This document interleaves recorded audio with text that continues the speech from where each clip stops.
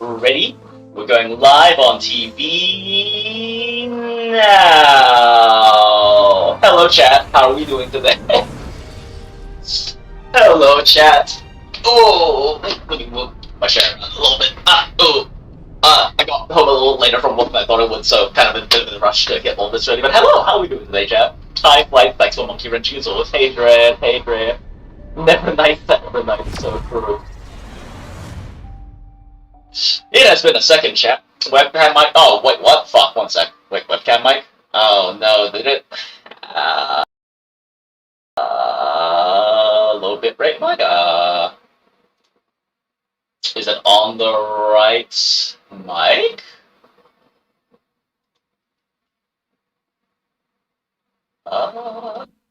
Hello, is that better? Sec, test the.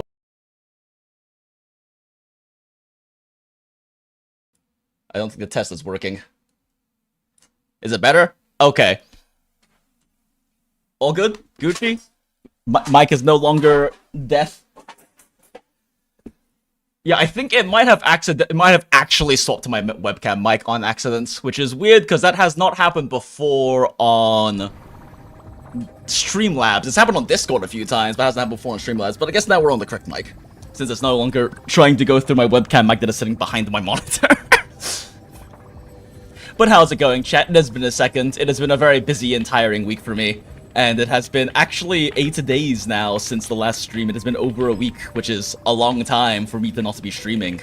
And I apologize. Even on my days off, I was fucking exhausted. I'm still kind of exhausted, honestly. I haven't really caught up with sleep much, but I do not feel as nearly as dead as I was earlier this week. Alright, chat. So obviously, we're here to do Star Rail stuff. However, the most insane thing just happened. And so, as we have to have our mandatory 20 to 30 to 40 minutes of fucking off not doing the thing in the title before doing the thing in the title, I have to pull up Uma Musume real quick. Hold up, let me cook. So, for those who don't know what's going on in Uma right now, Champions Meet is happening. And, let's see. Champions Meets is like the end game of Uma Musume, right? Because Uma Musume is ultimately in the end game a PvP game. And Champions Meet is kind of like the big tournaments that happen every so often. So this Champions Meet is like completely cooked. It's like the one that all the veterans from all the servers are just like, nah, fuck it. Like, don't even, like, just try your best. This is not like a very easily, like, reliably winnable one. And I could not build a good ace, like a good racer for this. So eventually I just said kind of fuck it and used my ace from last CM, who is awful for this one, like completely built awfully for this one.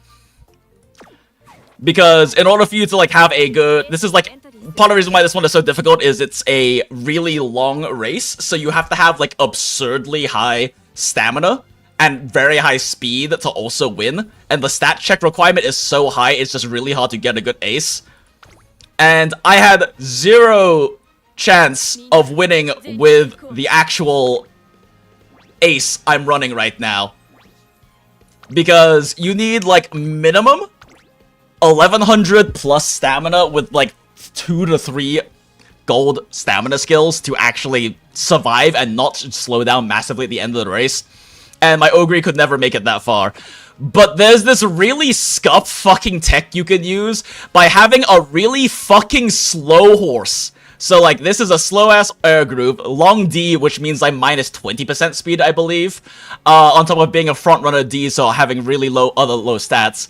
And if there's only one front-running horse, the entire rest of the race has to be set to her pace. So by making her slow down the entire race, you make the stamina consumption way lower and kill the stamina requirement.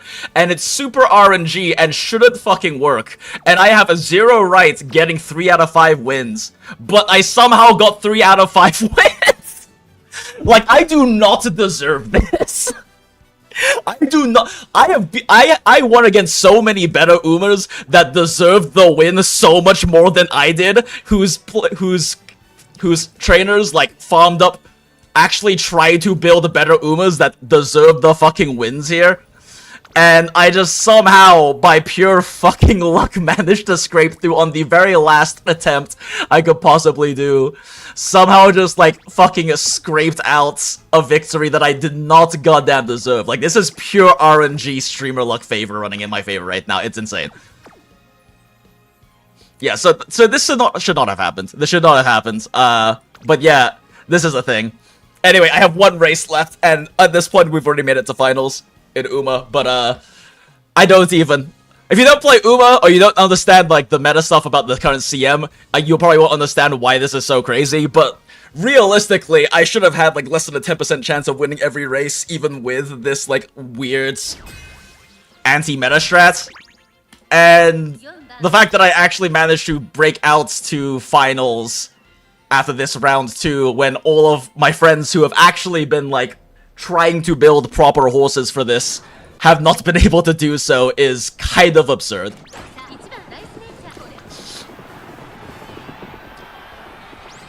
Like, this is much more what a race should look like, with my Ogre just coming in like 3rd, 4th, or 5th place, because she's not built properly for this fucking race.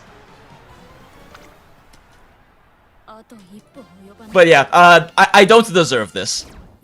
I don't deserve to make it to finals, but we made it to finals, and yeah, that's just how it goes. Uma Musume is a very deep theory crafting game that is 80% RNG. Anyway, I just wanted to finish off that last race and share that absurd moment that is not deserved at all. But yeah, I don't even. I can't. I don't deserve this.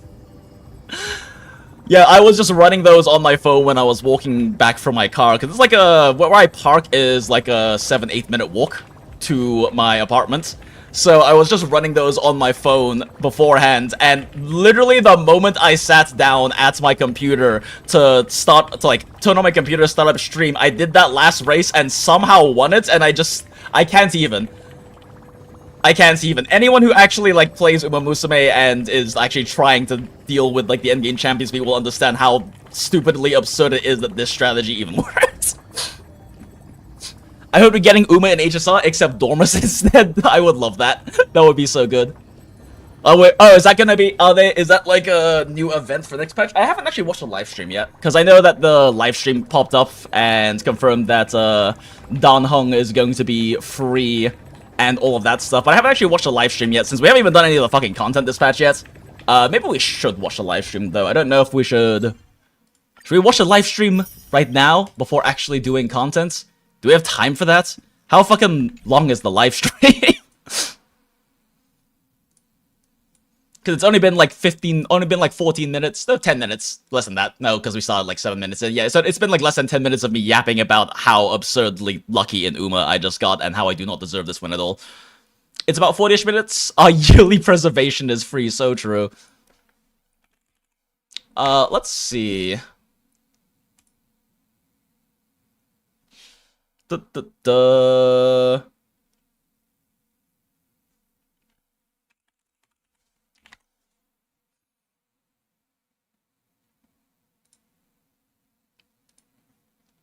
This is not the live stream.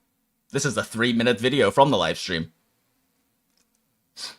Oh, there. Okay, that's only 40 minutes? Actually, that's really not bad at all. I guess my main concern is there anything in here that's going to be, like, any form of notable spoiler for the actual story that I should avoid watching this until after finishing the story? I'm getting 2 wins CMS. So in the Champions meet, I got 2 wins. And again, none of the wins I have really been deserved. And I don't understand how I managed to get a 3 win there. It's not fair. Maybe slight ones. Yeah, that's my concern is, like, I don't I have managed to mostly avoid spoilers for this entire patch, especially because I haven't really been spending that much time on Twitter lately with being busy and whatnot and not even doing much streaming and stuff. Can't think of any spoilers for main story, maybe waits to be sure, but not really. You already know who the new characters are, right? Yeah, I know who the new characters are. I guess I am concerned about getting something... Oop, let me move my mic a little bit. It's not in the right place. I am a bit concerned about potentially getting some context around the characters spoiled that I would not know about otherwise that show up in the plot. I don't know. HSR story speedrun, let's go. Yeah, maybe we wait for this until after we do story. Just because I kind of want to have, like, a completely, like, raw, unspoiled, virginal, unfiltered impression of meeting Evernight in the story. Because I do know that you meet Evernight in the story, and I do know that there is some stuff about that, and I guess I just want to not have any potential for that, any context around that to be spoiled by looking at the live stream right now. Would be more fitting to, anyway, to run story first? Yeah. So yeah, we probably just do that. We just do story. Oh, lordy lord.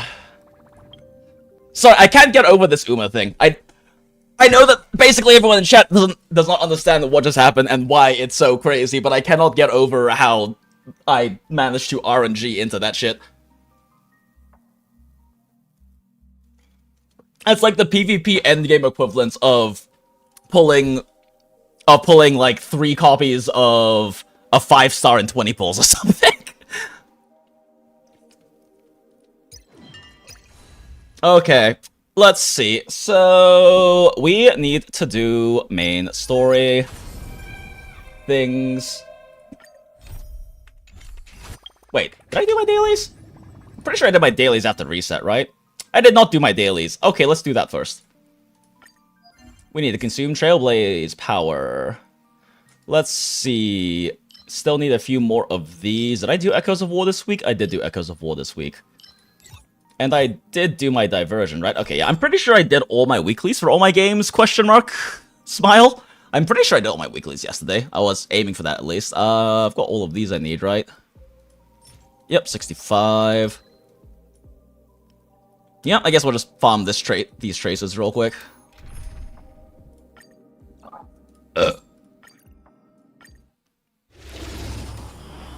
Let that run on auto for a little bit. Forgot about weekly boss, oops. I mean, in HSR is like so lenient on weekly boss mats, it's not that huge of a deal to miss them. Like at this point, I'm kind of just farming up whichever ones I am below like 24 on, and then I'm just kind of evenly grabbing them as I go up at this point. Time to say bye. Boom. Although now I think about it, like I have all the things I need for Evernight, but I haven't even looked at what Dan Hung's boss materials look like. If I even know how I'm actually even gonna building him though, anytime soon at least. Stand. Whoops, those are not the correct buttons that I'm supposed to be hitting. Time to say bye. Boom.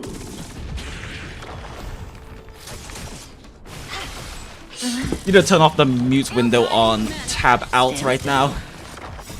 I have so many boss mats? Yeah. No, the boss mats in this game, they give you a lot. I mean, I guess part of it too is they don't pull like every character, right? In the Wuwa, the boss mats are a lot tighter, and they're just generally speaking a lot tighter because you need more of them, but also I own literally every character in Wuwa at this point. The only characters I skipped, I ended up getting because they're Furlova's best teams.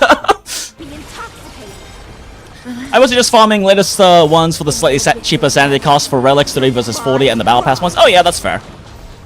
Oh, that's true. Yeah, it is slightly cheaper sanity cost for relics if you're just looking for experience, huh? Interesting. Which reminds me, I need a lot of Arknights on my phone and get auto eroding while we do all of this. I love farming 1-7. I love rock. Back to the mines, Jinx.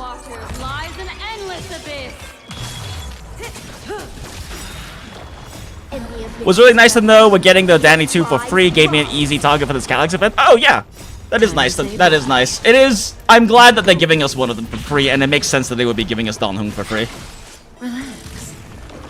It's time for our yearly free male character. Wait, is the new Donghung also imaginary? Imaginary? Are we just getting like? Are they just giving us free male imaginary characters? I just can't do a random farming. I need my LMD for actually leveling operators. Yeah, I need my LMD for leveling operators too. It's just at this point I want to make sure I get monsters. Even though I'm like so horribly bricked on pulls actually. But I will... There will be like half a mil LMD in Monster's little event thing, and maybe I'll wail for the LMD pack or something just to get Monster up to like M3. I don't know. We'll see. Either way though, I spend like all of the actual event patches in Arknights farming the actual events, so I just end up farming 1/7 in the downtime anyway, since Time to say bye. Boom. I'm at the point where I have a lot of characters I can invest more into, but everyone I really care to is at bare minimum at E2 right now at least, and it's not like my account needs more power at this point. Like, until I experienced CC for the first time, I had no use for, like, making my account any stronger. It's already way stronger than it needs to be for me to clear with many different kinds of teams and strats and mean things on top, outside of just, you know, abusing meta shit like Global Burn and Vishadel. Time to say bye. I just need to level all these niche obstacle shenanigans. Yeah, that's fair. I do want to eventually get to the point where I am doing shenanigans. Like, I really want to run in Sleep Nights, because Blemish Eye and Sleep Night seems funny as fuck. Unfortunately, I did not get a Blana, who also is a Sleep Nights character, but it is what it is. Mines will never be left. So true. Time to say bye. I also still haven't really leveled up any, like, I haven't invested into any low rarity ops in Arknights for IS, which I really should do at some point. Not to mention all my ops already in my rock. Yeah, so I'm at the point where there were characters that I was about to like M2 and M3 and just invest more into, right, in Arknights, but they required rocks. So I haven't invested in them yet because I want to save my rocks for a random farming. Because I want to buy pulls. Because holy shit, like, right after Monster, we have Anniversary, and then after Anniversary, we have Tragodia. So right now, I'm just kind of coping with not building the other characters more than they are currently at, just because I don't want to give up Rock. Same boat here, Blemmy hard, but missed on Ablana. Yeah, I mean, I threw 70 at Ablana, lost 50-50 to Gnosis, and now at this point I think I'm 30 in and haven't gone anything, so I'm just gonna save the pity at this point for Monster. Since the Spark doesn't carry over, but standard pity carries over the standard pity. So at the very least we'll start getting increased rates 20 after 20 pulls when the Monster's banner comes out in a few days. Definitely want to stream that. Should definitely stream some Monster pulls and whatnot. 30 pity 2 after Blana gave me my mist. Oh, that's right, you got Entelekia somehow instead. Oh, that's funny. Yep. No 50-50 missed 50-50 guarantee in Arknights, unfortunately. Arknights is a very generous game unless you have garbage luck, and then it becomes a very ungenerous game. But you have to have really garbage luck for it to be ungenerous. Okay. Well, I guess we started this now. We go do the thing. Time, ferry me through ages. Talk to Cyrene about the future plans. You have seen the past of Amphorius. Now you shall shape its future. How will you stand against the weight of destiny? The companion beside you and the sages who walk with you will definitely clear the clouds of doubt. Yikazo. Oh, story recap. Let's go. Is this narrated by Stell? Hell yeah, it is. And unexpectedly made contact with Screwlum. He warned us that Amphorius was actually an experimental ground for the erudition, and was rapidly falling into the path of destruction. A Lord Ravager would soon complete its evolution in Amphorius. To tackle the crisis together, I stayed behind in Amphorius as It's Alicia, and Alicia's bastard child. Returned to the Express as planned to seek help.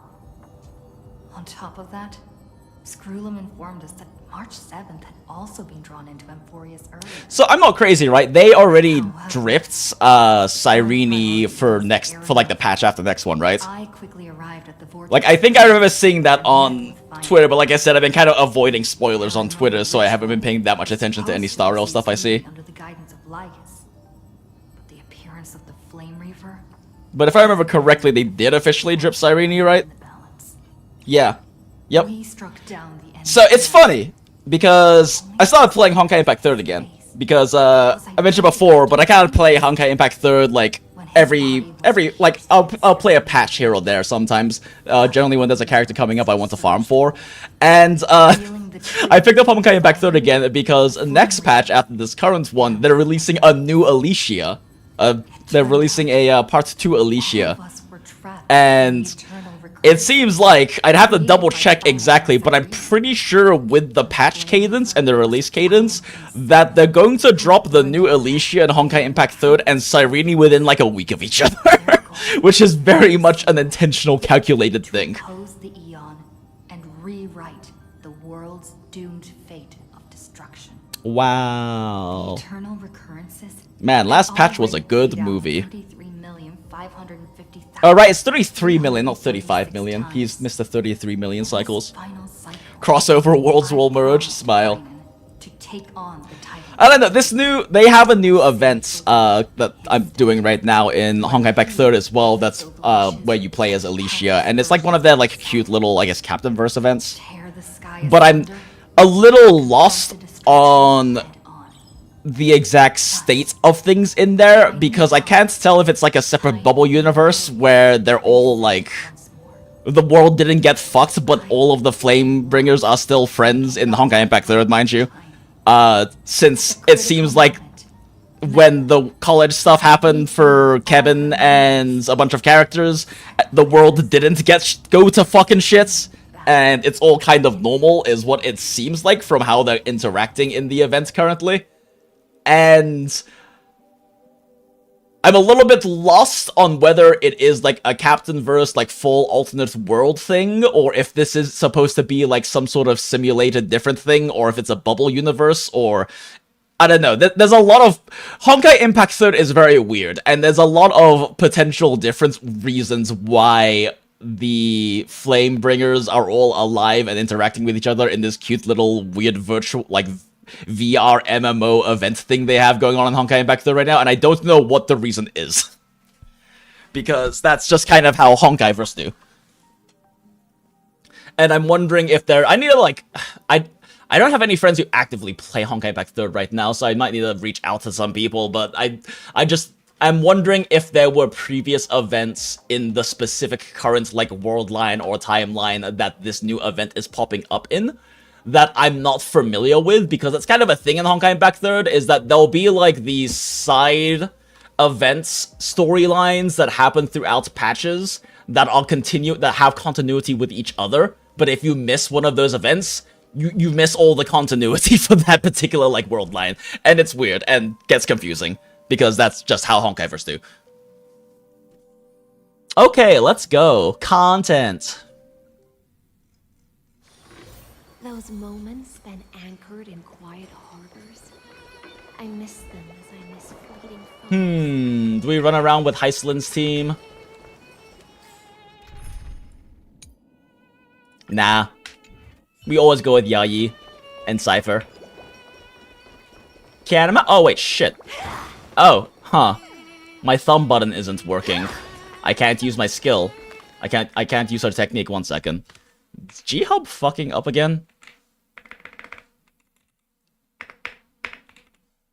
Because the reason why my technique is set to equals is that my G-Hub, I have my one of my thumb buttons set to equals. Because I also use it for editing macros. And it's not working, which means that my G-Hub's probably screwed up, and this happened yesterday as well. Do I need to reinstall G-Hub? 1 sec, chat. This is gonna bother me.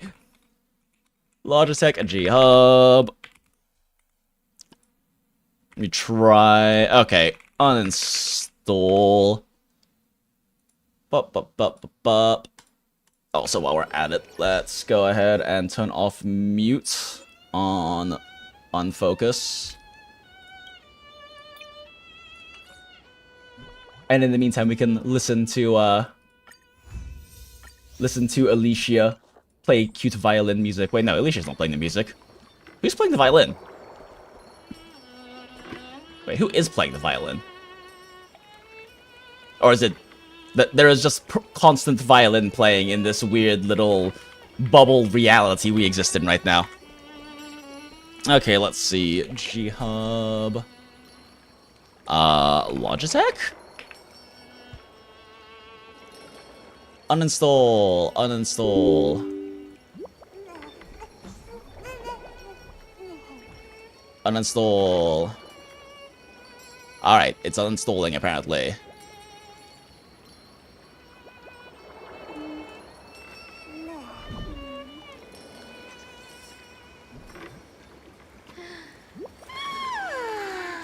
Okay. Well, alright, it's uninstalling now, so soon I will be able to use the thumb button and I'll have to press equals on my keyboard like this to cat and mouse time. Zoomies! Okay, sup, Cyrene. Alicia. It was very important that we saw the brooch on her chest there. Oh, brooch on her chest there, very important. Your surprised expression is just like what the memories recorded.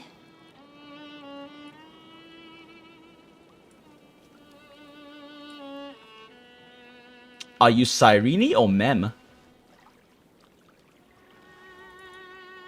Maybe I'm both? Just kidding. If I had to choose, then I'm probably closer to the latter. It's pretty unbelievable for me, too. It's like I had a long, long dream.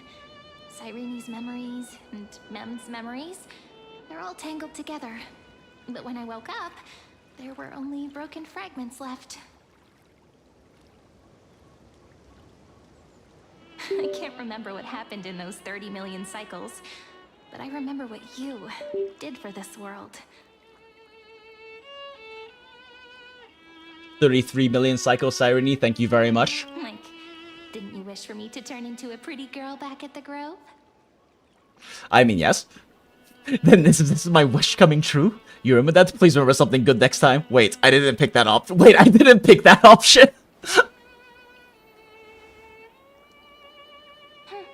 You didn't? In that case, just treat it as my own wish then. There's so much I want to say, but unfortunately, this isn't the time to reminisce. Surely now Logitech G-Hub loads up after being uninstalled, right? With the memories of the previous flame chase Oh my gosh, it did. intact, we've returned to this place at the beginning of time, so we can carry out our promise to Finan.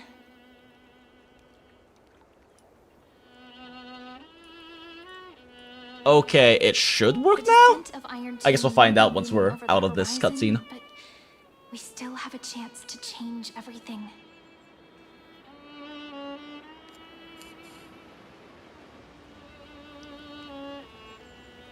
Oh, small reminder, if you want to pre-farm chips for monsters today and tomorrow, the last chance before Thursday. Oh, appreciate that. I'm probably just gonna be lazy and spend $2 on the chip pack. I'm not gonna lie. I'm kind of too lazy to farm those things. Waiting for someone. When every month you can spend $2 and get the chips.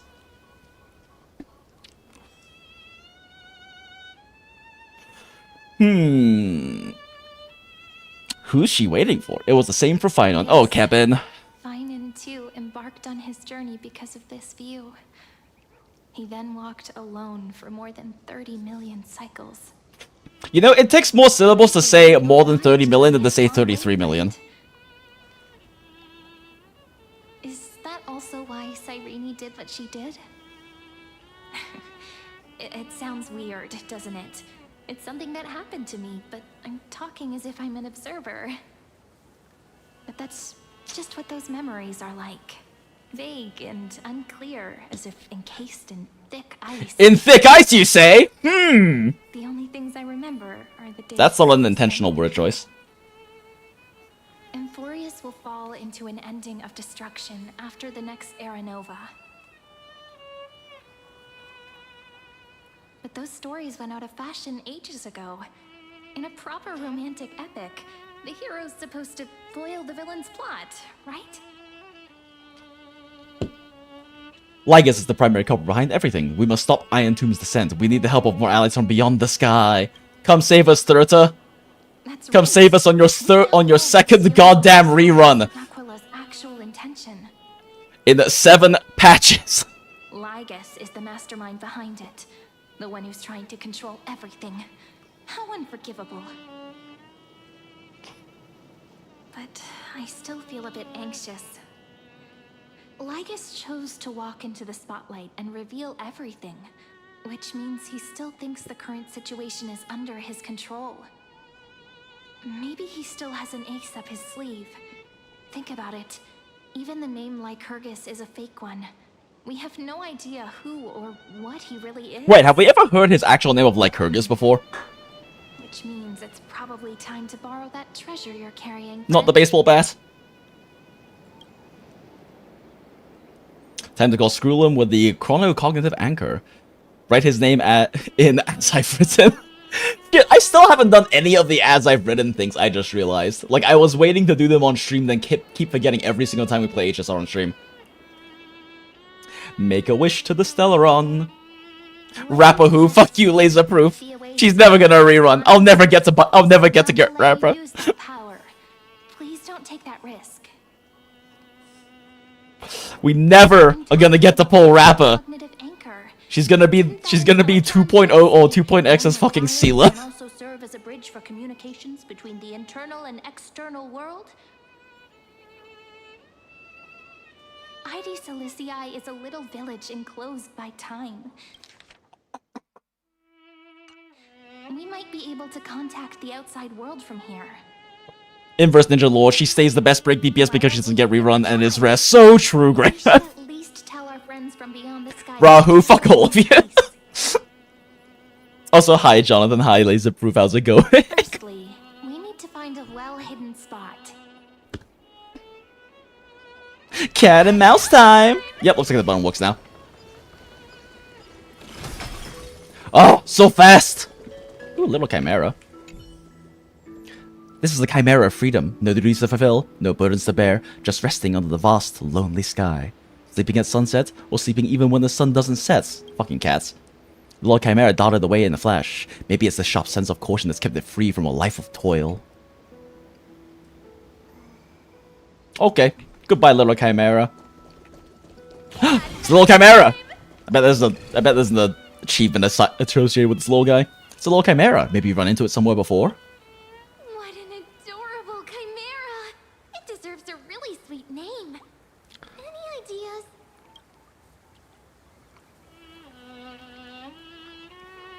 This is called the Guardian of the Wheatfield, Holy Wobaboo, Curious Chimera, Soy Dusted Mochi Cake.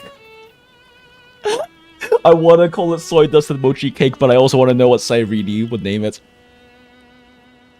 Really? Then I better pick something special. How about Jinxo and Naisans? How's that? That's not confusing at all. You mean I'm a chimera? Just kidding. I just think Jinxo and Naisans is such a beautiful name. Well, thank you. As for the little chimera, why don't we let it join the ID's Alicia's fairy family and name it Chimera Mem? It seems really happy with its new name, Chimera Mem. I'll be calling you that from now on, little one. You're welcome to visit anytime, and if you ever decide to stay, we'll bring you lots of yummy treats. You might even grow taller than that big tree over there. Wait, if that happens, won't Chimera turn into Dromas? Let's go, achievements! Kidnapping for purchase, excuse me? Ooh, leopard. This baby seal paddles along all on its own, like a fish in the water, calm and carefree. But why does it have such determination in its eyes? Soft and snuggy baby seals. Splishing and Probably because the arrows are pointing towards its very intense face. Pudgy. They're just too cute. If anything, this officially makes her one of the greatest ninjas. Her entire presence was a fever dream within the dream vanishes and is never seen again. So true. What the fuck is this shit? Wait, I'm the mightiest, manliest seal in all of ID's Elysiae. No room for two seals in one pond. Gotta show him who's boss. Now find me a worthy opponent. Looks like the baby seal's getting hyped up. Is it because of the compliments? Still, it must get kinda lonely all by itself. Wouldn't it be nice if I had a companion? Why are you still loafing around? Don't make me tail slap you in the face. Wow, this seal's a dick. So I guess we have to find another... What? Ooh, little guy. I heard every group of children who went out to the village would make a promise before leaving. When they grew up, they'd meet again before this tree. Sometimes they would step on different paths, but their friendships remained as strong as ever, as if time could never wear them away. Time passes and life circles. When will I find that dear friend of mine? Aww. I wonder if they'll find their dear friend if we collect all the weight worms. I'm not going to do that, but I wonder if they would. Pop! The wind chime sings a lovely tune. Other than that, why is there a droma on the roof? Hold up, what's that? That tiny wooden hut is buckling under a massive weight. Something huge just appeared on top of it. Why is there a dromas here, of all places? Chimes are ringing, just like heartbeats. It's so romantic. So romantic. Actually, that is interesting too. So, remember I was talking about how Alicia is, they're releasing a new Alicia in Honkai Impact 3rd next patch. I guess it's interesting because this one is also an Alicia that's specifically based around love. God, what is her official name? One sec, actually, let's look it up real quick. Honkai Impact 3rd, Alicia. Ooh. Alicia Beta. Yeah, she's called High Love Elf this time around. Yeah, new Alicia is called High Love Elf, and it's interesting because Honkai Impact 3rd, they like Mihoyo just openly lets people talk about the beta. Like, this is not in any way considered leaks, which is why this is on like an official Hoyo Lab post and sponsor the. But yeah, she's got High Love Elf. And this event, and like the current event is, oh my god, it's fucking loud. I don't believe you, this is not 1080p. Oh, that's a cute new skin for Kiana.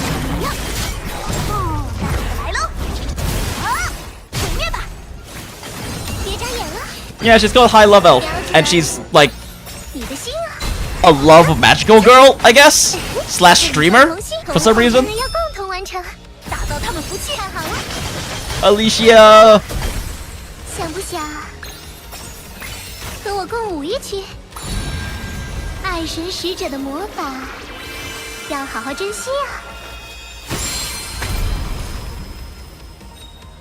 I mean, Alicia's always had some of that kind of theming anyway. I mean, part of the reason why her whole, like, death and sacrifice is so impactful is because she does it for her love of humanity. But I guess it's just it's an interesting through line that Cyrene has kind of a big thematic focus on, like, the idea of romance. And not even necessarily in, like, you know, a, like, relationship romantic way, but also romance as in, like, romanticism, the literary style and concept. So I don't know. I guess I just find that an interesting little aside. While being the only singular new patch on the patch till 3.8, no 3.7, yeah. Yeah, whatever the patch was. Well, yeah.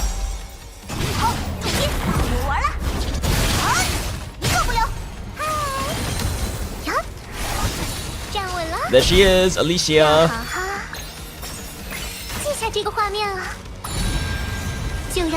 Honkai Impact 3rd is a game where it's very easy to see what is happening with all the special effects, I promise.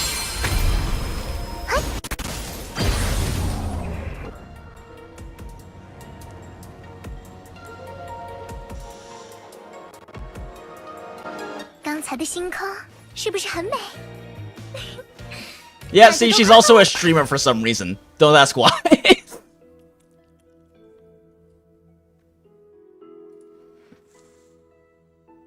But yeah, the current events in Honkai Impact 3rd is like a virtual reality MMO thing that they're inside of for some reason, and you play as Alicia, and the goal is to like collect love points. So there's this whole big focus on like love as thematically through all of that stuff going on. So I just think it's an interesting through line they have going on with Cyrene as well. Don't panic, it's just a little spell of mine. I tried summoning a creature from the book. It won't hurt you, and the hut's sturdier than it looks. Oh right, there's still a bit of leftover magic in the chime. Next time you walk by Jinx or Naissance, you should give it a try. Bong! The chime makes a pleasant sound again. Instead of the Dromus, it summons a Janus steed this time. Could it be a Trojan horse? Maybe there's a monster inside, ready to invade this peaceful village. Almost as if replying to your Almost as if replying to your suspicion, the wooden horse creaks open. Its hollow chest has nothing inside. Pity. Cat and mouse time! It's super quiet here. Sounds can't get in or out. Back in Cyrene's memories, this room was her secret base. No one noticed her practicing Orynyx's prayer here, or trying to speak with the gods in secret. But today's different, isn't it?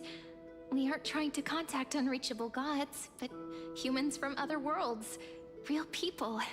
I mean, technically, weren't the unreachable gods in Amphorius also real people at one point? Friend. The way Cyrene talks is so similar to Mem. I mean, she is Mem and Cyrene fused so many together questions. in a slightly confusing I'm way so worried about how that is making her have a Deepening crisis of separates. identity. Here's hoping the chronocognitive anchor can still function normally. Because I really need answers.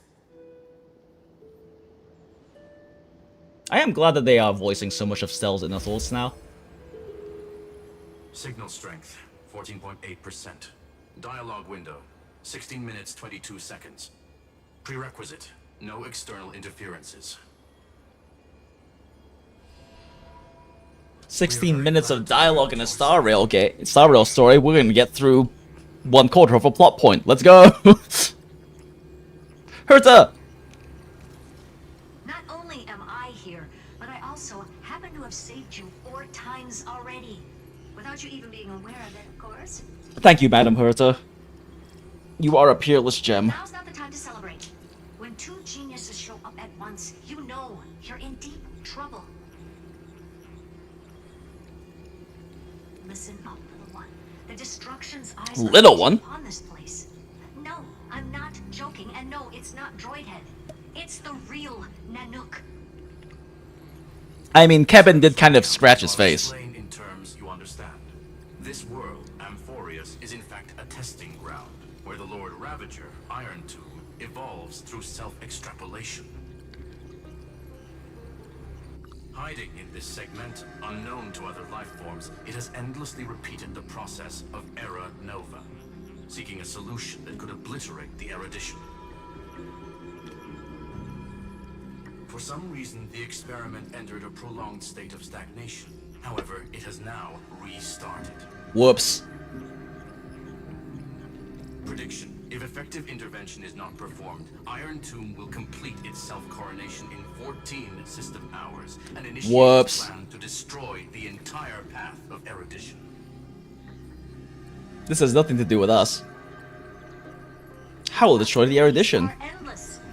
Breaking down interstellar communications, destroying the synesthesia beacons, returning cosmic civilizations to the Dark Ages, or even starting the third anti-organic war. Any of it would be able to bring the cosmos to its knees. There are a lot of ways to destroy erudition. It will tilt all sciences and technologies towards the destruction. And since Nanook glanced at this place, it means they are being dead serious. Fine on. Why did you make the Nook look over here? Based on info provided by the IPC, Iron Tomb probably isn't like Selenova or Zephyr, who are overlords ascended from human beings. Instead, Iron Tomb is an algorithmic sequence that can be anywhere, as long Oh, as there is a interesting. receptacle for its calculation. The version of Iron Tomb hiding in Amphorius is its source code, and this scepter is its incubator.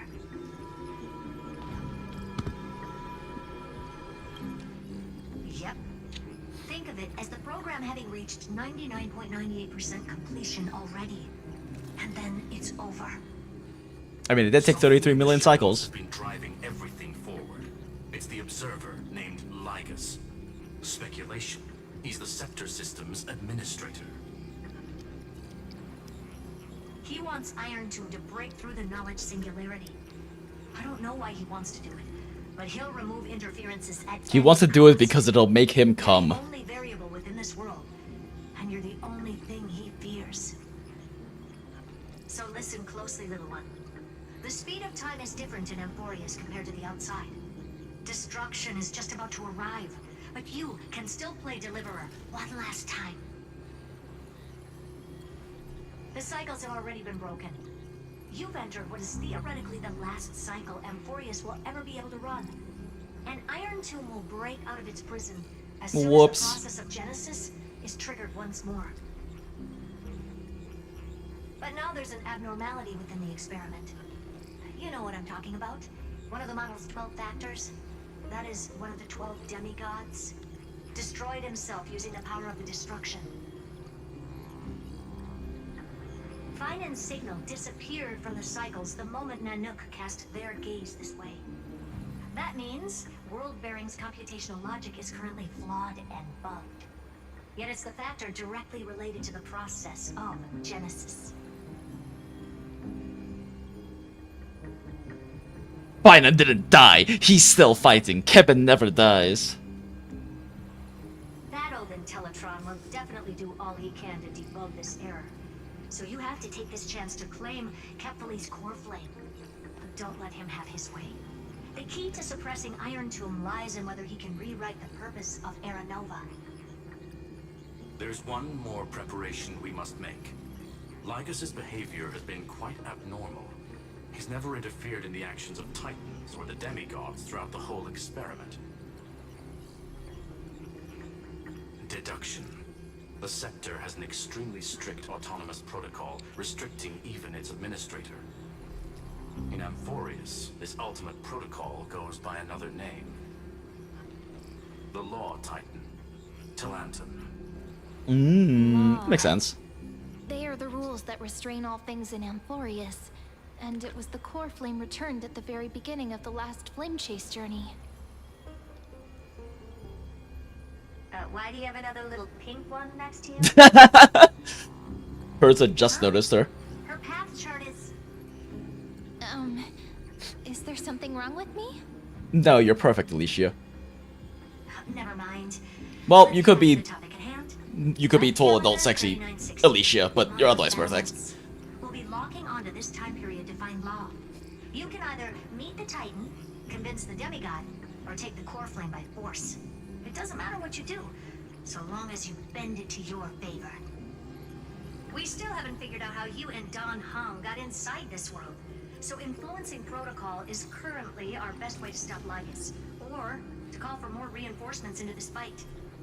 Once you've got Law in your hands, we'll Let's discuss go. our next Let's take steps. control of the rulebook. Make sure the core flame doesn't fall into enemy hands. Herta, the firewall's interference is getting closer. Time is running out. Please ask any questions you still have as soon as possible.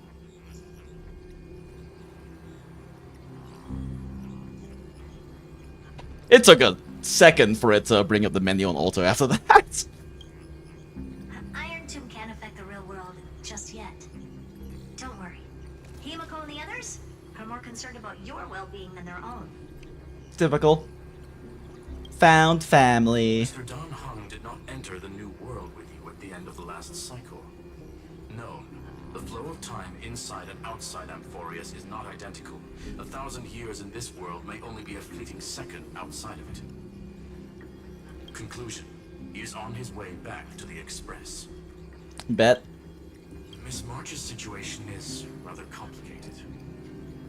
Madame Herta and I can detect her signal, but cannot ascertain her location. What we can be sure of is that she's still in Amphorius. Don't worry about her. She's absolutely chock full of mysteries. Even if Amphorius explodes, she'll probably float out perfectly protected with a nice thick layer of ice. Worry more about yourself instead. I believe We don't need to know what March 7th is, we just need to know what 9/11 is. Trailblaze can create miracles, and will certainly be able to snuff out the flames of evil. I'm not gonna give any motivational speeches.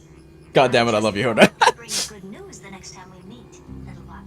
You don't need encouragement. No, not little one. Deliverer. Holy shit, Hoda just upgraded us. Madam Hoda is a peerless gem. Those two geniuses certainly have memorable personalities. Madam Hoda is an unrivaled genius. Thank you very much, Alicia. She's an inimitable beauty. It feels weird. This all feels really familiar. Some of that conversation feels like it's about things I once knew, but then forgot. Maybe it's because of Mem? After all, Mem's a memo sprite born out of your thoughts, friend. Maybe our memories somehow got tangled Oh, up together. interesting. Yeah. Huh. Never mind. Let's focus on something more important with what little time we have. Just treat me as an ordinary girl with secrets, okay? Like calendar 3960. I remember that Talantin had already fallen by then, and the Chrysos heir who inherited that core flame is named Saridra. That's what's recorded in history, and the period we'll be heading to. We'll need to find Law and stop Lygus. So, we've at least got a solid direction, right? Can you give Time me to a go little kill bit of Blue time One. before we go? I want to pack some stuff. There's so much more I need to take care of in this form, and I'm still getting used to it.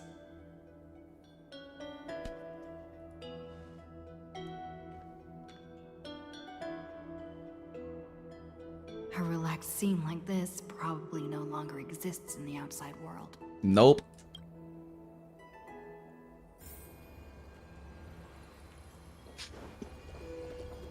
This is important, and that's also important. It's not gonna fit into my bag. Being a human being is so inconvenient. Hold on, I'll be done in a sec. So many things you have to concern yourself with. Can't just float around as a little pink creature that doesn't have to worry about bathing, or being clothed, or bodily functions.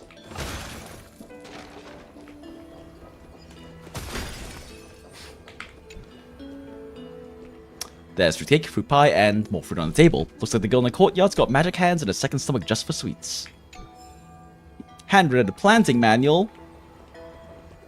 Time to put it in the archives and probably never read it. But we're still gonna pick them up anyway. How many sets of toiletries should I prepare? Should I pack something for a surprise? No peeking! No peeking at Alicia's toiletries. Stop it, Stell. Friend, you're too curious. I'll show it to you once I'm done, okay? I'll just go inside. See you in a bit. We bothered her so much she left.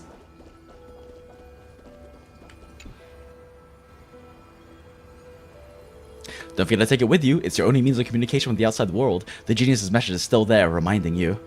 Travel to Light Calendar year 3960, the era of Talantin's fall, gain control of the law. Then you can bypass the final protocol, modify the core flame of world bearing, and reverse Era Nova. Delay Iron Tomb birth. Blah, blah, blah, blah, blah. The information on the cognitive anchor is now unrecognizable. However, you already know the mission entrusted by the geniuses. Go seek out the power of law. Retrieve the chronocognitive anchor. Heading off, enjoy the yap. Have a good one, Jonathan. It's good seeing you. Should I head to the attic to wait for Cyrene? Or should I have one last look at Ides Elysiae? Wait for Cyrene and take in the sights of Ides Elysiae once more. I mean, there's probably like a whole bunch of little side content stuff in here I haven't done. But we ain't here for side content. Oh, hey, look at Cyrene. No matter how many times I look, it's still so beautiful. Aren't you supposed to be packing? It's good to see you. Come take a look. Want to see the treasure of Ides Elysiae? Girl, aren't you supposed to be packing? Right here. Look closely. Bitch, if you push me into the river, I swear. Isn't it just beautiful? It's me! I am beautiful. Ah, that's right. You get it too, don't you? Sometimes you just feel so radiant, you can't help but stop in front of a mirror. Damn, at least she is narcissist. All right. right. I wasn't kidding, though. The treasure is right here. This little lake. My own little world. Can I ask? Do you like being by yourself? I do. Just staring at the lake by myself, gently swaying on the swing. My mind drifts far away, and by the time it comes back, I've already fallen asleep. Here in this village, shrouded by the veil of Evernight. Evernight? Dreams give wings to imagination. Children who grow up in Ides Elysiae are born poets at heart.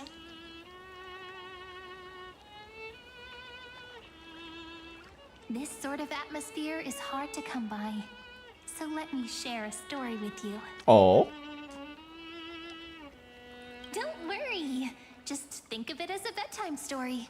I'll whisper it softly and quietly until the Softly final and sentence quietly. comes to a close. Cyrene ASMR stream. According to legend, within the hidden depths of Ides Elysiae live a group of playful little fairies. The fairies, though hidden away from the world, dreamed of living like humans. They tried to hold a grand banquet, just as the villagers would. But one thing was missing, the most important person. They waited and waited, and then one day, footsteps echoed from the secret entrance. The fairies all pricked up their ears in excitement. Would you say the hero of our little story has their ears pricked up right now? So pricked. Stella's so pricked up right now. A gentle drowsiness gradually envelops your thoughts, and you fall into the deepest of dreams. Mem! Oh no. Alicia's regressed. Oh no. Alicia's lost all color. Incredible! The hero has uncovered the essence of the world, and even spoken a line that's truly beyond expectation. But I must remind you, taking on the narrator's role is against the rules. Chief, over here! It's really the hero! The hero that Rini found for us has finally arrived! Really, mem?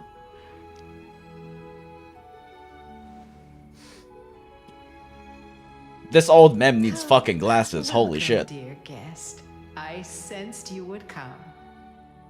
When the wind chimes in the leaves rang for the 24th time, and the pink butterfly amidst the honey flowers took its 4th flight, I was certain Grandma senile? Oh no. the honored guest who will save the Membrance Maze has finally come. Chief, no! The guest is over there! That way! Blind and senile. Well, my memory's not the best, and my eyesight's a little fuzzy, but I never falter when it comes to doing the important stuff. Honored guest who will save the Membrance Maze, you've finally arrived. Chief, over here!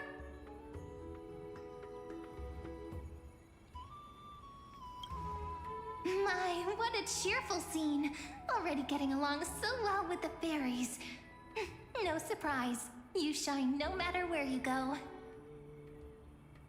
Ah, Alicia jump scare. Chief, really, ma'am. It's been forever, but we're here, just as we said we would be. We? This is one of the characters in the story. An ordinary girl born in Ides Elysiae. She just so happens to have the same name as me, and is every bit as pure and adorable. That is such an Alicia line. Cut me some slack. Making up a story on the spot is really hard. But I promise I'll make it up to you. I'll make your scenes as vivid and dramatic as possible. Siren really does have It's so much only Alicia in her proper that I DNA. explain. Once more, I thank each and every honored guest. Thank you so much for coming to Membrance Maze to help the fairies read. Oh, I'm accidentally starting the event. I see. I was wondering if I was about to start the event on accident. Also, real quick, since we have CN. Oh, is that? Is that what the grandma sounds 出 like? 于礼节，还是由我来说明吧。再次向各位，这是故事的登场人物之一，出生在埃利密谢的平凡少女，只是恰好和我同名，又一样纯真可爱。 Yep. It's so nice to hear Alicia's voice. 想吃美食，好想吃米，但是我们不会做饭。求求了，英雄们！妖精们肚子瘪瘪的，就想毁灭世界。 The fairies are starving, and when they're hungry, they just want to destroy the world. Actually destroy the world? 莱拉米说的夸张了，哪有那么严重？顶多就是妖精们的怒火席卷6/7个翁法罗斯。那也在严重的范围内了。就是这样，就当是为了温法罗斯，我们一起复兴餐馆，满足妖精们的小小愿望吧。 It is interesting hearing Alicia's voice come from out of like such a tiny body. 终于，我得去向孩子们宣布，妖精们的餐馆终于回来了呢。指引就交给我吧。走，我先带你去看看。迷境里的小餐馆，别有一番情调呢。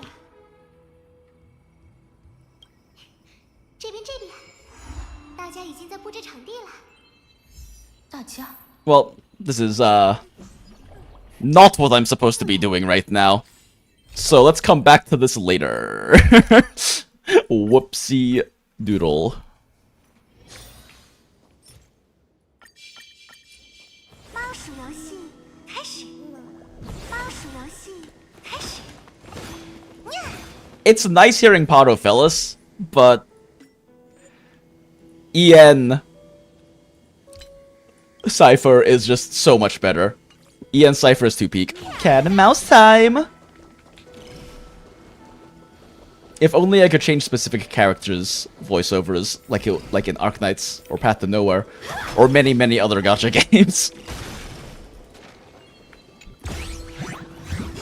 Oh! God damn it! Loki stole my shit!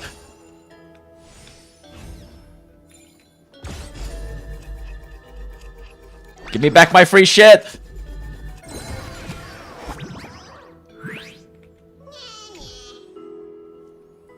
Heh, my old friend, but you didn't expect to run into old Bartolus here of all places.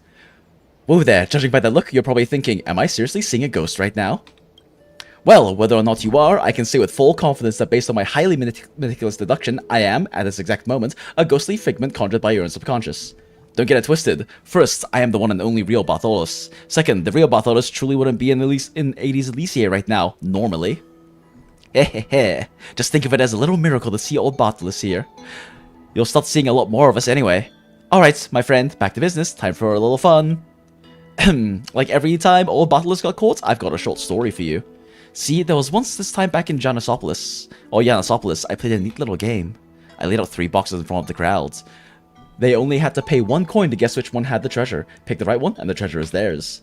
But after they made their pick, I wouldn't open it just yet. Instead, I'd pop open one of the others, an empty one, and say, look, this one's got nothing. Want to change your pick?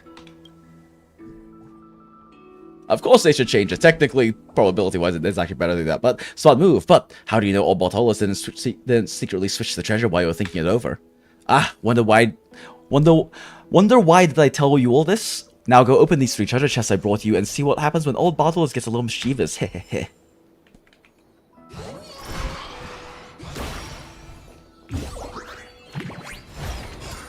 One treasure. They're gonna eat well tonight.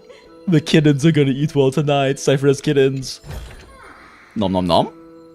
And nom nom nom. So the thing that happened was he just gave us 3 times as much shit. Cool, thanks, bud. Appreciate it. View scenery. This village is where Finan's life started.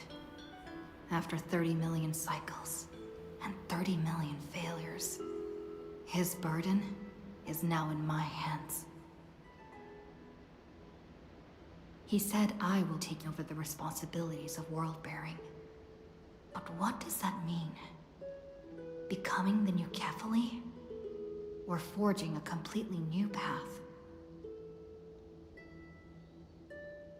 Believe in Destiny's plans. Prepare for the worst. Analyze the situation rationally. Let's see what rational Stell looks like. Calm down and think this through rationally. This is gonna be a very difficult campaign. We can't lose Kefali's core flame. And we also need to find either Talantin or their demigod. Then convince them to join us in the fight against the destruction. But there are so many unknowns. We don't know what Lygus might be doing. And we'll have to face Iron Tomb after dealing with him. There's also Cyrene. What exactly is she? There are so many questions. I'll have to take it one step at a time. But I must make each move very carefully, because every decision can potentially impact the end. Damn, very serious Stell right now. Marta and Screwlum's help might be crucial. Thinking hard over there? I finished Stell packing. brain hurts. I decided to just bring these few things in the end. See? There's a journal, a quill pen, and toiletries? Did you leave the toiletries? ceremonial blade of the priests of time. Holding it calms me down for some reason. Does it also help you with your toiletries? The scent of the black tide is now calm. Fine. Alicia, please tell me you brought toiletries. This will be Amphorius's final flame chase journey. But it won't be the end of us. It'll be the beginning. That's so true, Alicia. Now please tell me you brought toiletries. I do not want you shitting yourself during this adventure. To become a hero? Yes. Please don't shit yourself. Just treat me like any other friend you have. We share a common goal and common enemies.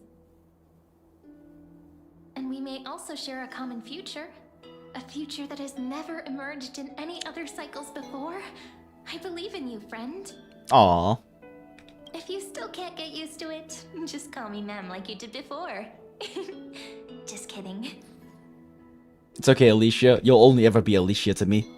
I still don't get Are it. you worried that the burden is too heavy? Why must for it be you? me? Don't worry. Maybe the answer isn't as complicated as you think. The answer is because you're the MC and this is a gacha game. You've seen how every person regarded as a hero in Amphorius was nothing more than a flawed human. They were just at the right place at the right time when the world needed a hero. But those aren't coincidences. Just like how your arrival kickstarted Amphorius's fate once more after a stagnation of more than 30 million cycles. Why is it so hard for everyone to say 33 million cycles? A person's personality is their destiny. Like, being 10% off from the total value is not like a negligible margin of error. You can just say 33 million. It's okay.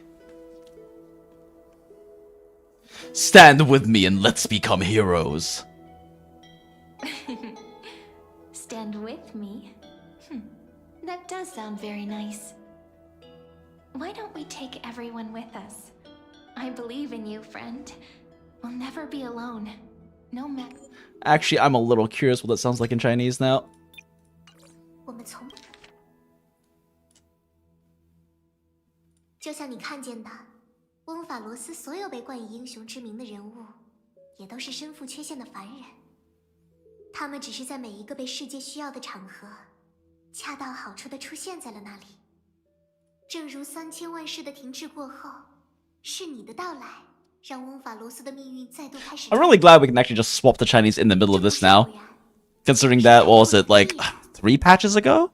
2 or 3 patches ago when we were trying to do this before they actually like officially dropped Cyrene and we were listening to mem stuff. Yeah, we had to quit out and restart every time we wanted to change the language. 就是他的命运。当你选择登上那辆列车的时候，属于你的英雄之旅就已经启程了。一起，这个词听起来真好呀，不如带上所有人吧。我相信你，伙伴。无论前方是什么，我我们从不孤单。 Interesting. Okay, so Chinese Alicia also stays fairly serious through the whole thing. Okay.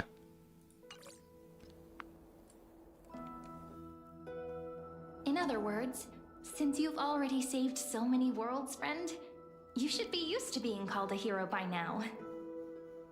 Very true. Maybe you can tell me those stories as we travel. That way they can become our shared memories too. Didn't we already establish that we kind of have shared memories? Trailblaze onward like before and create a future that's worth being remembered.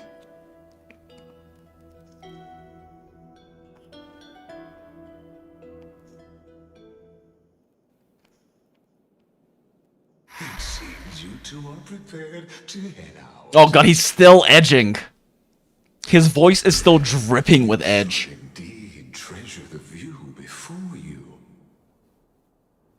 For you do not have much time left to enjoy such solitary delight. Did he really have to say solitary delights like that? Still daring enough to approach me, huh? My apologies for disturbing your moment of repose. To fully express my apologies, please grace my abode with your presence. Oh, well, grace your abode, Lygus. We'll stomp your nuts in. Actually, no, he'll probably enjoy that. The full scope of my hospitality.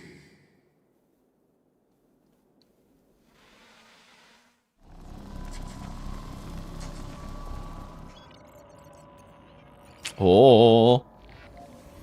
Ooh, fun. Is this place? This looks like a fun little sequence. May we reunite in the new world. Casteris!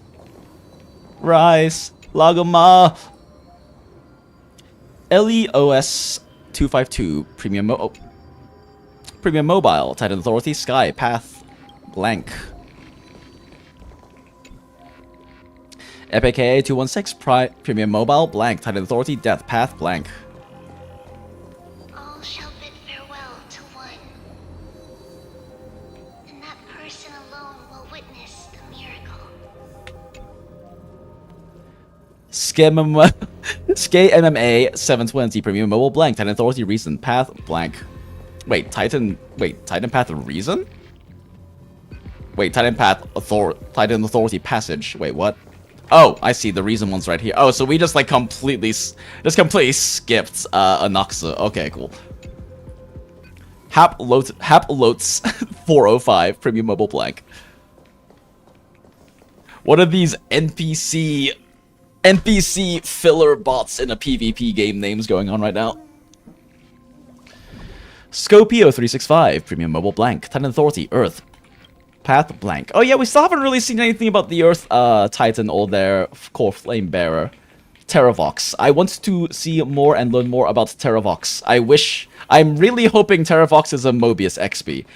They probably aren't, but it would be cool to have one more Honkai Impact 3rd XP. Cyber! Never fades. Kepali's protection has no end. Cypher! She sacrificed so much.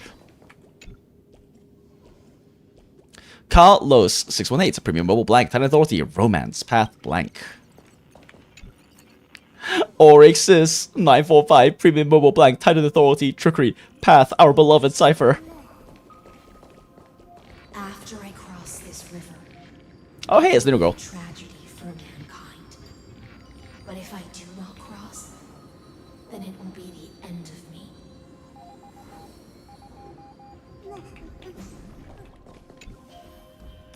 Aporia 432 Premium Mobile Blank. Titan Authority Ocean Path Blank. Wait, Titan Authority Ocean?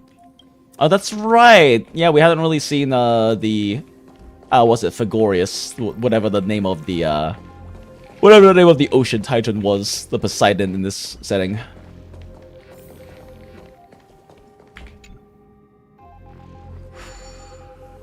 As you reach out to touch the screen, and an eerie sensation instantly courses through your entire body.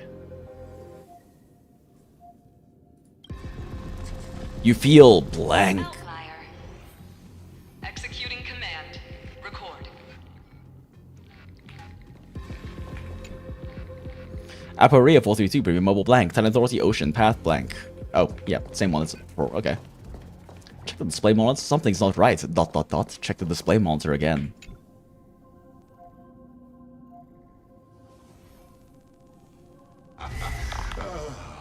Did that startle you?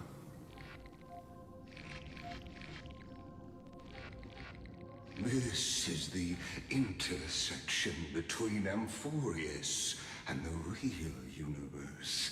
The audience seat where I observe this. Oh god, this is his edging dungeon. You can also call this location the Exomyth.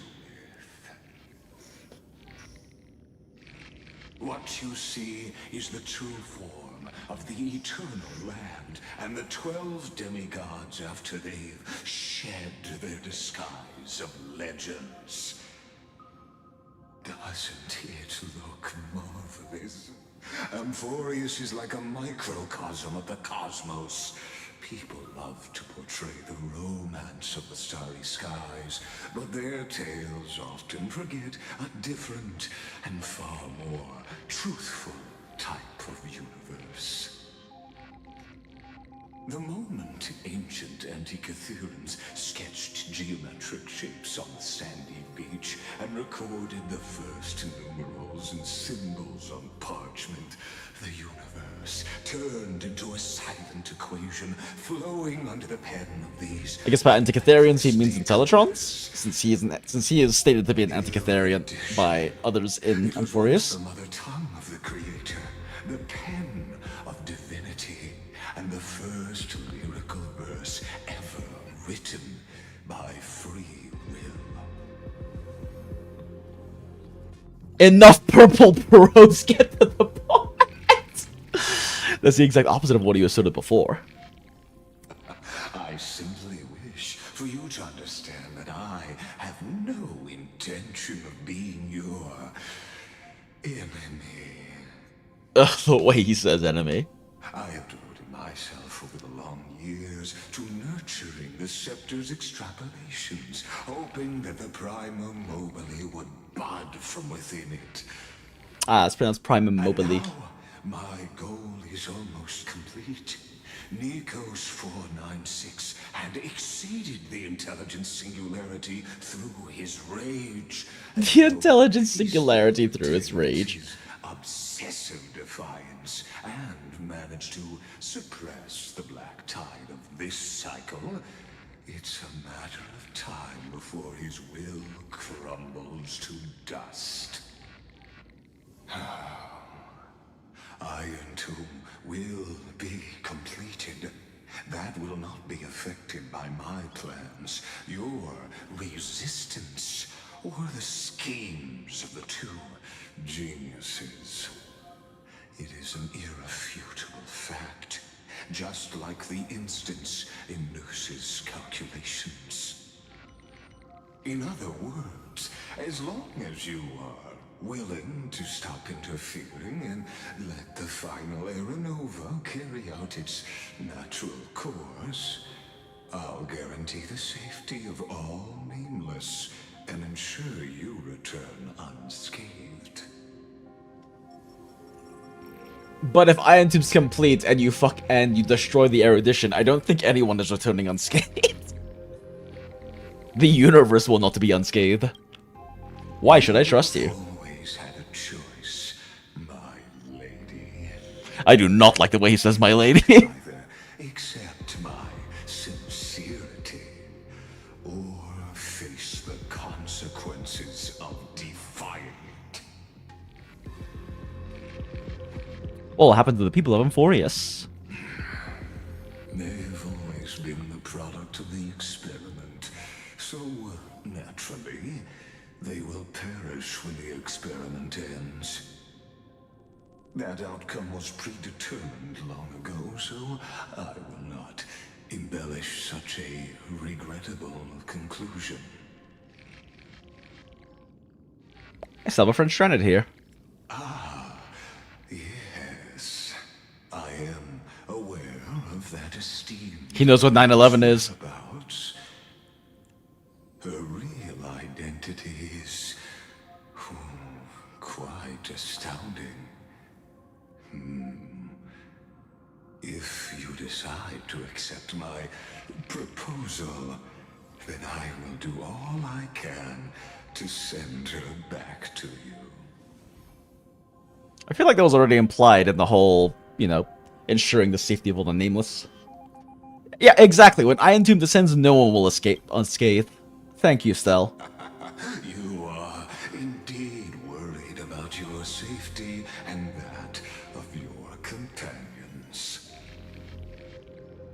Rest assured, as a fellow pathstrider of this path, Nanook's gaze left a brand on your soul long ago. You harbor the seed of destruction within you. Not the seed of destruction inside of me. Learn how to use it in the right way. There is no using destruction still the right way. She's garbage. Negotiation between us. For there are few in this world who are truly capable of such a feat.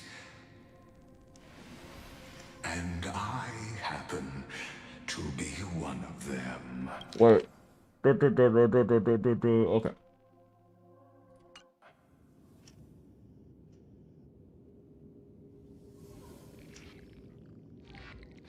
The Stallone is the seed of ruin and will only bring misfortune. Who are you? The Stellaron? No. Believe me, your understanding of paths has yet to reach any true depth. This matter is of grave importance, so please, do not make your decision lightly. After all, the choice before you bears a 1 in 3 chance of elevating you to an unparalleled existence among the stars. Oh. Why a 1 in 3 chance? What are the 3 options? I've never thought of becoming unparalleled because I already am unparalleled. I will not allow the destruction to tear through the cosmos. I cannot trust any promises you make. I will rule over the cosmos even without your help. So true, Stell.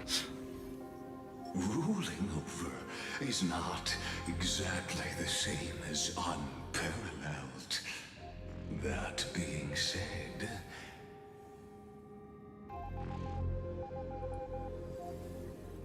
I now see the full scope of the determination in your words. You may now continue your travels. Leave my edge dungeon.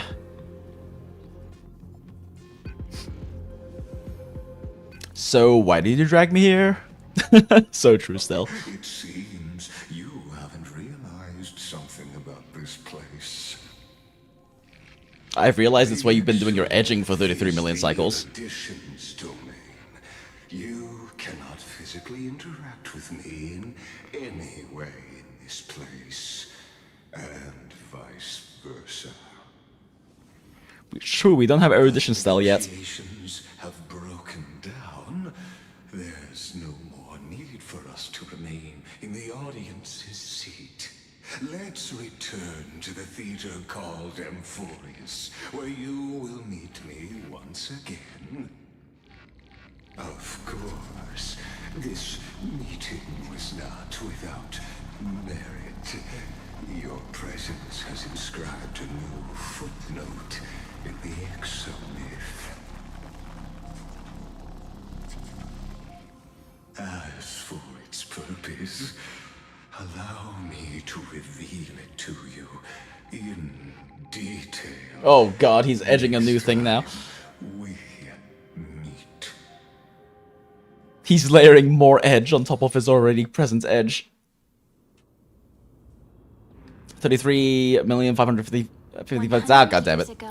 The flames of 33,550,337th eternal recurrence, light count at 960. war consumed Akama. The Outland forces broke through the dawn. Golden blood flowed with greed, and enemies descended with Kephale's eternal slumber, painting the holy city's walls in scarlet. Its generals had vanished, and the elders prostrated on the ground. The throne of worlds kept silent to the pleas of the people. Until the heaven and earth cracked open. Not the gods answering the people's prayers, but a legion rising from the sea of blood. Dawncloud's spires fell in the sulfur rains, and the legion's commander stood atop the broken idols and roared. Compatriots, no more kneeling! Not to brutal tyrants, and not to City's savior gods. general. Those rebels have twisted the prophecy and ignited the flames of war in order to stoke fear in your hearts. A Chrysos heir she stood, divine blood soaked into the earth, quelling the flames beneath her feet. Their golden blood wrote of a tragic fate. Mine shall overturn it! Okay, not to cut off Blue Woman in the middle of her speech, but I have to pee and also grab something to eat because I haven't actually had dinner yet, and it's probably a good idea for me to get calories. So I will be back in a little bit, chats. See you in a sec.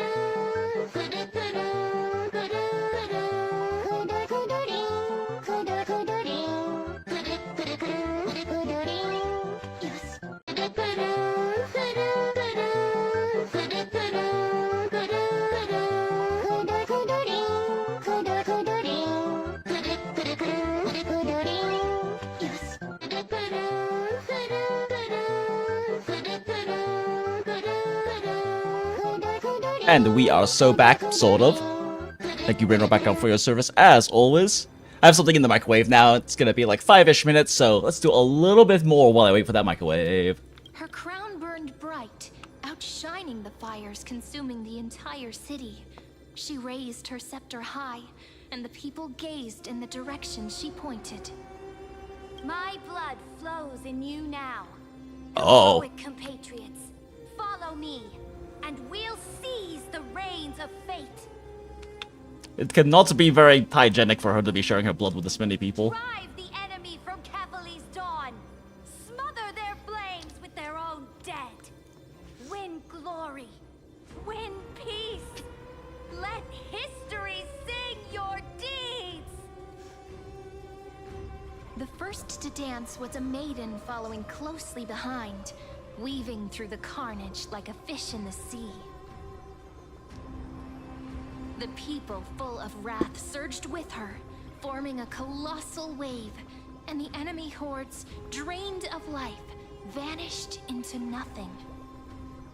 Onward to Marmorial Palace, to Dawn Cloud's heights. Announce to all the wicked and cowardly. Announce to this stagnant age. We are the rising tide! History remembers this as the first siege of Akama.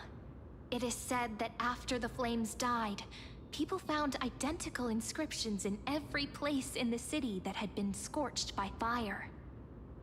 It was the name borne by Akama's first and final sovereign, the Imperator Saridra. Imperator. Friend, are you listening? I've heard it pronounced Imperator before. I wonder if this is supposed to be like a specific Latin or Greek pronunciation, or if they're just kind of making up words again. Or making a pronunciation of words again. Wake up! Otherwise, I'll have to... Wake up!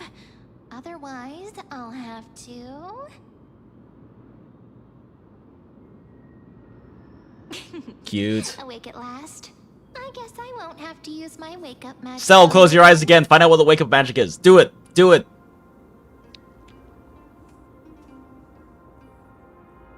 I was meditating. As you say, just meditating. We've arrived. A familiar place. The Temple of the Three Fates. If everything went according to plan, it should be shortly after Talantin's fall. And also the end of the first Flame Chase journey. The end? Good timing, actually. The first Flame Chase ended with the Trial of Law. We must find the demigod and gain her trust before the core flame is restored. It'll be tricky, so let's pick up our pace. To Akama first. We can learn more from the crowds there. Bet.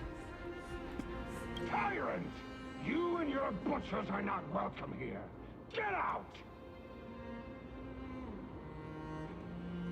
Hold your tongue.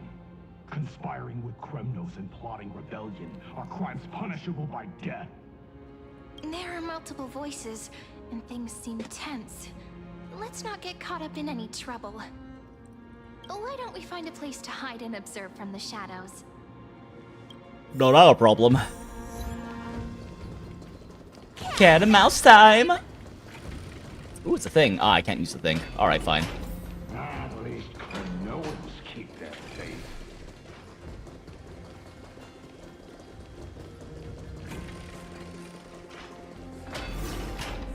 Wait, isn't that... Ah, it's one of the tilty puzzles.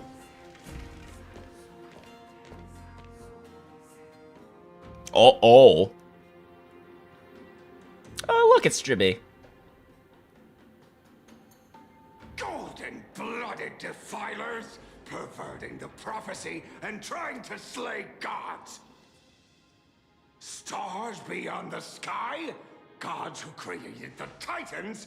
What kind of nonsense? Look at this broken world and see what your atrocious acts have done. What? Did he just mention the stars beyond the sky? Oh?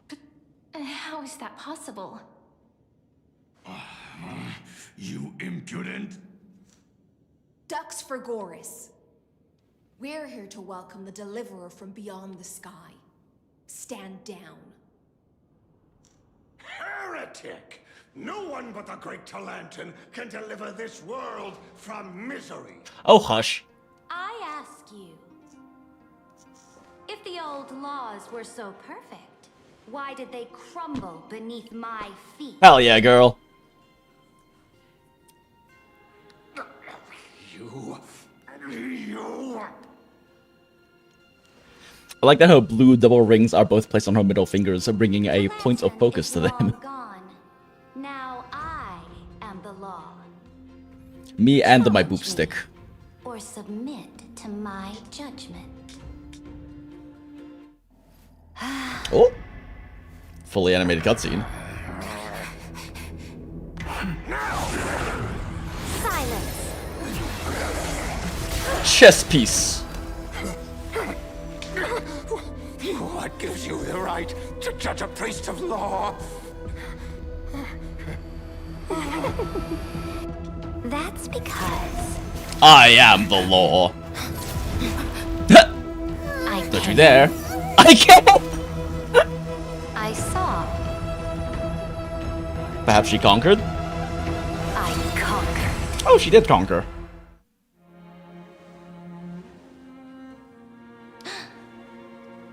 Ducks for Goris, take the ashes of this man and scatter them in the temple among the crowd. For of course. Tell them that the High Priest attempted to take away the rights granted to the people by the Imperator. Thus, he met his fate. Yes, Imperator. That's because I came. So true. Accidental guests? Dux Gladiorum, if you please. As you command.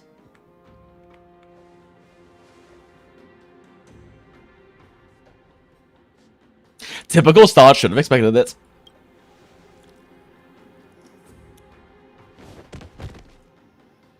Oh. Is this? We killed them by existing. Kindness? But not the kindness you know. Wait, how do you know we know a kindness? This is the leader of the Cleaners in this era. Since the start of the Chrysos War, they've made it their mission to wipe out the Chrysos heirs. Even now, even after I've united all the city-states, these vermin still lurk. In this era. Okay, so she knows we're from a different era because of the prophecy of blah blah blah blah. Thanks, Kevin. This role bore many grudges against you and nearly doomed the second flame chase journey. Yep. Thanks, Kevin. The enemy of my enemy is my friend. So, out of courtesy, I present to you this Holy shit, she's like a cat that brings you a dead mouse as a gift. Quite the generous gift. Careful. Let's wait and see what happens. She's probably trying to scare us. Us whispering amongst ourselves definitely does not make us seem scared. Known by many titles. Flamebearer who ends wars, Tyrant of Dawncloud, Empress of the Holy City, and Imperator of the Flame Chase. But in light of your unique identities, I'll allow you to address me by my real name. Holy Hime. Saridra. On behalf of my people and this land, greetings, Deliverer. She's so smug. I may. How do you know her identity? Kevin. As the little hostage prophesied, the Deliverer shall come from the The little hostage.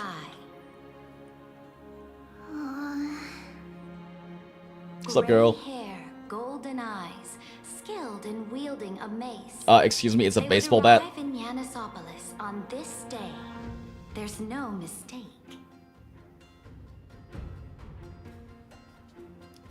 This completely diverges from history. Your orders, Imperator. We return I can take her. Send an urgent message to all delegates. The meeting of the Flame Chase Alliance will convene early. As for you two, Akuma knows what you seek. We'll confer in the Holy City. How do they see the bat when we have a quill? Good question. Doubtless you have many. The galactic baseballer just radiates a baseball energy. Please follow us. Stella needs not wield the bat when she is the bat. The demigod we needed to find was just waiting for us, and she knows of things beyond the sky, even eons. Thanks, Kevin. So different from the previous 30 million Amphorius cycles. Who altered history? Definitely not Kevin. Maybe we messed up the timeline. Unlikely. I think it's probably a third party interfering. Also, hi JD, hi Nana, how's it going? Twisted. Regardless of who caused this, that Imperator came prepared. We're the ones at a disadvantage now. She did in fact come, and then she saw. We might as well. She might also have conquered. Let's go with them to the Holy City. We've received the Imperator's favor because of your unique background. As a result, the people of Akuma will certainly respect you more. Just put that to good use, and add a bit of your experience and charm.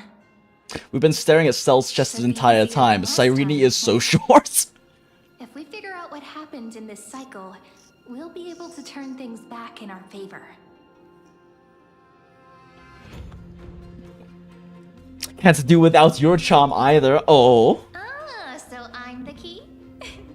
Since you insist, friend, I'll give it my all. Guests. Aw, it's like May and Alicia flirting. Cute. The journey to save the world starts with a single step. Let's set off, my friend.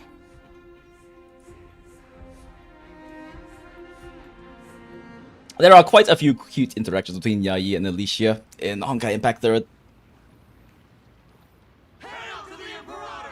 Including one that has a very distinct moan that Yayi gives when Alicia touches her horn. Told you, you're the headline act. All this spectacle is for you. Guards, your service to the Holy City is appreciated. How have things been? Hey Mystic, good to see you. Once again I'm sleeping at the PC. Okay, Nana. If you're tired, you should rest. Although I do appreciate you being here. It's nice to see you, but also you should rest if you are tired. Are still active in the city. They smashed the shops around Memorial Market.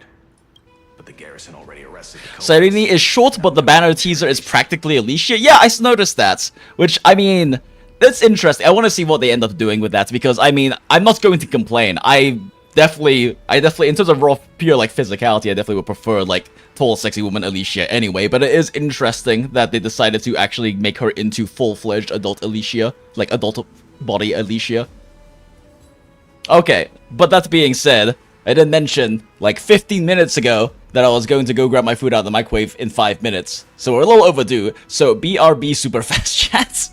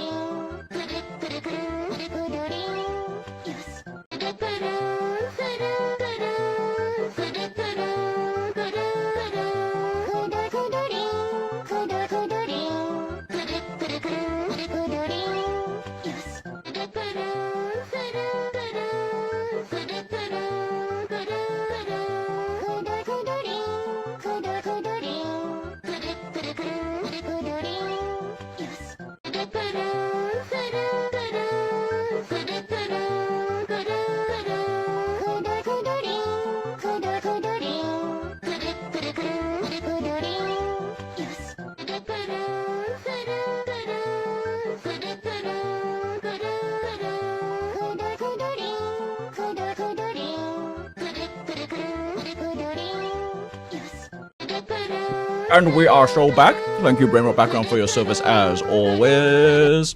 Practically, it is Alicia. Yeah, no, it definitely looked very Alicia-like. Actually, let me pull it up real quick.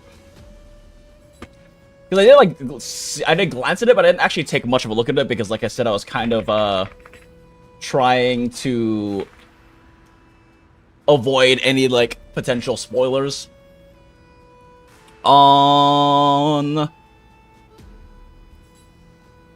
Twitter and whatnot. Yeah, no, that's just Alicia. Like, that is just straight up Alicia. Yeah, no, that's not even practically. That is literally just Alicia. Let's see. Alicia Honkai Impact.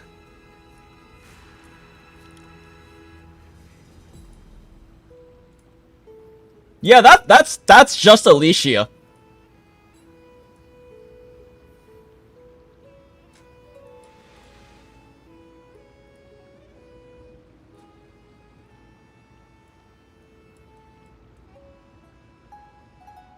Oh god. Please. Corporate wants you to find the difference between these two pictures. They're the same picture. Yeah, it's like legitimately, it's just her. Even the color scheme and outfits are fairly similar between Hersha of Human and Cyrene. Yep, and so they are the same picture meme, exactly. I mean, why fix what's not broken? So true. That being so, we were looking at it earlier, and what is it? Yeah, what is it? Alicia.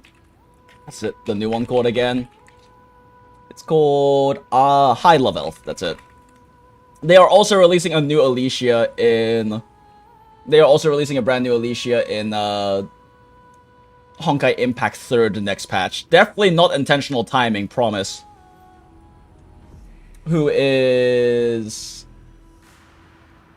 I guess, looks rather different, but still definitely Alicia.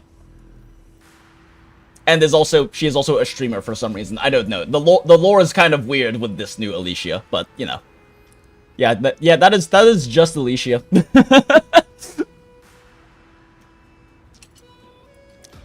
But yeah, I guess I'm interested to see. I mean, I am honestly kind of glad that they decided to go with actually just Alicia for the actual pullable character, because if they're going to do, and if there's going to be like any XP that's like, no, just actually it's her, it needs to be Alicia. Anyone who's not really a Honkai Impact 3rd player or isn't like in any way involved in the Honkai Impact 3rd player base may not understand why, but like by far the most absolute expected and hyped character to come out through Amphorius is 100% Alicia. Like even Finon, even Kevin isn't nearly as close as, is not even anywhere close to how beloved Alicia is by the Honkai Impact 3rd community. It is insane. She is really the only character that can compete with the actual main trio, and probably honestly beats Bronya in terms of like raw love and popularity, especially with how her death goes in the story. I swear, officer, I didn't plagiarize. Look, a different name. I can't believe Mahoyo copied Mahoyo's homework. They are merely a disorderly mob and do not warrant any attention. Even though Terravox personally mended the fractured earth, it still didn't silence these fools. I want to see Terravox. Guests from beyond the sky, worry not about these trivial matters. Dux Gladiorum will take you somewhere to settle down for now. Worry not about these petty politics and quabbles of mortals, of this little people. Please allow me to introduce myself. My name is Hycelens, and I am the Dux Gladiorum, Emphasis on C, because she's a fish. As well as the Knights Commander of the Achaemen Alliance. Later on, the Imperator will invite you to attend the meeting of delegates to discuss the Flame Chase journey. Your arrival has convinced us that the future promised by the prophecy is certain. Under the Imperator's command, Amphorius shall break its chains and reach the world beyond the sky. Oh yeah. With all Break due past the respect, simulation. Star what Ocean. exactly do you know about us and what's beyond the sky? Kevin. As a humble subject, I cannot freely express my own views to you. Fuck that, High Sealins. You are your own strong, independent woman. I knew it You have wouldn't your be own that voice. easy. Time waits for no one. Please come with me and rest now before the meeting later. Well, you just showed up. We're not tired. Akama, under the Imperator's rule, is no longer in the shadow of war. Indeed, Dawncloud stands as the hero's residence. The Imperator put much thought into its design, in order for it to serve as a sanctuary from the burdens of battle. Please experience its marvels firsthand, heroes. When the Imperator arrives, I shall come to summon you. Man, what a friendly reception.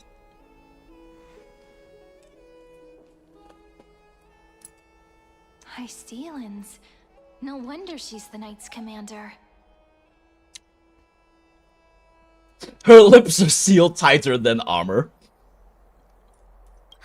Alright, we finally have some freedom to ourselves. Since there's still some time before the Alliance meeting, let's explore a bit. Food is good. Look over there! Oh my god, food. Not the ladies I'm familiar with, oh no. Still seeing women from her past. The heroes stay the same in every cycle, never changing.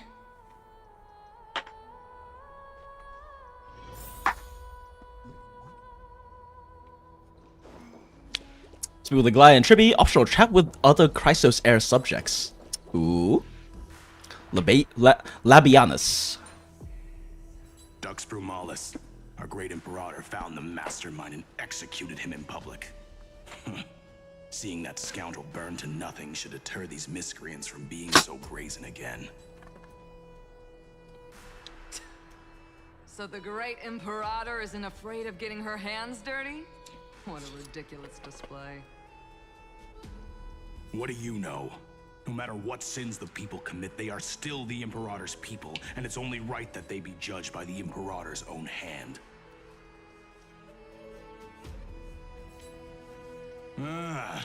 I mean, she does proudly admit she's a tyrant. Seneca, the Dux Brumalis. Greetings. That didn't answer our question. Dux Brumalis doesn't seem to like the Imperator very much, but she holds a high rank. And Dux Vergoris' speech seems self-contradictory. Let me see what I can get out of them. They surely can't hear you whispering about them. I'm Cyrene of Ida Silicii.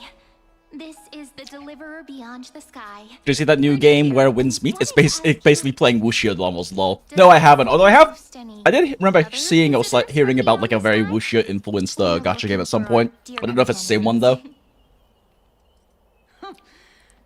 Drop the charade. But yes, there is someone in this city who is all too familiar. Wait. Okay. Familiar with the world beyond the sky. Silence. The Imperator ordered us to keep that lord's whereabouts a secret. Kevin. Enough, you pathetic lapdog.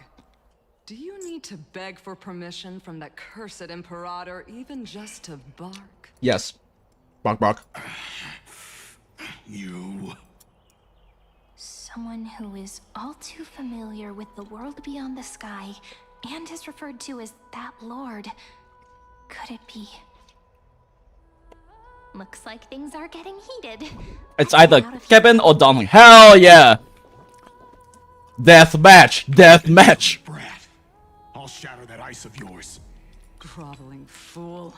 I'll freeze that brain of yours. Death match! Also, she has ice powers. Cute.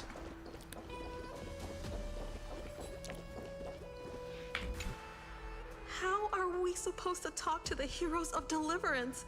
What if they're really intimidating? Anxious woman. Virginia, don't be so nervous. Once they hear your poetry, Heroes, you're already here. Give us your poetry. Drop your fattest beat. The Duck's Hell Drop me some bars. One of the 5 sages of the Grove of Epiphany, advisor to the Flame Chase army. This is Virginia of Castrum Kremnos, the Dux Carlinum and oh, interesting. Scribe of the Great Imperator. She's from Castrum Kremnos, and not only is she an Imperial Scribe, she can read and write? I compose poetry. I'm Serene from ID Silicii. This is the Deliverer. Cyrene loves poetry. They're not as frightening as the rumors claimed. This is our first time in the Imperator's realm. Akima is even more magnificent than we imagined. If you all weren't... I think it's closer to an MMO than the gacha. Pays cosmetics is the main transaction. Oh, okay. In that case, it might not be the thing I'm thinking of. The Akima you imagined is long gone. Under the Imperator, this city has been reborn as the capital of the world. Bask in her free-spirited winds. For anyone who fulfills their duties to the Imperator, these winds shall forever remain at their Pledge service. yourself to the regime and it shall reward you. But what if... Those who are loyal do not need to consider the consequences of betrayal. But if you're curious, why not head to the lake and take a look? You can look at all of the hung corpses. Lie at the bottom of the lake are the best example of what happens when you disobey the Imperator. Simply pledge your allegiance and stay in line. Easy. Looks like that priest who was sentenced to death wasn't an isolated case. I love Emperor Ching. Fear not. The Imperator favors you. Virginia will write songs in your honor. Apollonius, where is your poetic flair?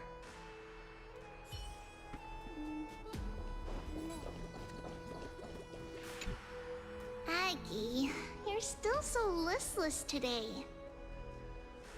Did you have trouble sleeping again? You all get to sleep? Yes. We know.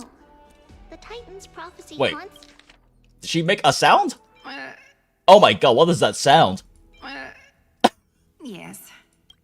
I thought I imagined it! Hold up. Yes. Yes. What the fuck is that sound? You can talk to us, just like when you were young. No matter what, we'll always remain by your side. I know. Liar? Question mark? I also understand that fate cannot be changed. It is not the future that I worry about. I spent all last night weaving clothes and linen for the refugees. The Chrysos War is born of injustice and has shattered their dignity. They deserve at least some basic decency. If Amphorius one day abandons this, then all of us, commoners, Chrysos heirs, Titans, become no better than beasts. Oh, we have guests. Welcome. I am Aglaya, the Gold Weaver. These rags on you are not worthy of the title of Deliverer. I must prepare some proper attire for you. Hell yeah. Get Stealth some more drip. Also, hi, I'm just a guy. I don't think I said hi earlier. It's been a while, Aglaya. What is the matter? Your gaze seems somewhat unsure. Does your Aglaya differ so much from me? Oh no, they know. Greetings, Deliverer from beyond the sky. We are Tribi of Yanisopolis. It's very nice to meet you. Trippy's alive! Although, introductions are probably unnecessary. We know you've witnessed the future of the Flame Chase journey. God damn it, Kevin. More clearly than we have. Witness the future of the Flame Chase journey?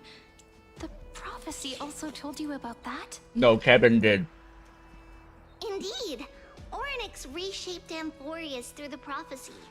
Although, regarding the Deliverer, there were not many details beyond your appearance and the time of your arrival. So, please, don't worry. Feel free to relax and relax some more.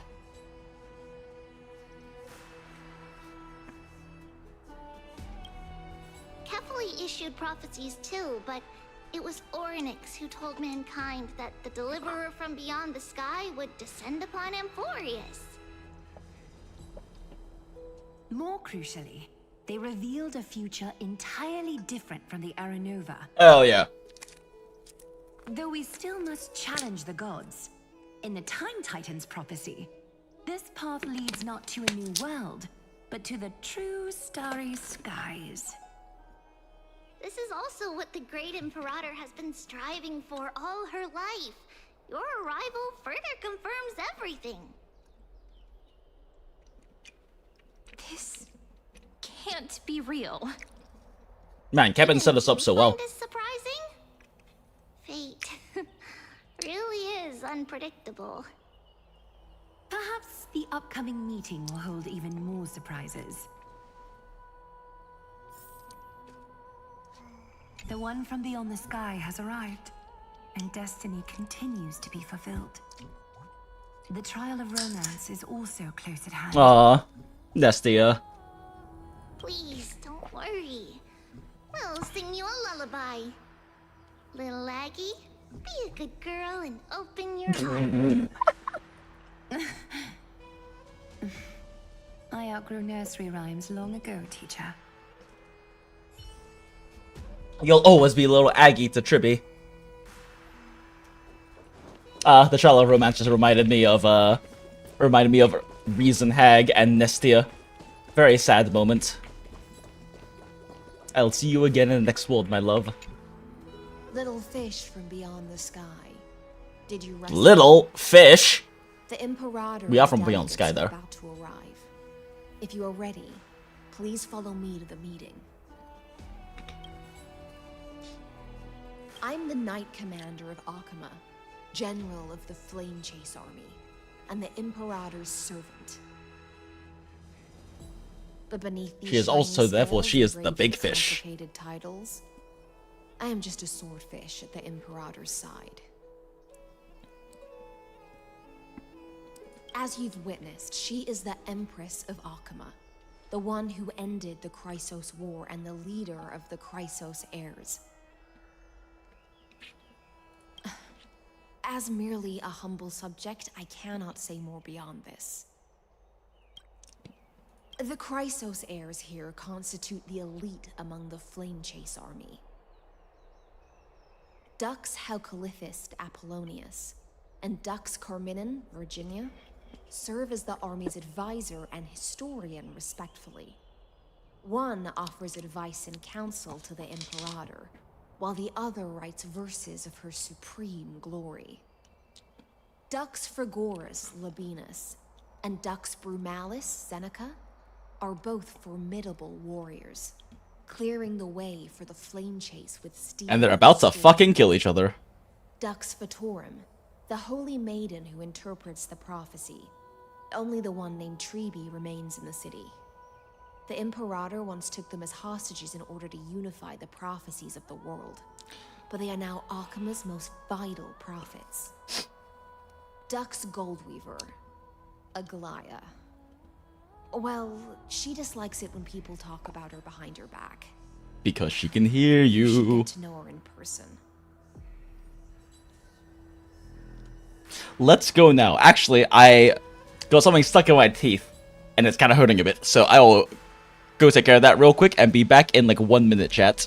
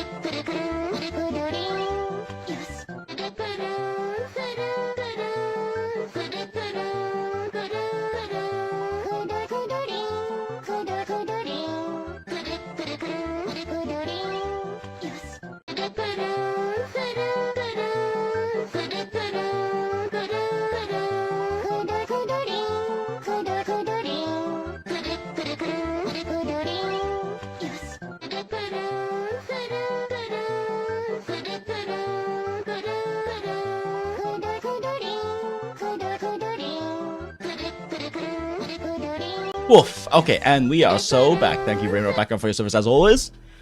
Alright, sorry about that. I have this little gap in my teeth that sometimes when stuff gets stuck in it, it starts to ache a bit. So I want to make sure I go take care of that real quick.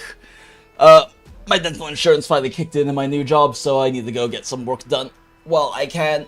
Ooh, stretch. I just have to wash my face real quick because I realized I hadn't washed off my makeup since I got back from work, and I've been having a bit of breakout issues the past few days, so I should probably make sure that I clean all of that off. Okay, back to story. Then come. We consume then come. Reserved seats for you. Then come. I'm starting to feel a bit nervous about the meeting. Back to consuming content. Nom nom nom. Since Sir Ridra is Delicious. presiding over the meeting, it'll be a good opportunity to learn about the law's inclinations in the current era. Let's keep our ears open, okay?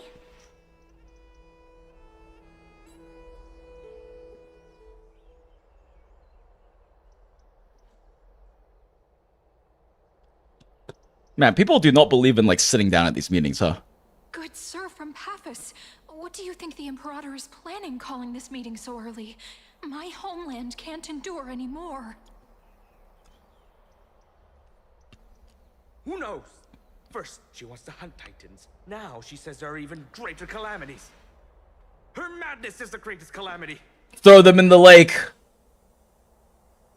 Exactly. Chrysosairs, deliverers. What about us ordinary folk? How much are we worth in her eyes? Things feel pretty tense here. The history The books lake say that hungers. The Imperator aimed 3 cannons at Dawncloud to make all the delegates obey her. Will history repeat itself in this cycle? Yes. Similar acts have occurred, and not just once. However, whether history will repeat itself, you'll soon see. I want to poke her belly. Those are the 2 spots reserved for you. Please take your seats. I was wondering if we would actually have to walk over there. What is this? So it turns out. Whisper, whisper, whisper. Mumble, mumble, Ladies mumble. and gentlemen, silence, please. The Imperator has arrived before her faithful council, and the Alliance meeting is about to begin. All right. In the names of Talantin and Kefali, the Akama Alliance swears upon the gods. Cease the pageantry. I pray not to the vanquished. Damn! What? Damn! Kefali, of course, needs no further explanation. As for the law, at the entry hour 2 days past, a scout should have brought news of the conquest to all of you. Unfortunately, guards found his corpse among the rocks not far from the city. Moreover, the poor soul was buried with a Paphos curved blade. It pains me to imagine what agonies this loyal warrior endured before his death. Delegate from Paphos, do you have any insights? I know nothing of this. The evidence is irrefutable, so there is no need to waste your breath. However, let us set this trial aside for the time being. Wait a second. Names of blah blah blah da da da. Catholic of course needs to know for that's the law. The entry.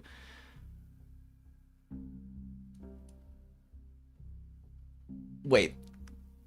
She's not referring to like Talantin's corpse. I'm a little okay. I feel like I missed something here. Because she interrupts them from talking about Talantin and Kefali because Kefali is dead, and then mentions that 2 days passed, the scout brought news of the conquest of the law, and then the poor soul... Oh wait, I guess the poor soul they're talking about is probably the scout. Okay, yeah, that makes a lot more sense, that the scout is the one who died. Okay. Even within the most sacred and dignified council, there were those among us who wished to draw their blades, brazenly challenging the Alliance, seeking to shatter our hard-earned peace and unity. Fortunately, I uncovered this plot. Now, to protect this beautiful city and her people, the Imperator's legions are ready. They will escort each of you to the Temple of the Three Fates, where you will receive the highest level of protection the Alliance can offer.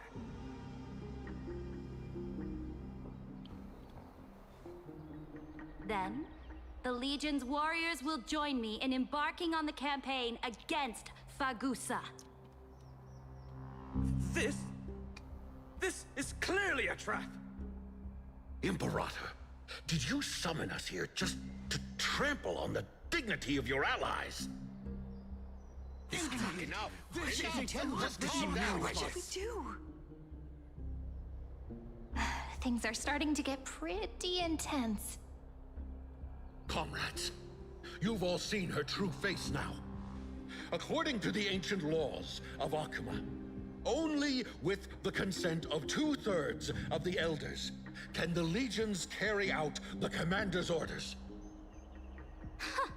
The ancient laws. Didn't you destroy them long ago? You defected during the first siege of Akuma, voted unanimously in favor of the Council of Elders restructuring, and Damn, girl is just straight up a tyrant. you desecrated them with a blood-stained blade. The decaying old laws fell with Talanton and are no longer deserving of respect. But if you still insist on proclaiming yourselves defenders of the law, then be silent and offer up the highest respect to this core flame in my hand. I am the law now. That really is the core flame of law in her hand. Since there are no objections, then the original... Still just chilling there casually. The campaign against Fagusa is hereby passed. The Flame Chase Army's hunt for the Ocean Titan begins today. In order to prepare for war, all allied city-states must surrender command of their militaries and pay all war taxes by the end of the month of Evernight. They said the thing.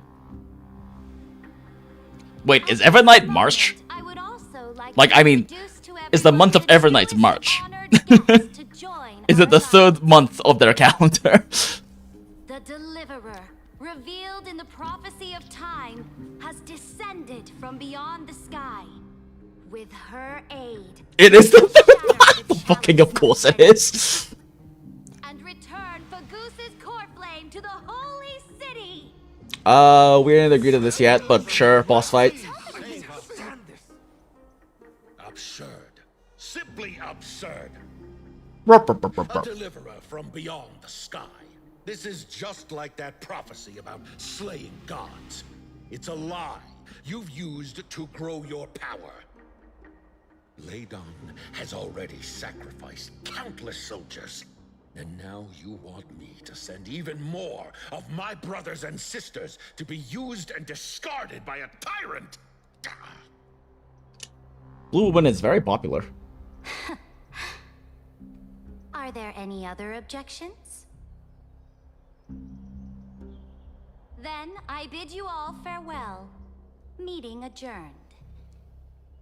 Throw the old man in the lake. Please wait.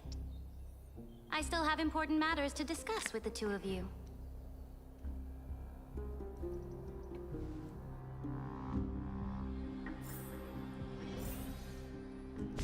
The great Imperator is so dignified. Long live the Imperator, glory to the Flame Chase Army. We'll win this war too.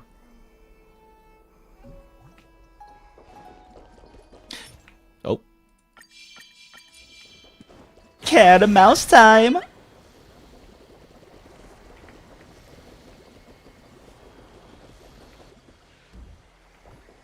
She's so tiny. Her eye level is Cypher's chest. She's so tiny. I apologize. Oh god, Cyrene is the same height. It must be tiring dealing with so many people every day, Great Imperator. Tiring? You're mistaken. I love asserting my power over the weak. Pieces, placing wagers. This game of strategy adds a dash of color to our heavy fates. Much like how rule and conquest are always accompanied by sacrifice. Is the war with the Titans also part of that sacrifice? After I glimpse the secrets of this world. No, the secrets beyond the sky. Wait, is she actually shorter than Cyrene? Hard to tell. From that angle, due to perspective, like Cyrene was taller, but it's hard to tell if they're actually. I'm pretty sure they're actually supposed to be the same height. Is it true that beyond Amphorius' sky? Especially since Star Rail seems kind of runs the whole Genshin system of specific body types. Oh, like body classifications. Versus something like ZZZ where they have a lot more distinct differences between models and skeletons.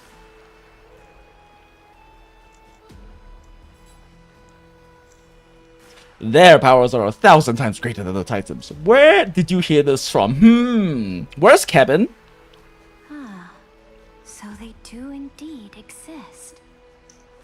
Then, please tell me more. How will you use this great power to guide the people? Blue woman that didn't answer our question. In the future you envision, where will our flame chase journey lead? Yes, Saridra is very much not a Fuhua XP at all. As much as I was hoping. She is very, very not Fuhua.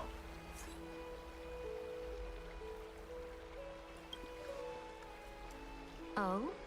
ZZ stays winning. So true. Is the power of law? Exactly. Just as Star Rail's still pretty good though. She is your deliverer from Even if beyond the ZZ sky. is still the goat. She also has reliable allies. I just realized the stream says it's Wuthering Waves. Intervene in Amphorius' laws, we may have a chance to alter this world's impending fate and reverse its destined end. Change game. There we go. The stream was classified under the game Wuthering Waves. Oops. Good, Deliverer. You have courage. Exactly. Just as the prophecy foretold, she is. If they can intervene in Amphorius' laws, to say such presumptuous things, even knowing that the inheritor of the law stands before you. You mean? In the past, anyone who dared to covet the Imperator's divine authority would have met a gruesome end. Fucking try it, girl. But now we can see beyond this dying world. Our journey should no longer be confined below this stubborn sky. Hell yeah, appeal to our ambition. Alas, that fickle ocean titan has obstructed the spirit water leading to the vortex of Genesis, hindering my ascension. If the core flame of law cannot be returned, your path to deliverance will never be realized. Thus, we have to go kill the fish Now god. that things have come to this, we must resume our once stagnant journey and force the waves that block our way to recede. So, you agreed to cooperate with us? Cooperate? Forgive me, I but was about to say, I don't think she's the cooperating type. though I will permit you to join me as subjects, and together we will forge the most perfect law.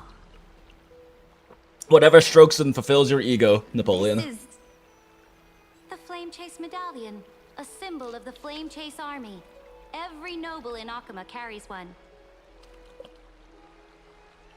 This medallion represents the will of the Imperator herself, and you may act freely within the city with it.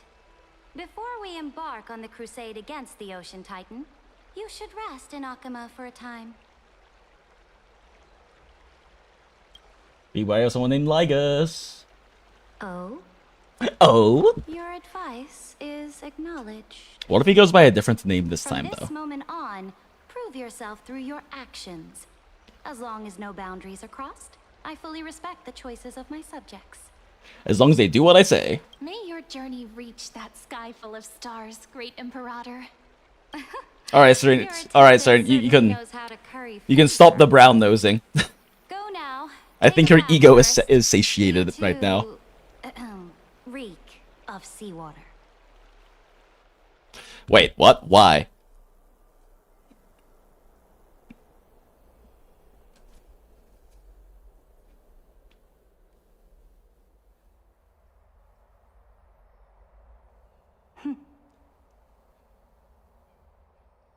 forth, Theoros. Yeah. Ah, there he is. Fucking knew it. Great Imperator. Now, perhaps you're willing to hear my counsel.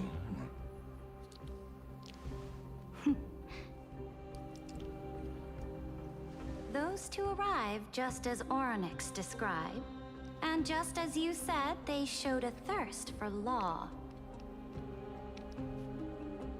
At least this proves that my judgment was right. Sparing your life was the correct decision. You've once again confirmed that your wisdom is no empty boast. Oh, hush, Edgelord. Now another choice lies before you. With whom shall you ally to tip the scales of law? Me, or that deliverer?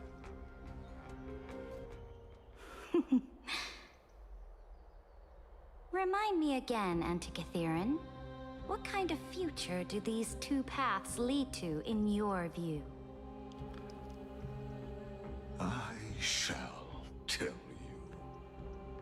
You are entitled to know that the deliverer from beyond the sky is not a wholly wicked being, but from the very start, her stance has been completely at odds with Amphorius. Since Amphorius is there to create a program that will destroy the God of Knowledge. The road they have chosen will bury Amphorius' grand aspirations. This world which follows the path of destruction will Oh, he's actually being honest with her. far from the glory it was meant to enjoy. But on the path I have revealed to you, the people of Amphorius will slay their creator in the name of the Imperator. Will the people of Amphorius do that? Beyond the sky. You I mean, I guess he's not technically wrong. known as Iron Tomb, bringing waves of war and conquest to the universe. Beings across the cosmos Will she actually command Iron Tomb? offering their allegiance. So, what's the price? The price is insignificant. All that is needed is for you to sacrifice that fragile, incomplete humanity to the destruction. It's significant, just, you know, humanity. As Chrysos, heir of the prophecy, you have already chosen to abandon it, have you not? Off you go, Theoros. I have already made my decision. Once I ignite the core flame of law and burn away the old, outdated rules, Amphorius will embark on a journey across the stars. That statement could be either path. The Imperator is quite forceful. Yeah, no shit. Chance to ask questions. Tiny blue Napoleon tyrant. And she's clearly hiding something. What do you think?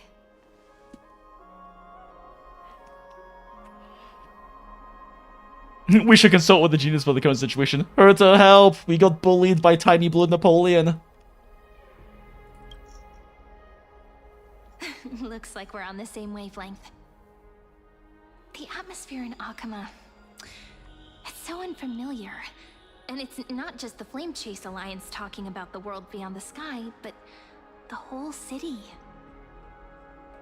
We should also discuss our findings with our friends from beyond the sky. Then...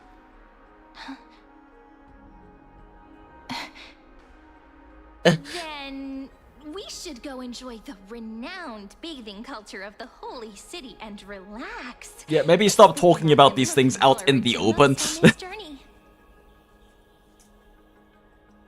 Remain silent. Who's watching us now? We're work and rest are both important. You see, everyone agrees, right? Suspicious guard. And his twin. Yeah, no shit. Can't let our guard down for a second. Let's use taking a bath as an excuse to find a quiet corner to update Madame Herta and Scroolum on our progress. You're existing within the reign of a tyrant. Do you expect to not to be in a surveillance We can state? also check out what's happening in the city. Since the outcome of the meeting was just announced, people must be gossiping. We can kill 3 birds with 1 stone.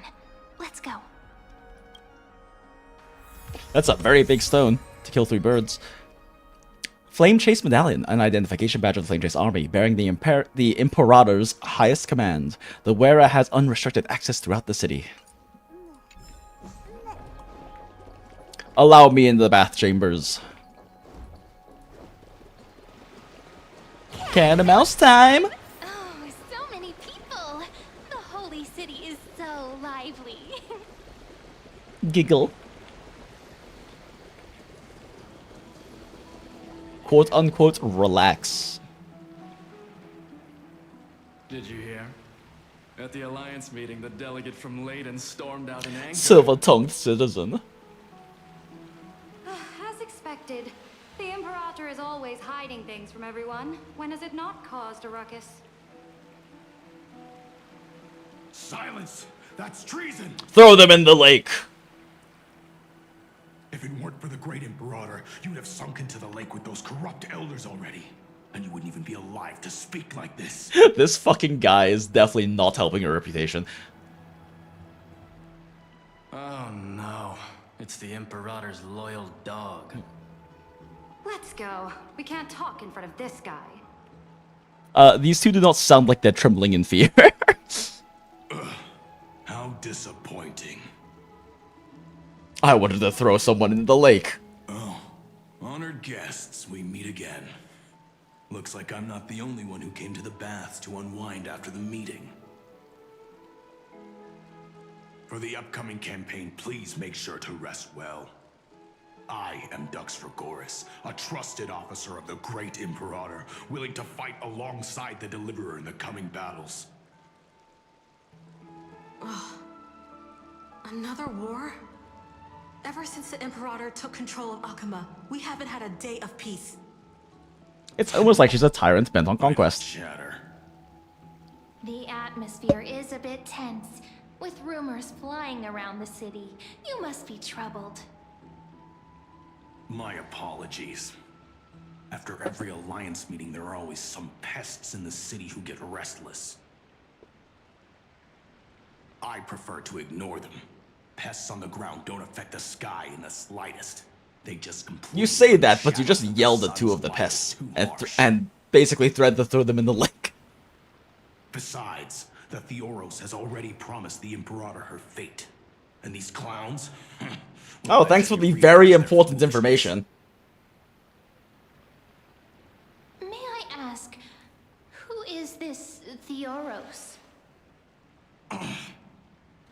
Whoops. The Imperator has ordered us to keep his lordship's whereabouts a secret. Ah, so it's his lordship. Stop trying to get things out of me. Leave me alone. Oh no, intelligence is dumb stat. I didn't even need to try.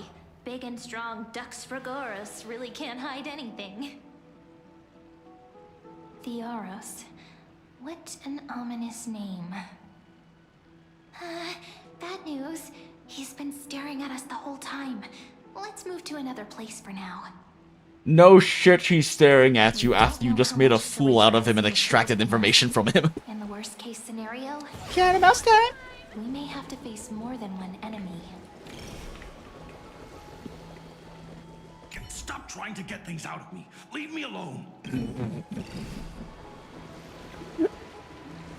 Man actually has a muscle for a brain. Cat and mouse time!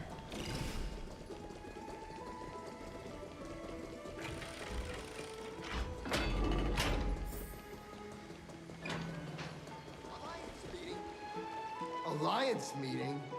More like a cage where creatures with golden blood claw at each other. who ends wars? Clearly, a tyrant who doesn't deserve such a title. You're absolutely right. While the Imperator's hounds are still hunting down others, let's let out our grievances. I like her voice a lot. I know you. You're that tyrant's lackey. What? Here to shut me up for that little imp? Panicking now? Don't worry. I don't care what others say about the Imperator. And she certainly doesn't either. Otherwise, you'd be in a lake right now. Oh? Children of the prophecy. Such rare guests. I love this woman. Are you here to relax in the baths as well? The temperature is just right today, so be sure to enjoy it. You should rest well for the next campaign. What? It's such a pity she has an NPC design. Another excuse for the Imperator's reckless warmongering. I love her voice performance so much already, and her personality. You don't have a seat at the Alliance meetings. If this was easy, I would hold out hope that she'd be an A rank or something. But this is HSR, where she's very clearly got an NPC design. Once that predatory fish joins the flow of water and eliminates all the fools questioning the world beyond the sky, you won't be able to enjoy this perfect water temperature anymore. Seems like there's more to Dux Bramalis's words than meets the eye. But would the Imperator actually kill those who question the world beyond the sky? Girl, have you not heard of the lake? This is the complete opposite from what we know of Akama. Yes. That Akama didn't have a lake filled with dissenters. Nor did it have a tiny blue Napoleon in it.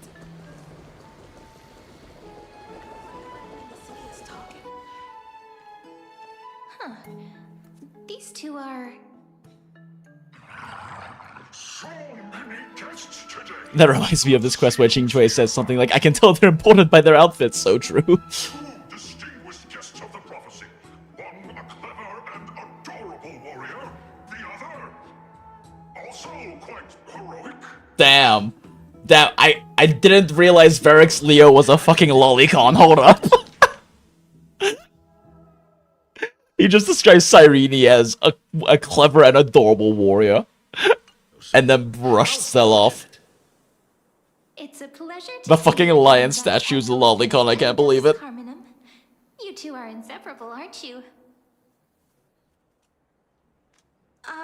This is... They smashing. To find someone to help with research for her new work. She's writing the Akuma Kama Sutra. She needs lots of help with her research. See and hear every single thing that happens in the streets and alleys of this place.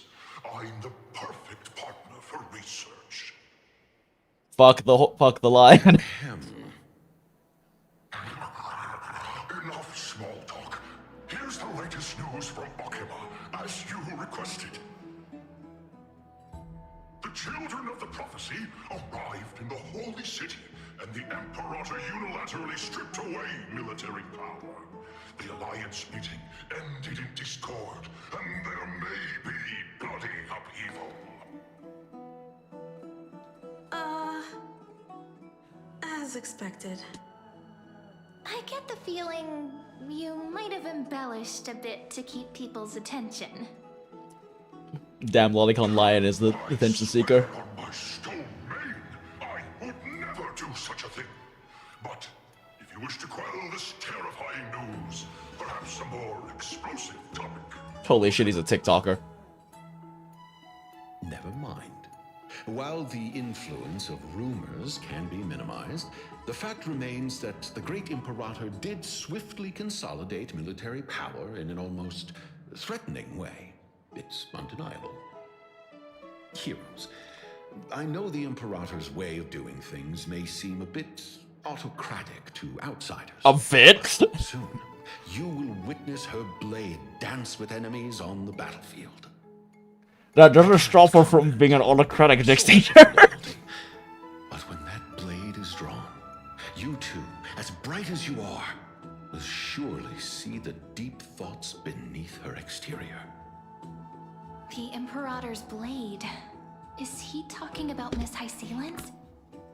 You see, we may be serving a dictator, but her best swordswoman, she fights really good. And when you see that, you'll see how good the dictator is because her best warrior fights good. Thank you, sir.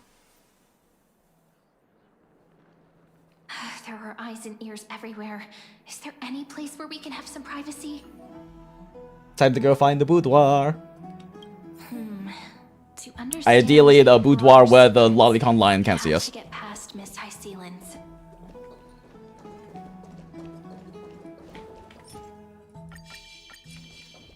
Cat and mouse time!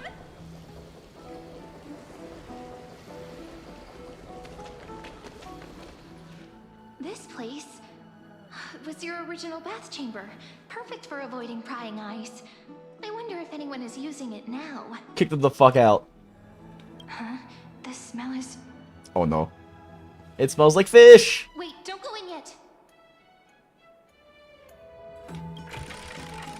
Who's there? It smells like fish. It smells like naked fish! Oh, the little gray fry and pink sea hair.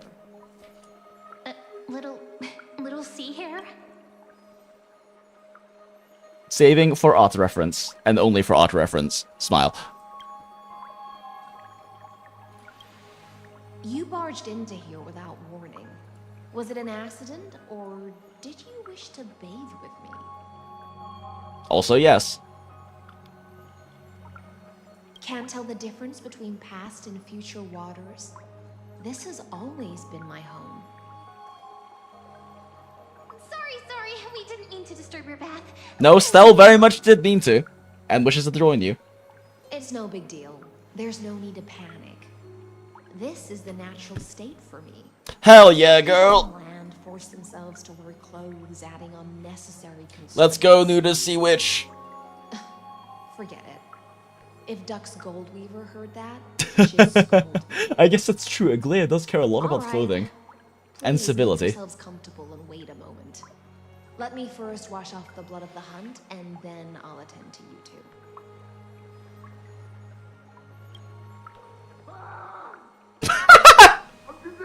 The delegate from later. Quick, someone come quick. Let me clean off the evidence real quick. The broken crab shell surfaces. I was worried it had been washed away by the current. You're a vicious fish. Viciousness is a form of praise to the blade. Oh no, I love her. I see. No wonder there was a faint smell of rust in the air before I even entered. Ah, so you didn't smell Why? fish. Is it because the Laydonians refused to contribute troops to the Flame Chase journey? Or just because they offended the Imperator? Why not both? Because the new era of the Flame Chase doesn't tolerate stagnant blood. For the ignorant masses who cling to outdated laws, only bloodletting can wake them up. Right now, the rebel forces on the frontier are rising, and Layden has been secretly supporting them. They loudly chant the slogan, "Return to the Era Chrysia," unwilling to relinquish military power. They're just building momentum for the rebellion. Oh, she is covered in blood. I didn't really notice earlier, but she does have blood on her. Fair enough! Bell approves of the tyrant. Simply assassinate your political enemies, easy. If Aglaia had done this, things would have gone so much smoother. By the Imperator. I won't interfere with your thoughts. Thinking is the right given. As long as you don't try to reverse the current of the times, you and I will both be free. Do you have a plan on returning to Genshin just to play? Nah, I did pop back into Genshin, like, I did reinstall it once to pull Alakino because I enjoyed her design a lot. And I played for like 20 minutes and immediately got bored because I'm not really a big fan of like Genshin's writing. So I uninstalled it again, and I don't know if I'll ever pick it up again, honestly. From a gameplay perspective, Genshin doesn't really appeal to me that much. I've never really been that big into exploration games, and part of the only reason I enjoyed it in WoWa is because of all the traversal and movement tools they have available. which I know Genshin has added some of, but it's through limited 5-star characters that I'm not going to go on and try to pull specifically just to be able to enjoy the exploration.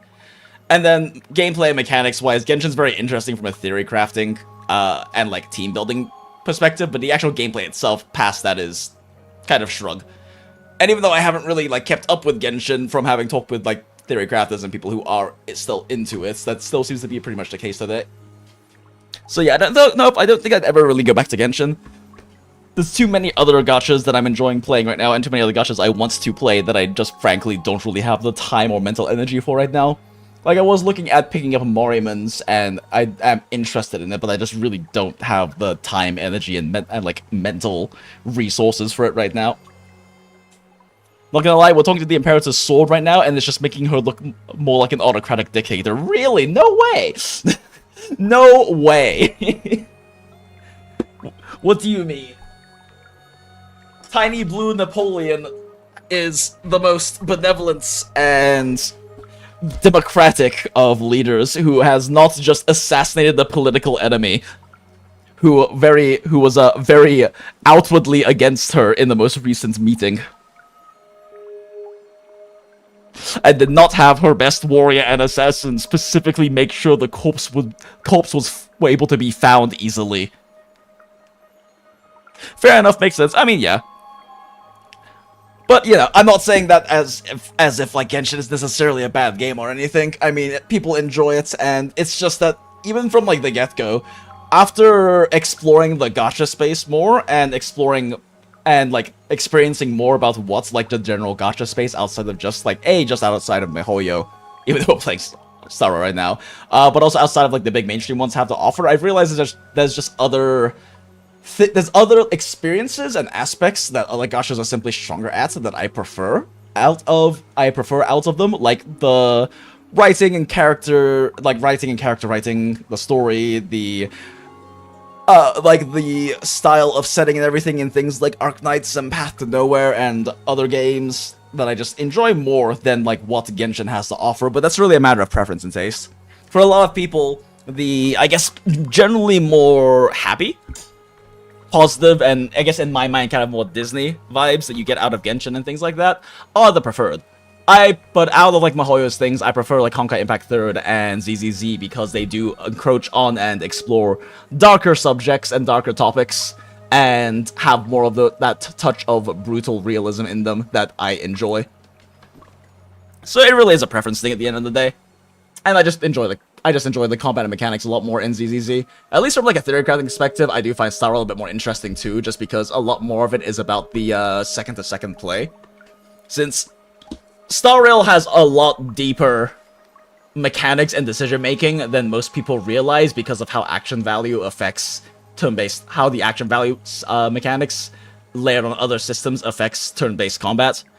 And it does mean that oftentimes, if you're doing a run, there's probably a few things you could have done slightly more optimally, whether it was timing an ultimate difference or doing a slightly different SP rotation or something that can make a fairly noticeable difference and can definitely lead to cycle differences in endgame clearing and such, that I find more interesting when ultimately at the end of the day with Genshin, it's very interesting from a theory crafting perspective, but there's a reason why back in the day and even still today apparently, it's kind of a joke that theory crafters spend more time in their spreadsheets than they do actually playing the game, because once you've kind of figured out the teams and the rotations and the optimal breakpoints for energy regen and all these different things and whatnot, and you have things set up, the actual execution is fairly consistent and standard. While in Star Rail, your execution the small changes in execution can make very big differences in terms of results, which is the thing I enjoy about it. It's nice going through like a run or a clear in like MOC or Pocket the Shadow or something and realizing, oh, I made a mistake here, oh, I could have done this better, understanding how the actual like depth of the mechanics work and everything, and realizing that there were things you could do that you could have done better, or better decisions you could have made that would have shaved off more time. And I guess I enjoyed that because it makes it more interesting in a moment-to-moment sort of way, and each run becomes a bit more interesting and fun to optimize because of that.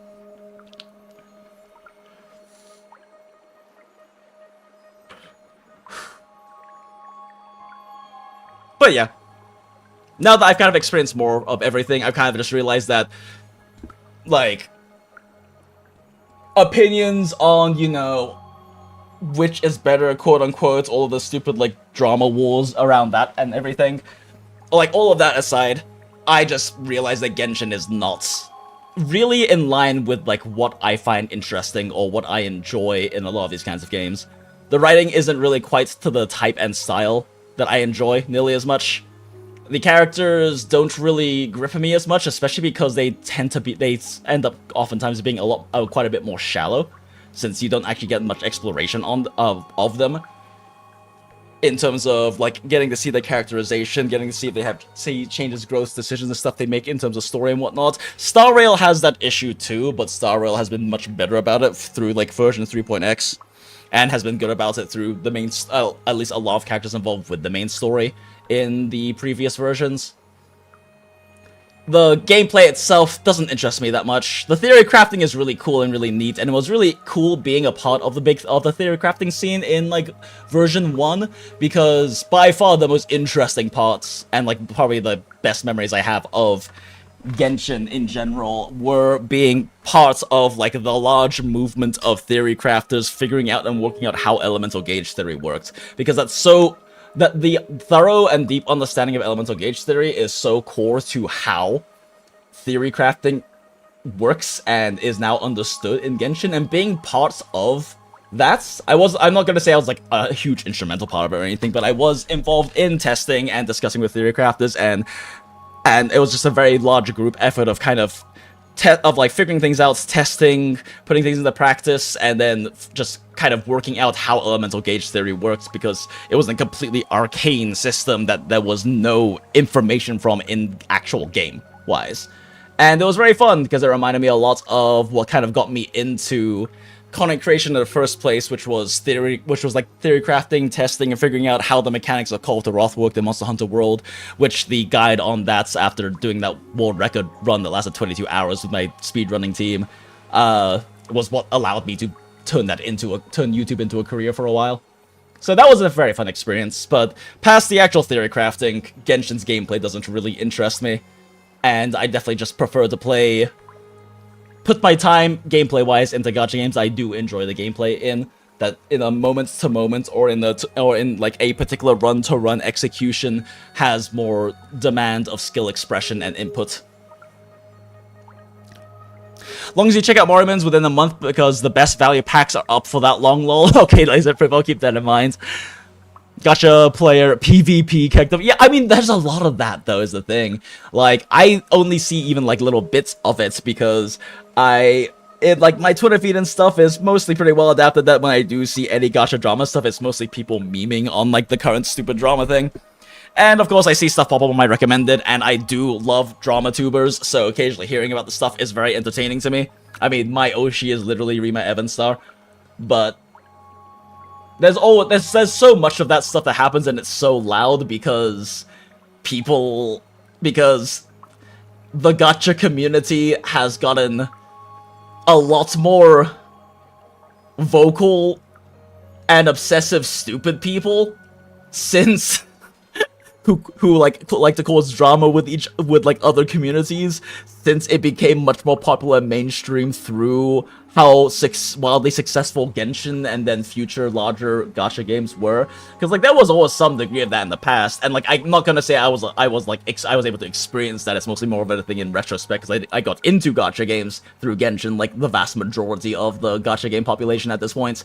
But having like gone back into playing older games and exploring more of that history and looking at those kinds of like looking at those things, because you know it's the internet. All the shit that's been said and talked about and done in the past still exists out there and everything. And like exploring the gacha sphere that exists well outside of like the very big mainstream games like the big three MiHoYos and Wuthering Waves and all of that. It's wild how different the big mainstream communities are because of like the mass population of, I don't even know if normies is the right term, but for people who don't have any experience in the gacha sphere outside of those things. Outside of those games. Like, the kind of people who are like, oh, I'm, like, part of the gacha... Like, I remember there's this, like, fucking group of people on Twitter who, like, community that go by, like, the gacha police, and there's so many, and, like, I've seen, like, people meme on, like, and ratio them and shit like that because of stupid shit they say, and people thinking that they know they are like so deep into, or such experts on the gacha sphere when they've literally only ever played like the big MiHoYo games, for instance. And there is so much that exists and has existed before and will continue to exist in the future outside of those really big mainstream games. And quite frankly, the communities are so much better because they aren't nearly as infested by all of this stupid virtual dick-waving drama, controversy, and idiocy. Like, the Arclights community is fantastic. IMO, even the 1.0 story was surprisingly nuanced, especially compared to Genshin. Oh yeah, no, 100% agree. DZ have blood, Genshin have people that stab other people without even touching them. When the content is done, the drama is the fun. I mean, that's fair, and like, I'm not gonna say it, like, pretend like I don't enjoy consuming drama. Again, my Oshi is literally Rima Evanstar. For those who don't know who Rima Evanstar is, she's a VTuber, she's a drama tuber. She makes video, like, really well-researched, very good video documentaries on various, oftentimes VTuber, but also just all of general internet drama stuff. And I also enjoy Mugen a lot, who actually got started. Mugen is also another drama tuber that does a lot of really well-researched, very solid video documentaries on internet drama, but Mugen got his start specifically in covering Genshin controversy back in the day. That's how he got his start as a content creator. And I'm not gonna lie, that shit's funny as fuck to observe, and honestly, I, like, crave it.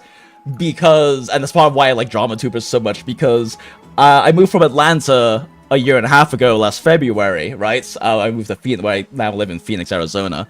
But in Atlanta, I got my fill for, like, spilling the tea because I had like friend groups, and one of my like oldest closest friends, Jamarlin, he was someone who was like in a bunch of our like kind of a bit more involved in our various like friend circles and whatnot, and I got to and like every time we hung out, he would just get to spill all the tea about the stupid bullshit drama the idiots in these friend circles were getting into, and it's so good. I love that shit. I live for that shit.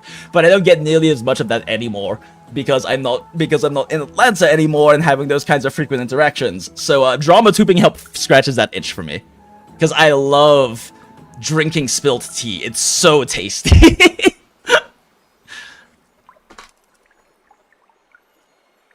I feel like I'm a tourist to the gacha space, and my first gacha was Honkai Impact 3rd Lamau on release. Damn, I'm just the guy. I mean, that's fair though. Like, I mean, that was a long time ago for sure. Like, Honkai Impact 3rd on release in global was a very long time ago. And I can understand feeling like a tourist though, because at the end of the day, like, I mean, I'm also a tourist, don't get me wrong. I've participated in and are in a lot of different gacha communities and whatnot, and I definitely feel like I've explored a lot of it because I'm so interested also in learning more about it through watching like video documentaries and things like that, or doing like research and looking into various subjects and like past events and stuff that happen in different like gacha game communities, right? But at the end of the day, this like, it's such a big sphere that even if you've been in it for a while, if you have a relatively narrow scope through like, say, you know, playing Honkai Impact 3rd, playing some of the big MiHoYo games, maybe playing some Kuro games, things like that, maybe touching on something like Nikkei or some other like Korean gachas, you're still so far out there, you're still like such a narrow scope compared to everything that's happened. And I recognize how narrow my personal scope is because I have friends who have been like in the gacha sphere for well over a decade, who have been like playing Grand Blue since it came out and have like touched on so many different gacha communities. Because, like, it's not just games and companies, too. Like, the gacha communities in different countries can vary a lot. Like, Korean gachas and gacha history in those communities versus, like, Chinese ones versus Japanese ones are very broad and interesting and very different. I don't know. Gacha community history is very interesting. I enjoy it quite a bit, and it's content I like consuming, which is why I enjoy things like Mugen's content and Rima Evanstar's content and stuff. He started with maps. All this whippersnappers talking about gacha don't even know about how $6,000 of the monkey is. Why we have pity? It's so true though, Laser. Fucking FGO. Holy shit. I'm so glad I never got into FGO. As much as I find Nasuverse stuff interesting, I find it interesting as an outside observer. I will never play FGO. Maps are a gacha play adjacent. The background screen was nice. thumbs up. Oh, fuck, it's 2. Oh, god damn it, I missed dailies. Fuck, I was trying to remind myself to do dailies. I think I did some I'm pretty sure I did my Wua dailies and my ZZZ dailies after resets yesterday, because I stayed up pretty late. So I'm pretty sure I did dailies, but I didn't get to double check. I know I finished weeklies, though. Like, I made sure I finished weeklies before the week was over, because I knew that this shit would happen, and I would forget to do dailies or weeklies during the stream tonight. So I had enough foresight for that. I don't know if I had enough foresight to actually do my dailies, though. I'm pretty sure I did, but I guess I'm not gonna find out. Fuck, I forgot to log into Reverse 1999. Wait, shit, actually, I think there's still time. I am like a seasonal player, like patch-to-patch player in a bunch of different gacha games. And right now I've picked up Honkai Impact 3rd and 1999 again because I decided to pop back into Reverse 1999 for a second, because I heard that the meta had shifted a lot because it kind of became a much more like actual full team comp based game. So I started researching that, and I started researching what like the more recent patches and like sets of like team meta and things like that are. And it got me really interested in the game again, so I picked it back up again for the Assassin's Creed collab. And now the anniversary is happening next patch, so I've kind of been farming up for the anniversary. And I dropped Impact for a patch, but now I've picked it back up again because they announced Alicia. There's now a part 2 Alicia happening in Honkai Impact 3, so now I'm farming for that in Impact.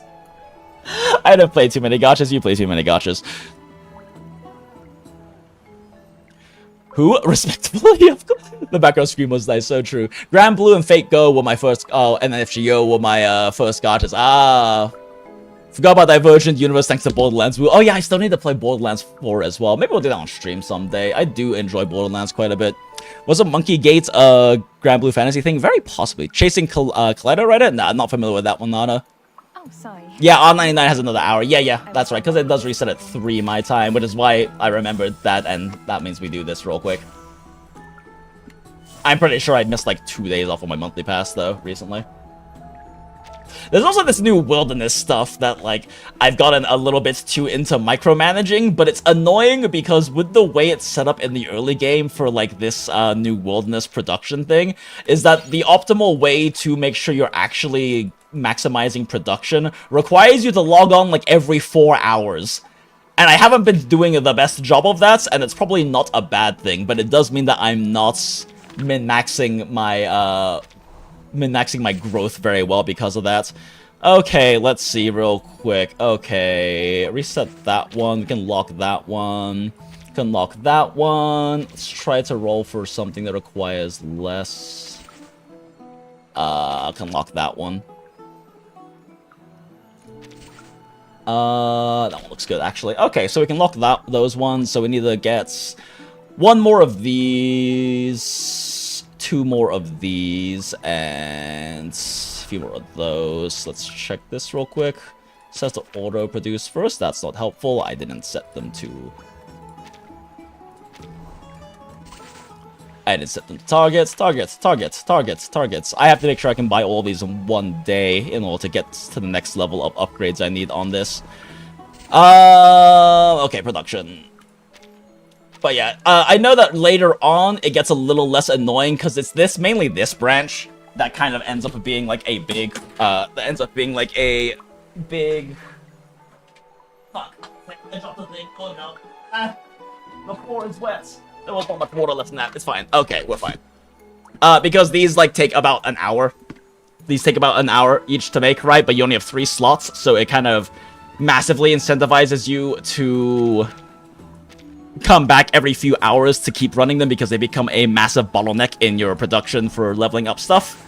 Let's see, I only need that 1 from there though, so we're actually not really bottlenecked by that anymore. Is that enough? That's not enough. Is that enough? We need 2 more of these, yes, and 4 and 5. Oh wait, oh yeah, we only do need 2 more of those. Oh, okay, we're actually looking really good on completing this full wave of things then. In which case, we'll just fill this out with other generic bullshit, like more of that, more of that, more of that. Okay, this is actually going very well in terms of all of that. I have too many of these and not enough of these to turn in for things. Grab all of these. Some of this. Some of this. Some of this. Some of this. So we're about to burn through a bunch of it. Some of this, some of this, some of this. Actually, I didn't realize I was actually so healthy on all of these. This is kind of like, for those who play ZZZ, this is kind of like our 1999's version of the Sway Beyond Temple bullshit, but it is a lot more complex. And like I said, unfortunately, min-maxing it does kind of require you to log in too frequently, so I've been pretty behind on actually maximizing my output on this, but it's fine. I'm kind of just doing this a bit casually for this patch anyway. Let's see. Let's just make... I'm just gonna be lazy. We're just gonna do this and then auto-assign. Okay. Click that, click this. This is... Head back out. It's raining. Quiet, soft. Grab the fantasy as Shalem. For that alone, I'm staying. Oh, that's fair. Twisted people about buildings. Just a simple... Cool. It's been so long. Memory's kind of hazy. Yeah, fair. Yeah, I've never played Grand Blue Fantasy. My friend Port has played it for a while, though. And I watched my friend Sniper pick it up in the most recent anniversary and, like, mega power grind through it. So I kind of saw what a lot of the progression looked like, because, holy shit, wait, we have 40... Wait, oh, this is the last day for this? Hold up, what? Oh, wait, no, the 47 minutes is on the... Oh, okay. Consume. Oh my god, there's so many of these that I almost lost! What the fuck? Okay, let me mute this and run it in the background real quick. That's a lot more autos than I thought I was going to have to do. Holy shit. Although these autos actually run super fast, but still.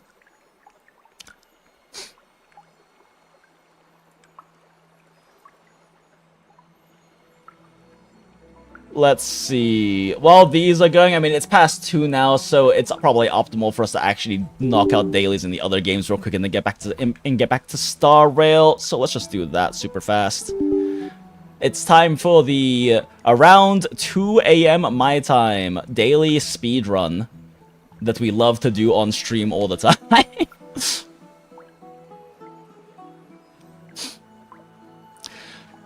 You auto-consume the candy when they expire. It's very much login after forgetting and have 3,000. Oh, really? Okay, that's good. That's a nice quality of life. I stopped playing, like, right after... I think it's right after Kakanya came out, actually. I stopped playing for a really... No, it was right after Windsong, I think. Windsong and Vila, maybe? I forget if that was before or after Kakanya. It's been... I skipped, like, I saw, like, 8 patches plus or something, so... I guess that's a new quality of life that I'm not yet familiar with. But I'm glad they added that. That's nice. Also, it is absurd how lazy it is to play Ezio. Like, they just gave the man too many multipliers.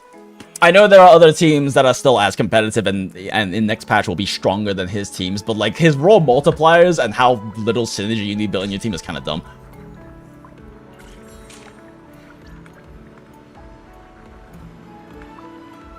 Okay, Sway Beyond Temple.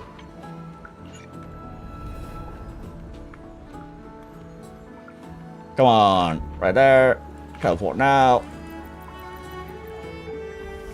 There's a lot of overlapping sounds right now.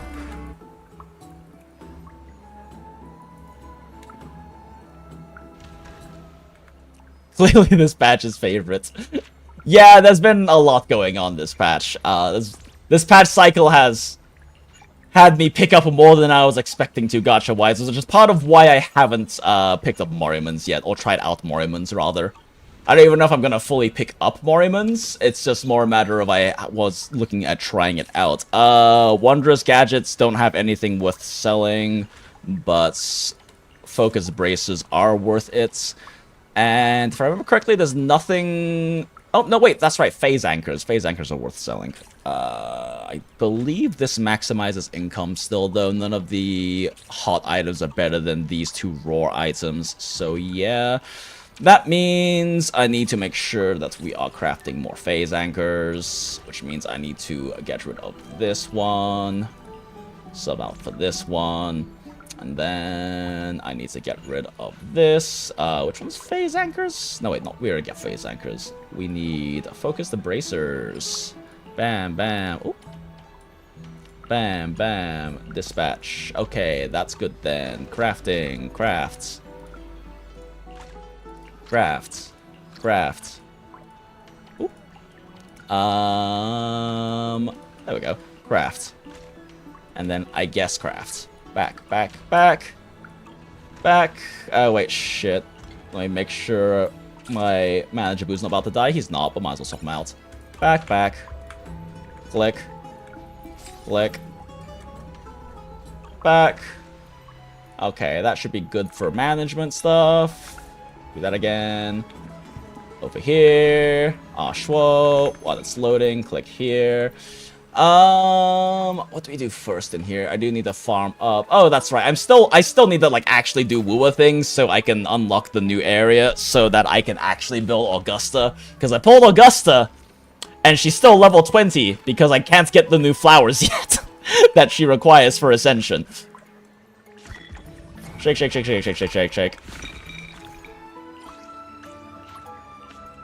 Okay. Go, Belle, go! Why am I running around as Belle? Soldier 11, my beloved.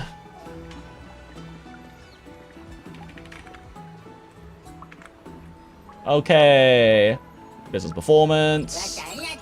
Once again, Soldier 11, my beloved. Open. Okay, that one's good still. Back. Let's run over here. Will you pull Orphe? Oh, 100% Mystic. So since you and others in the chat may not be familiar, but for those who may not be familiar because you haven't joined me in various other ZZ streams where I talk about this, but I have been like ZZZ's #1 Obol simp. If you don't believe me, you can look at the titles of the past few ZZZ streams. I have been ZZZ's #1 Obol simp since 1.0. Because Soldier 11 was and still is my favorite individual character. I will definitely say that the Yuri pairings of Astra Lin and Yuzu Alice definitely top her as a pair, but she is still the best character in this game, and I will not be taking questions on it. So I've been an Obol simp since 1.0. Which means that I've already, since 1.0, committed to pulling every Obol's character and also their Wenjin, which is why I am so bricked this patch, because we got Seed, and we got Seed's Wenjin, but now there is also Orphe and Orphe's Wenjin, and also they just had to rerun Evelyn, because I've also committed to getting Evelyn's Wenjin when she reran. So, we're just, like, so bricked on fucking pulls this patch, I don't even know what's going to happen if we lose 50-50, honestly. Like, it's so cooked, chat. Which one first? Symphony of life. Unexpected plot twist. Time for some crap. Seed, recalibrating. Evade. Engaging head on. I need an animation lock. Perfect. Whoops. Animation lock, cool. Copy that. Oh, wait, this team's actually really bad for this. I can't really get very efficient. Ugh, yeah, this is actually very bad for me to do multitasking with right now. I probably should not have done this team. Let's treat him to that.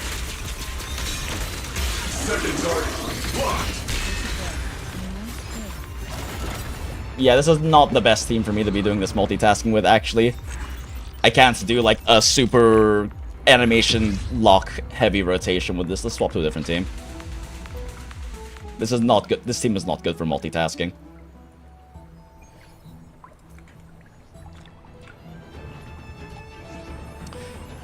Let's swap to Mayuri. This team is very good for multitasking.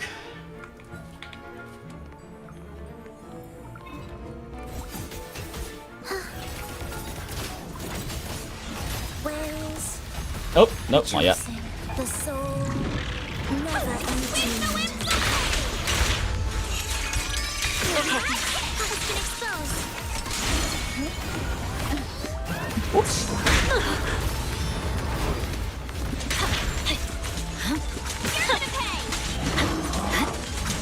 Oh, what? Nope, wrong button. Oh, nope. Okay, I'm fucking this up. Whatever, it's fine. My blade Let's is see already here. Confirm. Restart. I guess swap this to 2, and we're done with the R1999 at least. That makes this a lot easier.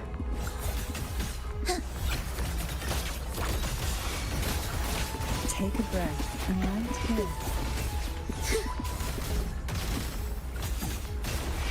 cadence. Hold. Chant. The R99 is kind of fucking my alt tabbing. I'm losing track of which one's next up, so I'm inputting incorrectly. Mamma mia. Avanti. Figure out. Sleep. Feel the sea breeze. Sorry for stealing your spunk. Oh my gosh, the R1999 is fucking up my alt tabbing. God damn it.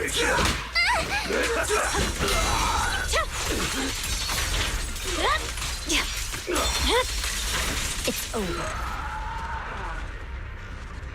Okay, that's better. Preparatory beats. Begin. Whoops. Surge of deep tides. Do keep up. Preparatory beats. Begin. Cadence. Hold. Oh wait, shit! It missed you? Damn, okay, that sucks. Into the endless deep. Call from the abyss.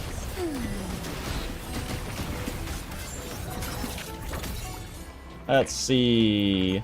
We do one more of those. That finishes that up. Is there anything else that's easy? I think we're good on that one. Okay, back. Tasks. Claim all. Oh my gosh, we're still not finished. Oh, right, I need to do, fucking, what's it called? Pneuma analysis.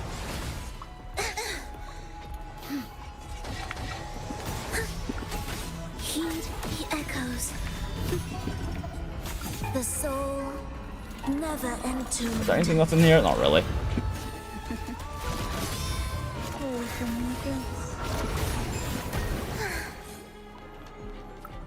Actually, finally managed to do a fairly clean half rotation there. Okay.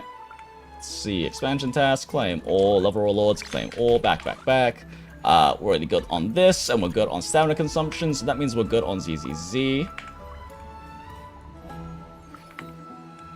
And then should just be able to claim. Go back, don't want that. Claim. Go back during loading screen, click here. Wait, shit, no, we need to do Nightmare Purification, right. See anything left for this one?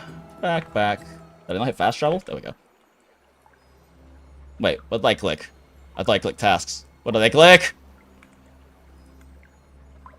Oh, I hit wellness on accident. Should claim those anyway. Put the other daily and the weekly.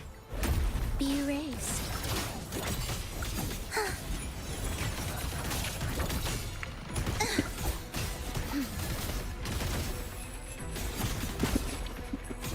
Okay, well, she's dying. Time to do this less bad. Concerto. Life or death. No alternative. Claim all. Witness. Blossoms in will. Claim. Back. Alright, time for like an actual full rotation. Oh, I fucked up my full rotation. I didn't do the follow-up attack after intro. Cancelled a little too fast.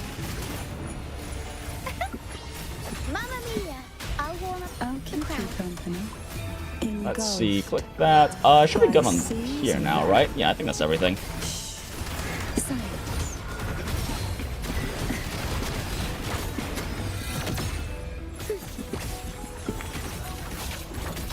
Cadence. Hold.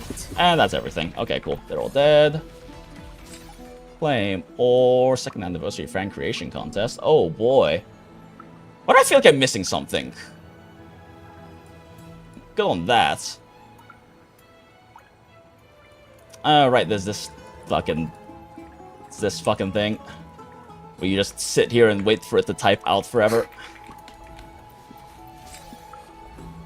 I won 50-50 on Seed Banner? Hell yeah, Nana, congratulations.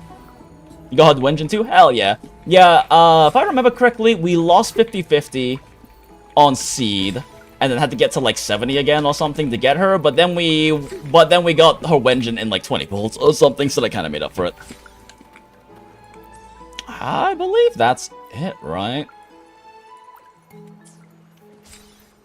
I'm like getting distracted, so I haven't actually been doing this all that efficiently, but it's fine. It's fun to do purely for the sake of multitasking, if nothing else. This just makes dailies more entertaining, because dailies are, by kind of definition, a bit boring. Shit, we have there's new tower. We can do it later. We'll do a Woowa stream later. Right now, priority is still going to be Star Rail.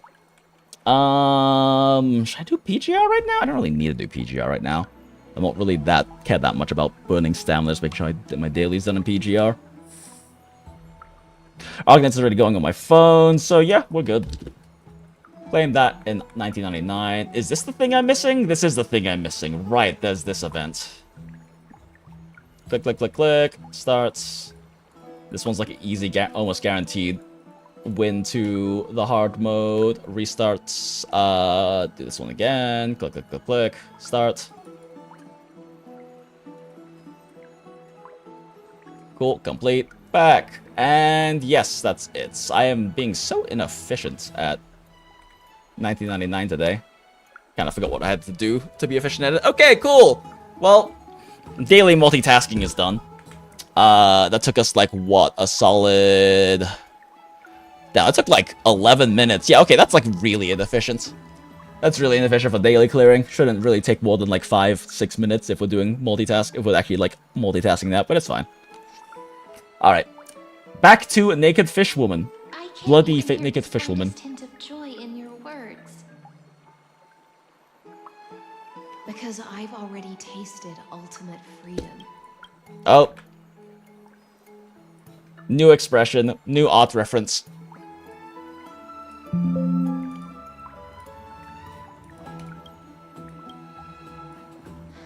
Definitely just saving for art reference. Long ago, I lived in the sea.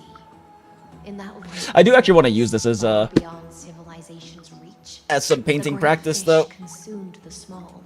I got to do one bit of painting practice that I posted on Twitter, but it's been a few days since then because I haven't really had the time and energy to do a second one yet. Might work on this one though. This is like a fun one to work with. Anyone may be devoured or meet the fate. You can practice with the like normal human figure illustration painting with the body, but also experiment with techniques for the water stuff. Might be fun. Shit, what the fuck did she say? I wasn't paying attention. I lived in the sea, and that lightless abyss far beyond civilization's reach. If great fish consumed the small, and when the great fish perished, their bodies became sustenance for the newborn, nourishing the whole ocean. This is the tide that carries civilization forward. Anyone may be developed and meet the fate. Okay, gotcha. I only mean that if life wishes to preserve its dignity, it must first be bound by the law. Laws of the wilderness, yada yada, ultimate freedom. We are of one mind. We are Legion. Whether the Saridra's Legion. law can guide the schools of fish and lead us to a truly free ocean. Let us wait and see. But for now, let's pause this heart-to-heart. Another fish has come, following the scent of blood. By this, do you mean this figuratively or literally? Because you're still covered in blood. Being your subordinate is such a tragedy. I'm always having to worry about the messes you leave behind. So true, bestie. It's simply our duty to the Imperator. All ready to go in an instant. Miss High Ceilings, you truly Damn, are girl impossible clothes to fast. Yet you, a golden trout who's always busy all day, suddenly That does not look like it's a fast outfit to put on either. wanted to come. She has to slip on the dress. She has to put on her little belts. Lest my creations What would you even call that? I'm only here on the Her little Imperator's belt behalf sash to thing remind you with to the prepare for the secondary banquet. dress flaring outside of it. Then she has to put on her... Fine. Then she also has to put on her neck arm top. What you call the reek of fish, to me, is the unique fragrance of the sea. Besides, if my fine clothes get stained... Aglaya isn't into the smell of fish, confirmed not lesbian. I won't. Actually, Aglaya seems like the type to expect her partner to shower first anyway. And there's a strange chemistry between them. Is that how friendship is described beyond the sky? Fascinating. By the way, you both just mentioned a banquet. Could you elaborate on that? She's so tiny! Oh, right, you don't know. Every time before a battle, or after a victory, the Imperator holds a grand feast for the... Wait a second. Okay. The Chrysos heirs, to lift our spirits. For us warriors who swim constantly between life and death, these feasts are more worth looking forward to than victory. Hell yeah. Hedonism. Time for a classic Roman orgy. God of banquets, and honey brew as a tribute to commemorate the ancestor of honey brew. How absurd. Don't look so grim. All has been decided. Since it's a banquet for Fagusa, why not take a leaf out of the Tidens book? Live in the moment and enjoy life to the fullest. Let's steal his thing and then kill him. Let's go. That little Dolu's kitten is already causing enough trouble for me. Aww. And on top Cypher. of that, I still have tailoring commissions to complete. But Aglaya, you love being a Flare workaholic. illuminates my eyes. I might not be able to focus as I used to. Aglaya's eyes. It's funny because she's gonna be blind. Curious about these eyes? People often compare them to jewels. But I've already made my decision to ask romance for eyes that can see everything. Which is why you're going to be blind. I wonder what this world will look like when I take the divine authority. Did they ever actually show us what's And the future the world looks like for her? will still be the finest Or like what flavor in it the looks world. like, what the world looks like to her with the whole seeing things through the threads of fate. Prophecy from the three I feel like I remember seeing an illustration of that, but I don't know if it was a fan Accurate creation or than a not. prophecy. After all, she has already witnessed it, right?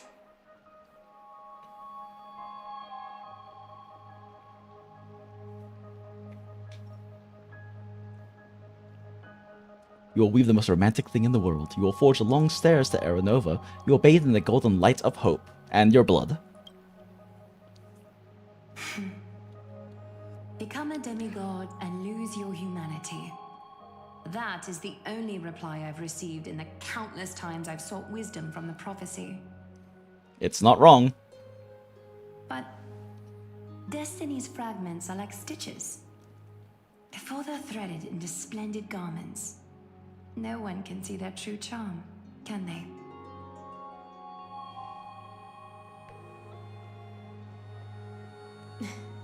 Aglaya has always been troubled by the divine duty she must bear. I mean, to be fair, it's pretty fucking tragic. She seems to be in much better spirits. Just as she knows how the spinning wheel trembles, I can sense the smallest changes in the damp air. As for whether we know each other well, I've swum beside her since she was a child. Really? Most of the time, I can understand the whispers in her heart. Aw. For those words Childhood friend. she's too shy to say herself, I'll raise a glass to you on her behalf. Now, I leave this bath chamber to you. Let's go age-appropriate Yuri pairing for Aglaya. After all, every time we drink and talk could be the last celebration we have in this life. So true, bestie. Miss High Sealens has given us the bath chamber. It seems she really does do whatever she wants. She definitely didn't leave anything in here to spy on our conversation. We're just her roommates. It seems that way. This also means she could return at any moment. If we're having an important discussion, we must remain vigilant. So, let's seize the opportunity and report our current progress. We don't want to keep everyone beyond the sky waiting.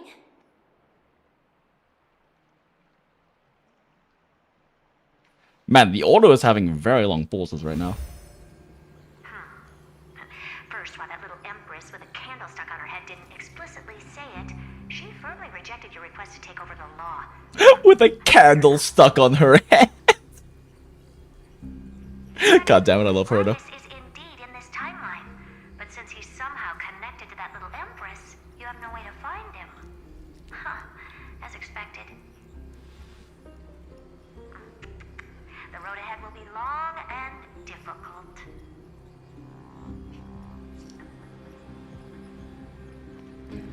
The road ahead will be long and difficult. Not a bad invitation. Since you didn't refute anything, I'll just assume I guessed it all right. Wait, this was just her making deductions. Fantastic. Progress here too, but nothing to get too excited about. Our time is short, so let me summarize. Concerning the origin of that Intellitron, the firewall he created uses Kotorzane algebraic expressions. Interesting. It's no longer her voice is coming through clearer now. Formula, this kind of mathematical logic no longer exists in the cosmos. Lygus is definitely connected to the Genius Society, so stay alert. Huh. I guess maybe that part wasn't intentional? What if he's the thinking unit of Noose? Could be related to the Emperor. We can first exclude Droidhead themselves. They specialize in minding their own business and wouldn't intervene personally. But Screwy and I are still eliminating possibilities one by one. Currently, the most likely candidates are these few. The Lord of Silence, Acha, oh, the two Ruperts are also possible. But it would be too boring if it were one of them. So true.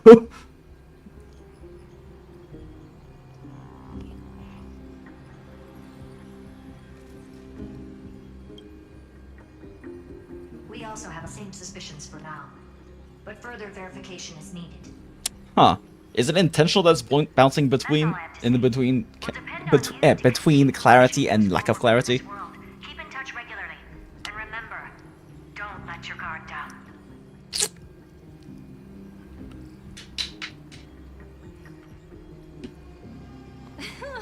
Madame Herta is a real whirlwind. Well then, let's use Well, her the time is banter very Laura precious. mentioned as our next starting point. Ceridra's trusted followers should all be present at that time. It'll be a good opportunity to get closer to them. It's settled then. With our great teamwork, we'll be able to deal with anything that comes our way. It's been a long day. We should get some rest now.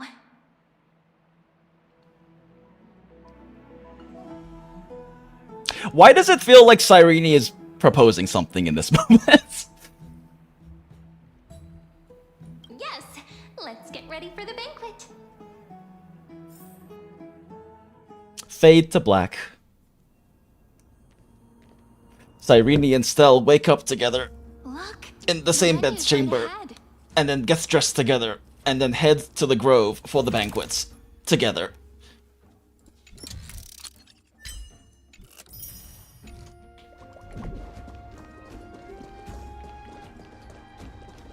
Cat and mouse time! And I can even hear singing. Oh, it feels so romantic.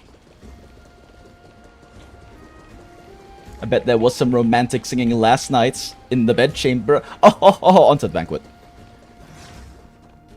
Honored guests, wait here for a moment. You must surrender any personal belongings you have on you before entering the venue. This hero always brings down the vibe whenever he shows up. Yup. The Imperator's Actual vibe killer. You must always remain meticulous and careful. Please do as I say, guests. It would avoid any unnecessary misunderstandings. I get that you don't want people to bring outside food into the banquet, but is it really necessary to confiscate? The books and quill pens? Quill pen that definitely cannot summon creatures that Even a quill pen amplify can people's become a power deadly and kill weapon in things. the right hands. Damn it. I'm asking for all your items. All, Miss Cyrene. Including the toiletries you brought. Your belongings will remain safe. They will be looked after appropriately by dedicated staff. Probably could have worn the quill as an accessory to the outfit. Dedicated staff? Talk about a vague choice of words.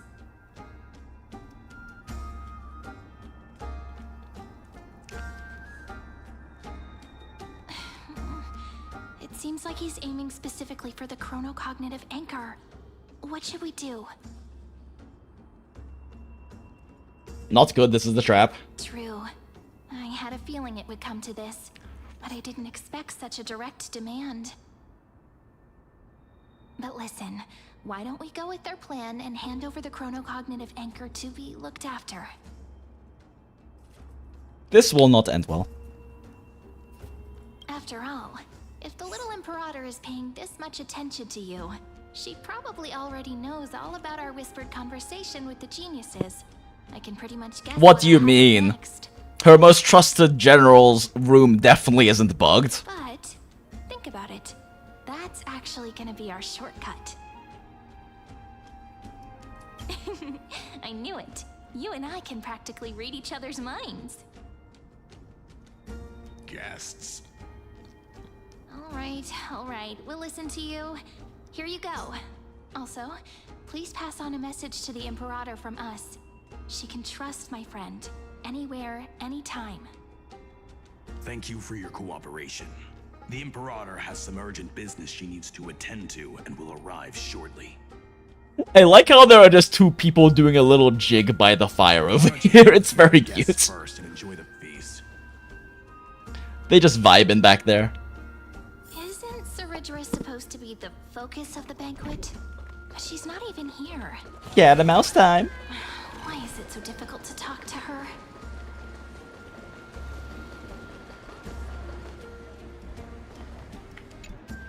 Is there anything else we can help you with, dear guests? Or do you want me to recount the great Imperator's heroic deeds? Hell yeah, recount all the deeds. Tell us a story. Hey, Labinas. I managed to get some honey brew that the scholars hid in the cellar.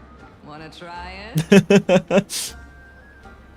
Wouldn't this be considered getting drunk on duty? They're drinking a little. I want some too. This banquet has a never-ending flow of honey brew. You're welcome to try it and see whether our drinks are as good as those from beyond the sky. But this is a hidden honey brew. It's better. But we're more interested in knowing when the Imperator will be back. And I think Stella's pretty interested in getting drunk. Who knows? Maybe she's hiding somewhere, thinking up weird ideas again. If you ask me, she's never treated us soldiers properly, even though we put our necks on the line for her. Hey, I can't pretend I didn't hear that, Seneca. God damn it. Your statement. Fight! Fight again! Fine by me. Attendant, bring us 10 more jars of honey brew. Oh, never mind, drinking contest. Sure he can't even stand straight by the end of this. I really wish I liked mead. Be careful you don't get drunk first. I really wish I liked mead, but it's one of those types of alcohol that just gives me a headache very quickly. We wouldn't be able to find the Imperator even if she were here.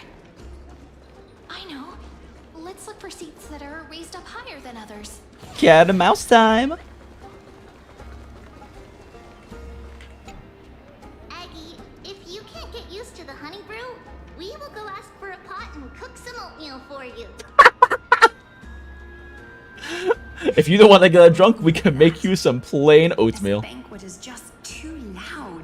And nothing and no one here is interesting. I just don't really want to be here. Fair. Lies! You were pretty energized when you came back from the bath chamber. Let me guess. Are you worrying about someone? About High Sealins? Or Little Cypher? Aw. You take everything Her too friends. seriously. At this rate, life's gonna be real tough for you later on. That's an understatement. You're the least qualified to lecture me about that, teacher.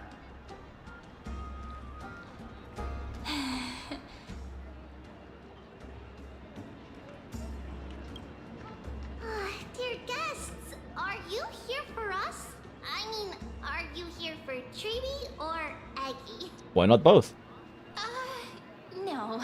I'm just wondering whether you've seen the Imperator. The Imperator? No, we haven't. Our sovereign has always acted however she pleases. Though she gave us ranks, she'd never tell anyone her whereabouts. Perhaps the only thing she tolerates are chess pieces. And the sky reflected upon her crown. Damn. The sass is real. Why do you two look so distressed? That's not what the deliverer should look like. Have you considered that being a deliverer is a stressful position? Time for pleasure. Here. To the destinies and sacrifices of the next millennium. Yikes, that is a loaded statement. Hell yeah, Stell finally gets to drink!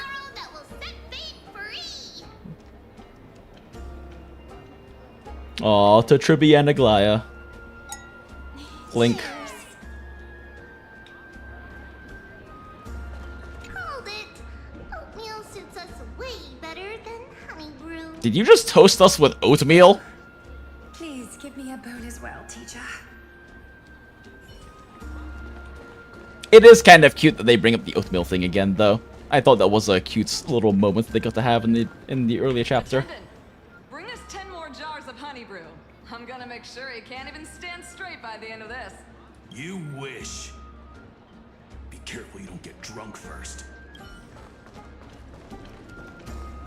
Cat mouse time! How have I never noticed that her technique is called Puss in Boots before? Damn, fake Cypher fan. Look at them, they're just vibing! Look at these two. Hell yeah, girls.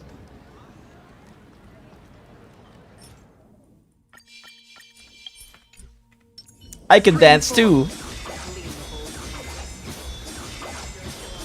Okay, enough showing off.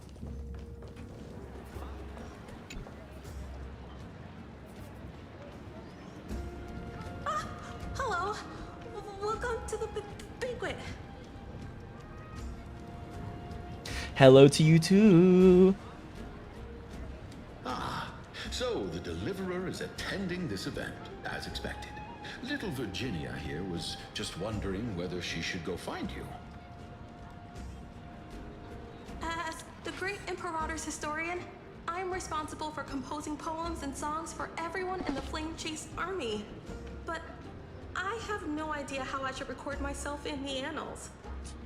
I mean, by authoring so many songs and Is wondering poems, you're already authoring you're already writing yourself in a way. so she can find some inspiration to write about. Shakespeare never had to write about himself to leave his mark. That doesn't sound like a good idea. Besides, we don't even know her in the future.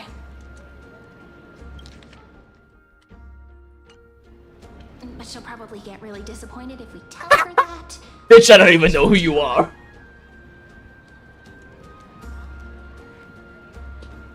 Make up a white lie. Wait, what white lie do we make up? I have to know. Alright, I got it. Time for Alicia to make a charisma check. Can't reveal too much, but I think it wouldn't hurt to start your poem with the future. Maybe use something like, with hope, I write down the tale of tomorrow for myself. Silently waiting, day after day, till the moment it fulfills its promise. How's that? Sufficiently vague. Good job, Cyrene. That's exactly what I'm after. I'm so inspired. Thank you so much. I feel like I can actually finish composing the heroic saga of Flame Chase once we end this campaign. Oh, she wrote that.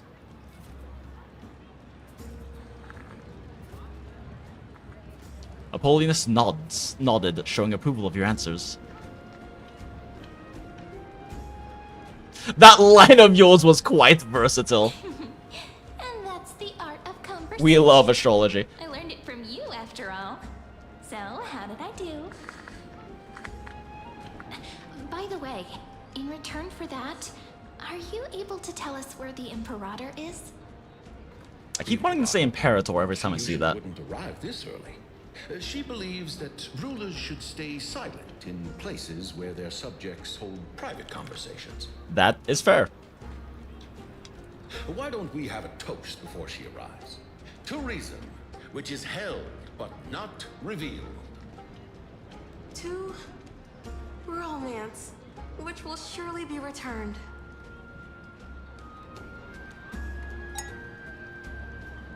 Gray fry, a little sea hare. Please come over and share A little sea hare. deep sea with me. Come and eat fish with me. Cat and mouse time. I really want to see Saridra sit in this throne. She would look so goddamn fucking tiny.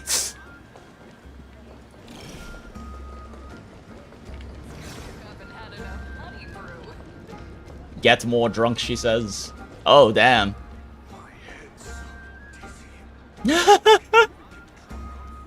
My head's so dizzy.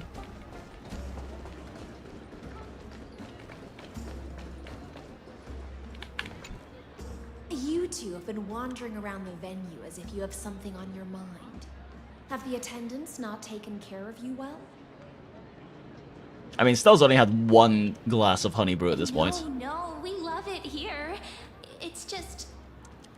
we're a little concerned, seeing how the Imperator still hasn't arrived. Oh, hey, Sash, good to see you. I know what you've been... Get more drunk, sign me up. Yeah? Hell yeah. Actually, I probably could drink if I wanted to. Today is the start of my weekend. Go back to work until Wednesday. Do we join in the festivities? See here? This is for Goose's dew of divine blood. The sweetest... Damn, okay. 12 bottles. Okay, the way she says that, goddamn. Also, saving for art reference. The illustrations in this chapter are really pretty, actually. I mean, in general, they do a pretty good job with the illustrations in Star Rail, but I don't know, the past few have been absolutely gorgeous. Something about the theming with High Sealans, I guess. I mean, if you ask like that, so true. I'd like to share this marvelous drink with the deliverer. She's getting so drunk. I knew that security check was targeted at us. I mean, I feel like she's probably allowed to do this. What's the matter, guests? Oh, we're simply Why won't you get drunk with me? Honor. Are you worried that I might have poisoned the dew? Well then, let me prove my innocence. High Sealans raises the goblet of honeydew to her lips, deliberately arcing her neck so you could watch the liquids descend down her throat as she swallows. That's an incredibly sensual description. And I'm a little sad they didn't illustrate or animate it. Alright, you know what? Let's join High Sealans. I will be right back anyway because I have to pee and I might as well grab a drink while we're at it. So BRB, chat.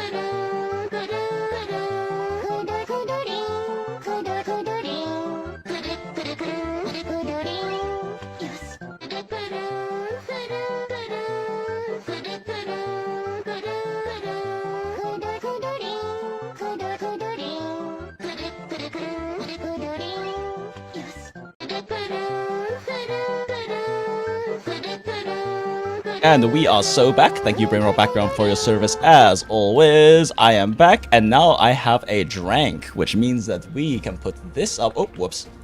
No. This. Fuck. God damn it. Oh, it's locked. That's why I can't move it. Haha. Now we have a drink. So I completely forgot that I had all the ingredients I needed to make a Desert Negroni. So I made a Desert Negroni, which is a mezcal Negroni that uses Punta Mez, a particularly bitter herbal fortified aperitif wine, instead of like classic red vermouth that you would normally use for a normal Negroni. And instead of an orange bitter, I'm using Chinar, which is an artichoke amaro that has a lot of nice vegetative backbone, as well as a stronger bitterness that kind of holds up well to the smokiness of mezcal nicely. Let's see. And let's see. We can also... It's been a while since we did this, but we can pop this over here. Since it's actually been a second since I made and drank a cocktail on stream. What I'm drinking right now, Desert Negroni. Let's see. 1 ounce mezcal. For those who don't know, my day job is being a bartender. Before and after I was doing theory crafting and whatnot full time, I was working behind and managing craft cocktail bars, and cocktails are a very fun... I feel like passion's a weird word for it, but it's a thing I enjoy a lot. Making really tasty, well-balanced craft cocktails, and in general, the theory behind all of that is also really interesting too. Chinar, artichoke, amaro. For those who don't know, an amaro is it's originally Italian, but there's a whole variety of them now, which are made in various different European countries and some in North America. But it's a type of a bitter liqueur. So it being a liqueur means it also has added sugar to make it sweeter. That is made out of a variety of herbs, roots, and things like that. That has oftentimes a lot of depth and complexity to it, but oftentimes it's very intense to drink by itself without any dilution of any kind, whether it's water or other ingredients. Because of how dense it is. They're originally designed to be kind of like herbal tonics, alcoholic herbal tonics. The thing you would drink as like a digestif or an aperitif, something you drink before or after eating to aid with digestion. Punta Mez aperitif wine. Okay, and that's what I'm drinking right now. Cheers, chat. It's time to join in on the festivities. And also, a very unpopular opinion, since normally a Negroni is a stirred cocktail, but I'm actually of the opinion that a Negroni is better shaken because the aeration helps open up a lot of the botanicals and flavors in there. One of my very unpopular cocktail takes. A lot of people would lambast me for saying that. Oh, wait, shit, I just realized we're blocking a little bit of the text, so let's move over here and move the why can't I click and drag the fucking drink? Oh, it's locked again. I'm smart. There we go. Okay, that's better, right? That shouldn't cover up too much of that shouldn't cover up the text. That's probably fine. All right. Oh god, that's not what I meant to do. I'm clicking the wrong buttons. I'm so good at streaming. I know how streaming software works. Okay, cool. All right. Back to the story. It's completely safe. You know, High Sealands, I would not be surprised if you had trained your body to be immune to various poisons, so I don't know if I believe you. I feel like Miss High Sealands wants to talk to us about something. Why don't we go along with her for now? I think High Sealands is trying to get us drunk. Maya Sharon Drake, shut up, Stell! Honeydew's not alcohol. It won't get you drunk. Wait, it's not? Oh. Shit, I made this drink for no reason. It can make your mind even sharper. Oh, it's an energy drink. The clay cup touches your lips in the blink of an eye. She is indeed the imperial blade of the Imperator and the swiftest swordsmaster in Amphorius, in all of Amphorius. Please have a taste. Would you like some too, little Sierra? I can drink it myself. But she wants to feed it to you. Glug glug. How is it? Sweet enough? It has a very complex taste. Calm at times, tempestuous at others. That's the taste of the ocean. It'll do you good to understand the goose's fickleness before we set off to face their waves. Just like how you're about to understand the secrets within this dew. Oh no. Now, please turn around. Very, very quietly. Don't make a single noise. And that's when we feel a knife against our liver. Cyrene, that's a noise. What did you do? The dew of other gods all intoxicate humans. But the god of banquets dew is an antidote that can awaken humans from a sea siren's enchanting song. Oh, interesting. Since the start of this banquet, all the guests have been under the spell of my song. None of them can see the Imperator in that Fioros. But you two, I wish for you to see. Oh, I think Hycelins doesn't like the robot. Is this also what the Imperator wants? This is my personal request. Yup. Wise. Trust that Fioros. The Flame Chase army changed after he descended with Orynyx's divination and brought the prophecy of the stars to Akama. His seductive whispers harbor something malicious within and will ensnare those of us blinded by ambition. You are the deliverers of the prophecy and know about him far more than I do. Perhaps only you can find traces of the truth from his actions and words.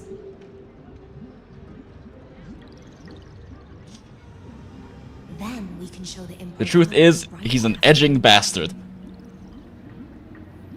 Oh, but isn't this acting behind her back?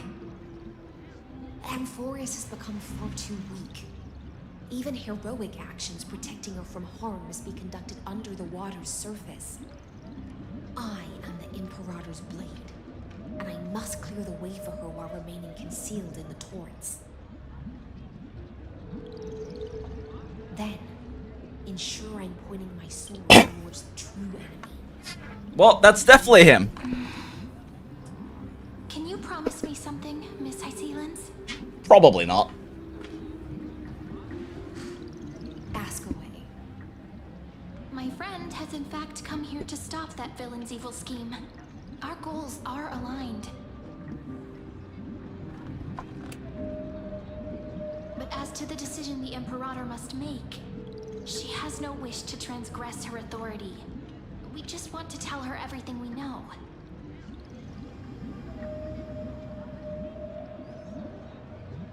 I believe the Imperator will be able to tell right from wrong. I never doubted your loyalty. I'll pass your words faithfully on to her. Nothing Cyrene said there was really a promise. Or a request for a promise. Now, return to the feast. Bring this cup with you and keep your distance. Pretend you are still immersed in the sea siren's Fantasia. Fantasia was an interesting Disney animation from way back in the day. I'll control the moisture in the air.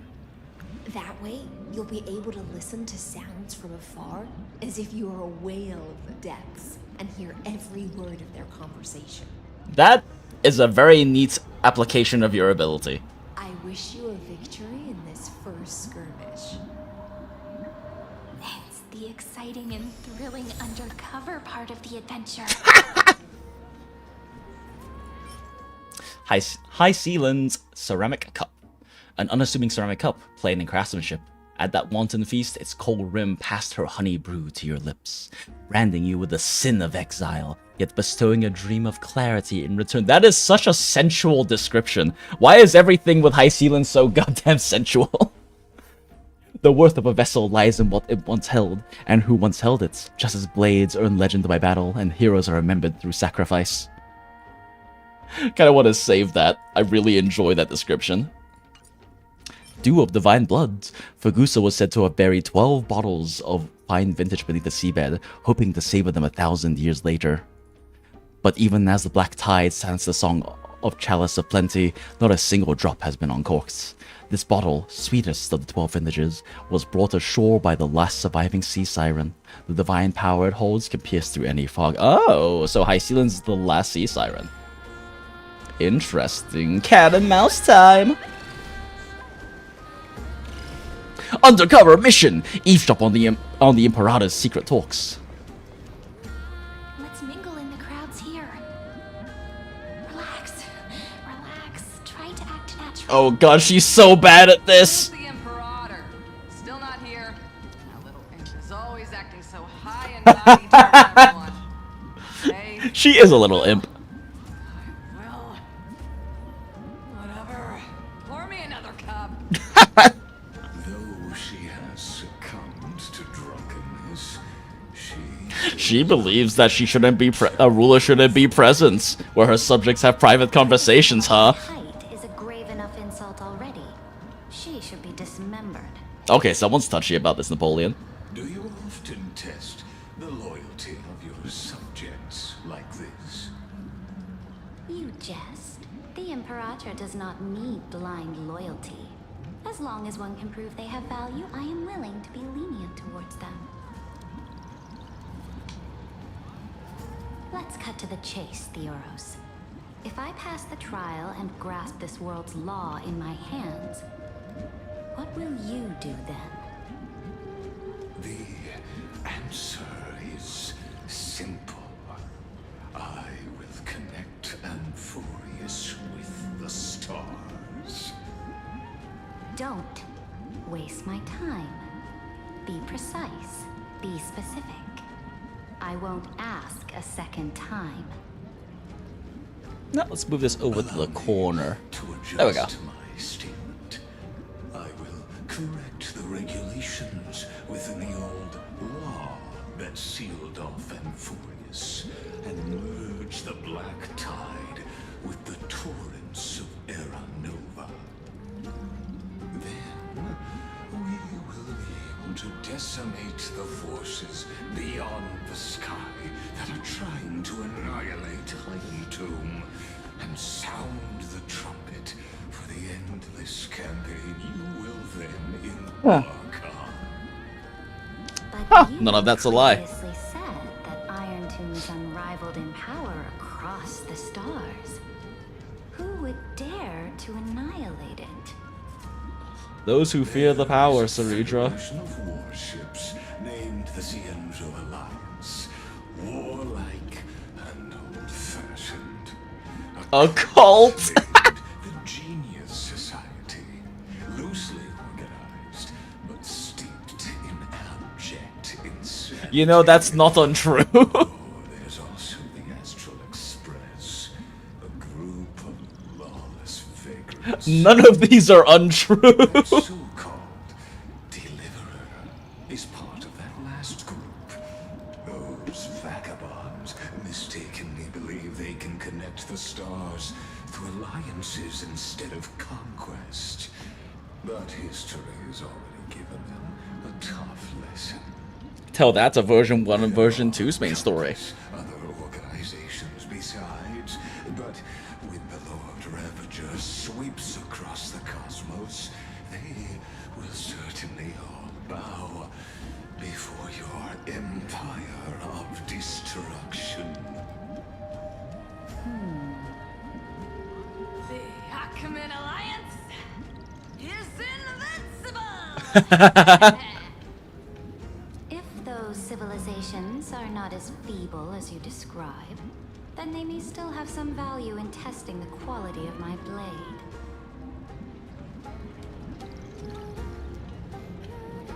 being said, even the smallest and weakest city-states should build an obelisk to the Imperator, so that their people can constantly recall... Yeah, that's not really how the destruction works.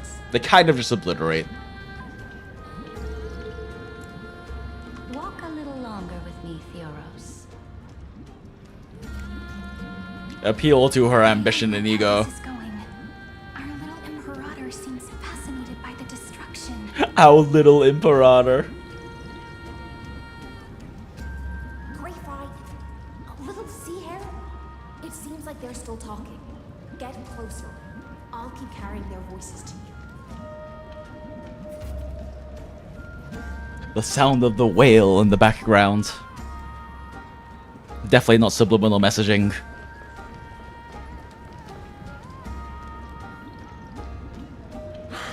What a difficult situation. No matter how we position our forces, this battle against Fagusa will result in many casualties. No way. That's not something You can't kill a Titan without casualties. Place the chess pieces. We just need to fight for her until our last breath. How astonishing. The commanders under you have such different personalities, yet they Why is his voice edging particularly hard when talking about this? Oh, God, that hold up.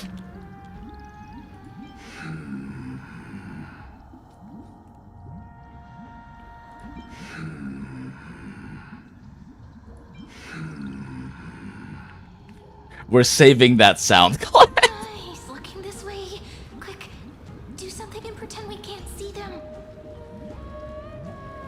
Go up, down, and honeydew in front of you. Pound that shit. Let's get Stell drunk. Let's go, Stell. Cheers. What's the matter? Everything's wavy now. Let's go. Apologies. I was just checking whether everything was fine with those two distinguished guests of yours.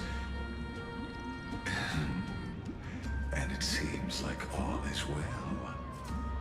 Why is Mr. Edgelord enjoying watching Stell get wasted? Regarding the soldiers fighting for you, are they aware of the price they must pay for the trial of law? If I recall correctly, you've already lost a bout against Talanta. Oh dear. Due to offering insufficient sacrifices. You dare mention my name alongside the word lost? Forgive. Her fucking Napoleon. Complex ego. Watch your words. I love her. She's so shit. But my victory in the trial is guaranteed.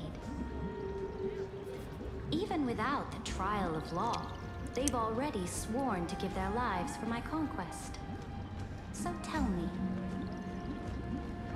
if everything happens according to our agreement, how would you recommend I deal with that deliverer? Good question. Oh god, the way he fucking talks, this man is edging so hard. He knows that he's so close. After being denied again and again by us, he's so close. She must not be allowed to tarnish your glory. Therefore, the wisest decision would be to hand her over to me. You plan to torture her? I don't want to know or experience what Lygus would do to us.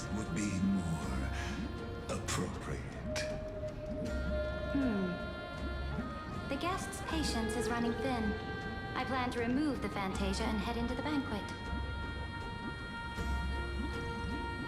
I will heed your advice. Leave for now, Theoros, and go back to Akama. You don't want to Time to intercept him, beat his ass. do you? Indeed. Holy shit.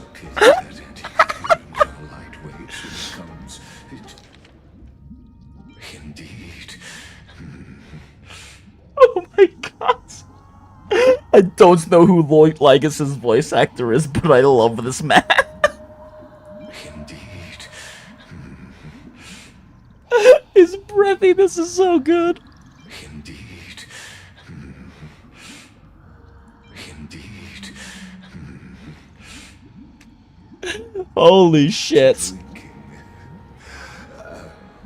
Before I leave, I would like to make a toast to your boundless ambition, using my spirit instead of a goblet.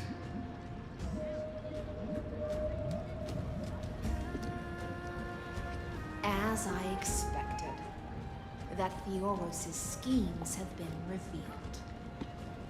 Thank you for your bravery, guests. It's time for me to dispel the Fantasia. I can't believe Hycelan's just used us as the other end of a telephone so she could listen to Lygus. Likely the final chance to change her mind. I will try to get you a chance to speak, and I'll also prepare for any contingencies. The rest is up to you.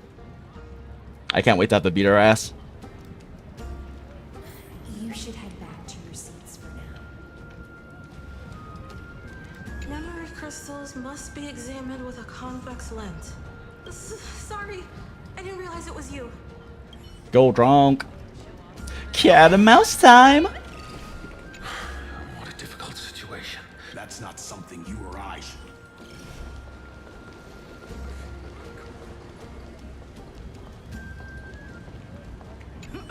Oh, I think I had too much. Didn't think you could get drunk on fruit juice.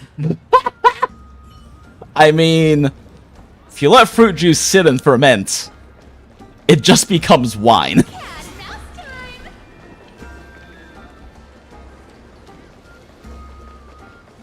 I don't know if there are any other interactables in the area. Oh, wait. Okay, fine. Cat and mouse time.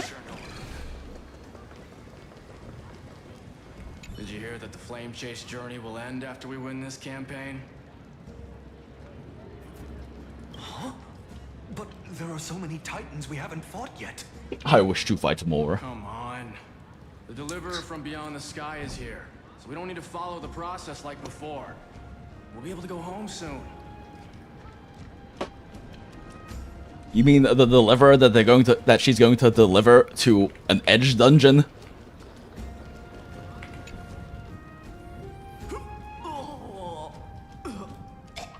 This honey brew sure wears off fast. Her getting drunk off fruit juice just reminds me of, like, the fucking terrible 4Kids translation of One Piece back in the day. Where in, like, one of the earliest arcs where they meet Nami and she's getting all of, like, Buggy's clown pirates drunk.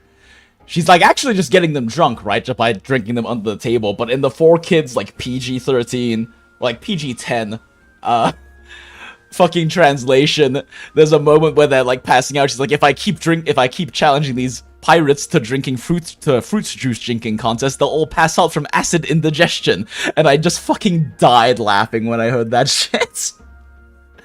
There's gotta be some repository that still has all of those awful 4Kids translations with the fucking pirate rap somewhere.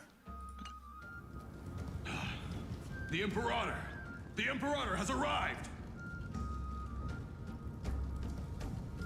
What a dramatic entrance. For formalities, I should be apologizing for my tardiness. Sit in the throne! Sit in the throne, tiny woman! The hour draws late, and I trust you have all had your fill of brews.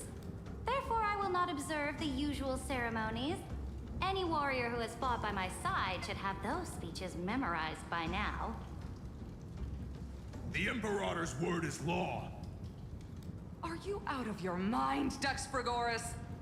The Imperator hates flattery most of all. But that's all he knows how to do. A joyous atmosphere is a better fit for showing me your resolve. I believe that you, my dukes, will do all you can to assist in the campaign against Fagusa, just as you always have. However, it's a pity that I have never tested your loyalty. Oh gosh, he poisoned the Kool-Aid. What does she mean? The purpose of tonight's banquet is not to raise our morale, but to establish which allies our alliance can actually trust. And sever the heads of the traitors as a toast to all before we march. Fun. Yes, some among us have discarded their vows in order to foment vile conspiracies. Now listen, these traitors are standing right here Fun. in daylight.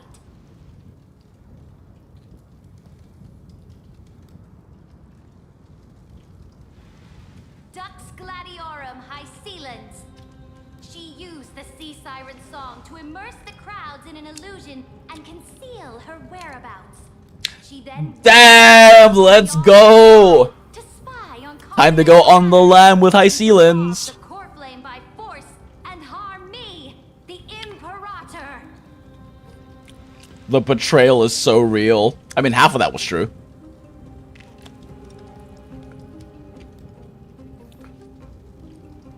So the whole thing's busted. Imperator, I can explain. Silence. Do you remember who used to own this blade? She met you once, back at the temple. Holy seppuku. Also, nice shot of Hycelans' panties. The head of the cleaners. She was the first to draw a blade against the Imperator, and personally made herself an example. Or I guess her short shorts?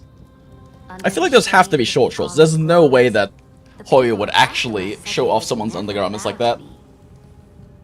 In the frozen, lethal fog, Hot the pants? people of Idonia Maybe said hot pants. They would never bow to me. At the beginning of the myriad paths, the people of Yanisopolis said they would never bow to me.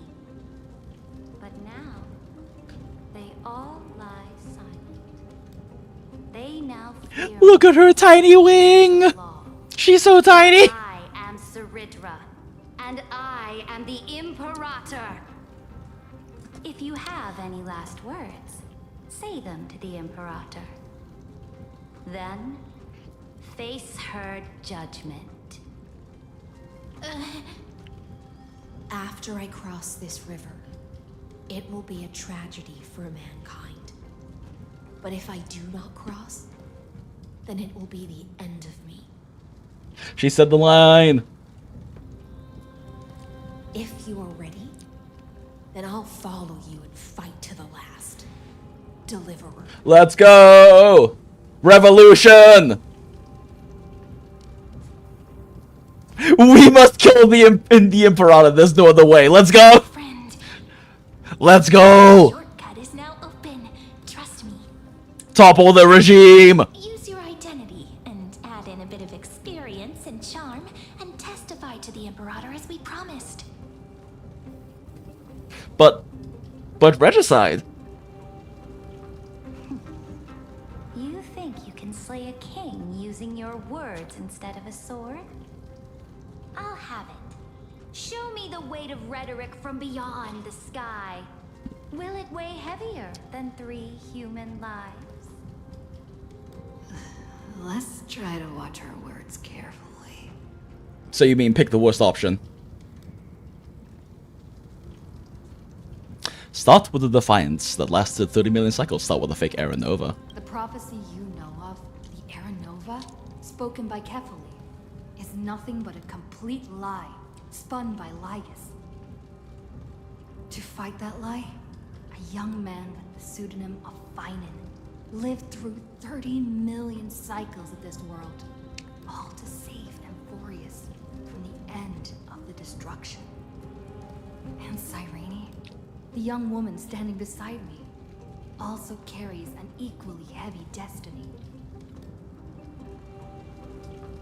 Saridra listens to your words silently.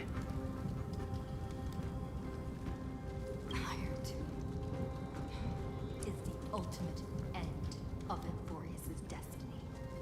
It is an embodiment of pure horror that walks the path of destruction and can never be tamed.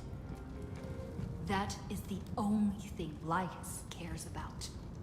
As for Euphorius, pure glory and campaigns, he doesn't care about any of those. He will most certainly betray you. When that time comes, all of us will be ground to dust by the destruction.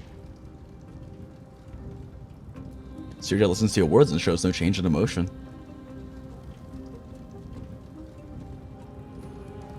I have seen many beautiful worlds. The road chosen by the Trailblaze is to explore, understand, establish, and connect. That will never change. We will continue our journey until we have united the entire cosmos. Therefore, if you choose the way of the destruction, then I'll place your ambitions in the same basket as Lycus and smash them into pieces with my baseball bat. Let's go, Stell!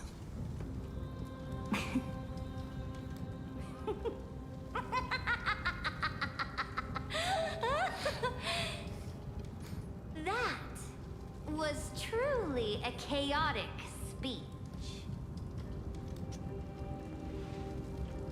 All that needs to be said has been said. Dux Frigoris, Dux Bromalis, escort the traitors to the prison.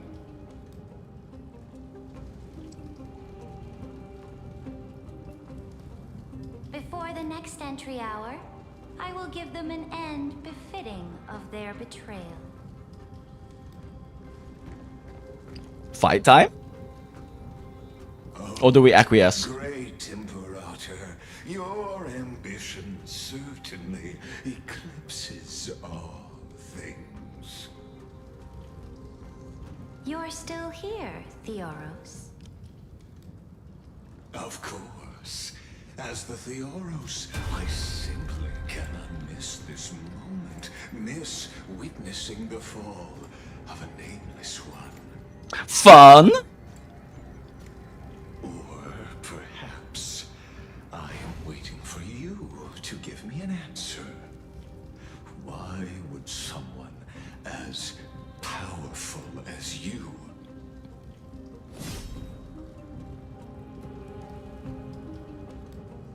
use such a clumsy excuse as imprisonment to ensure the Deliverer's safety?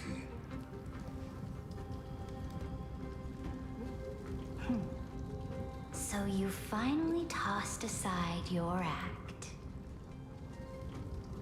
I must point out that you are just as impressive an actor. This banquet was always going to be... Of course he pronounces it actor.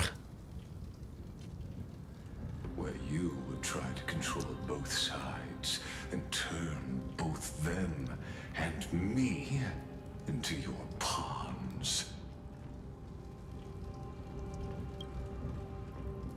That's right. That little Imperator never trusted anyone. She was always trying to see which side had more sincerity.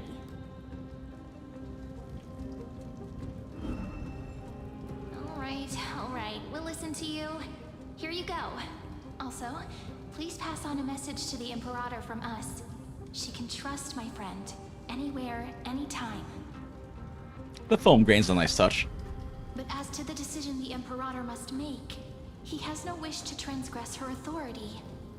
We just want to tell her everything we know. Cyrene's been playing the long game. Now, use your identity and add in a bit of experience and charm and testify to the Imperator as we promised. And we won.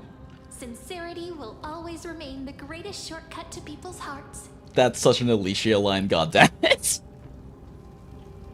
I can toss your words right back at you like Kyrgyz. Why would someone as powerful as you pretend to be immortal and kneel before me? Unless you enjoy giving flattery and prostrating yourself. Oh, he does. He's very into that. You are mistaken. I am only trying to ensure the experiment's autonomy, meticulousness, and perfection, thus avoiding any unexpected outcomes. A forceful intervention will only create larger errors, reduce efficiency, and introduce ugliness. There is certainly beauty in efficiency. Had you fulfilled your promise of giving the law to me and completing the Aranova, then the Amphorius would not have deviated from destiny's course. Oh, but you broke your promise. What a pity. In that case, I must carry out my duty as the administrator and eradicate all factors steering the Holy shit, Edgemaster is actually going to step in, take things into his own hands. Such as you and her. Careful. It's time for him to take control of his edge. What was that voice? Was it Oryx? A red jellyfish? What could this be? Found you. I finally found you. Oh god, the voice. Be careful. This land will face disaster. 9/11?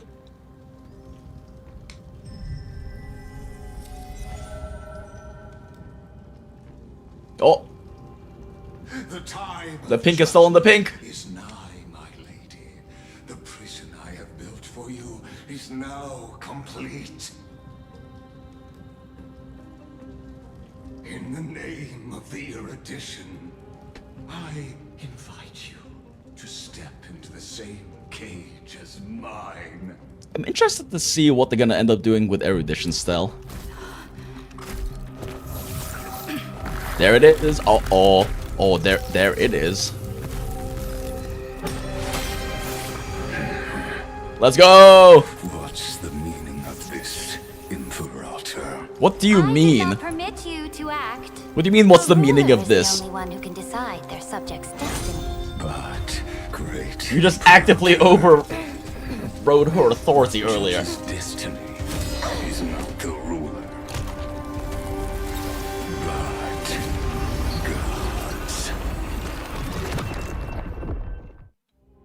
Womp. Don't forget, my realm only allows for the existence of humanity. Moreover, dealing out extrajudicial punishment equates to defying the law, and the culprit is to be sentenced to death. But you have seen how I can erase life from this world with just a clap of my hands. Yeah, and? I fear you are still quite unaware of your current situation. Allow me to reiterate. Nah, she'd win. I am giving you a simple choice.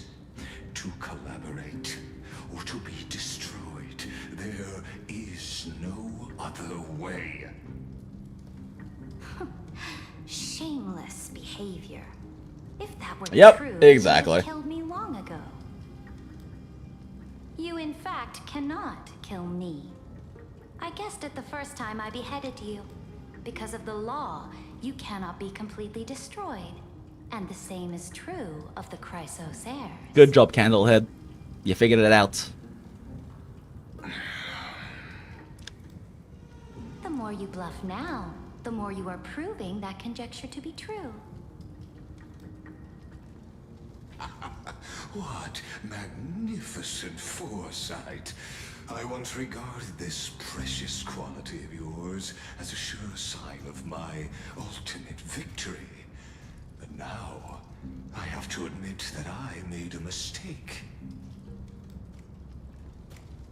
Yet As a mere mortal, how will you contend against the Theoros? We are both slaves to hubris. But do you know what differentiates us, Lycurgus? I will never be blinded by my pride. Or If I wish to break the scale's balance, I only need to appeal to external forces and use them for my own ends. let's go.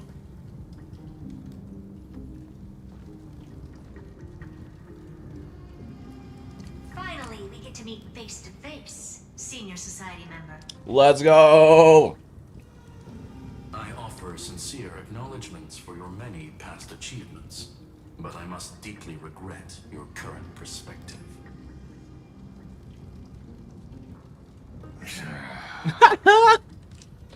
Trust me when I say that you aren't the only one feeling regret right now. Screw them. Wait, is Lygus Scroolum's daddy? So you two are the allies from beyond the sky the Deliverer spoke of, and why she demanded the divine authority of law.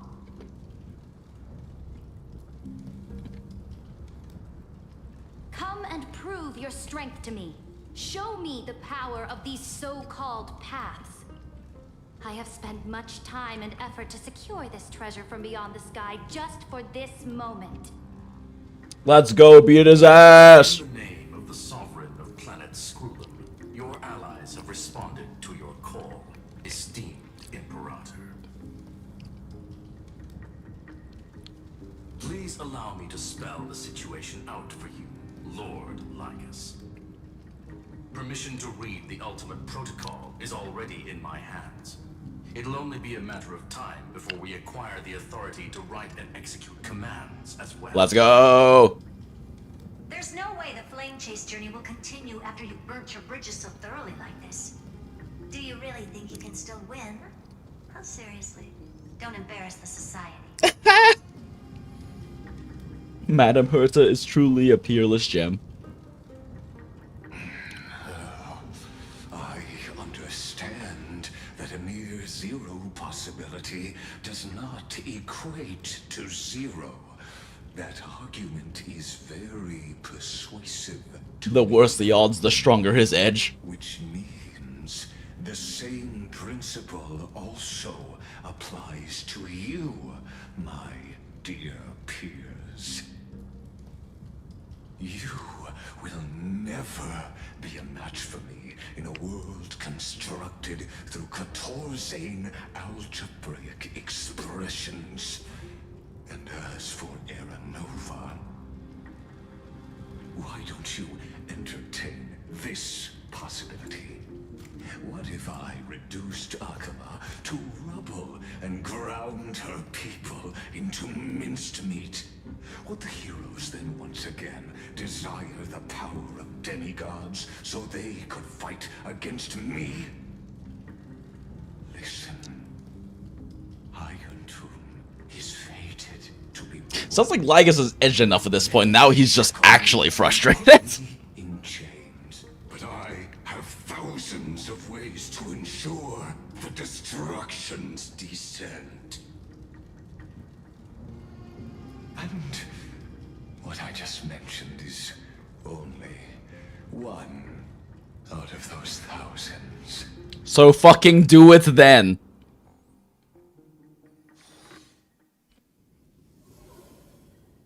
Oh. Oh, we're back here again. This is the place outside the legends? Well, now it read. This doesn't feel the same as before. How should I get back?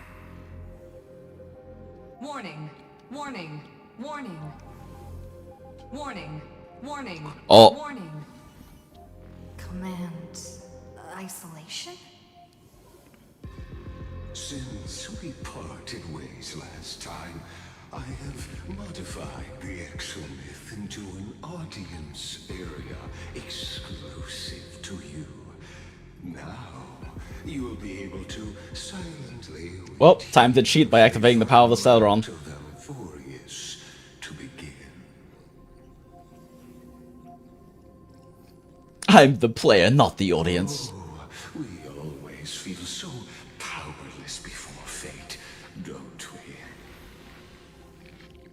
This could, in fact, be a wonderful opportunity for you. From the audience's perspective, you may better observe the workings of the erudition at a macroscopic level. In this place where time flows far slower than within Amphorius, you will witness the end of that world's saga. Why are you giving us more time to figure out how to beat you? Indeed, the speed of time here is infinitesimally close to that of the real universe you're familiar with. The answer concerning the prime mover of life and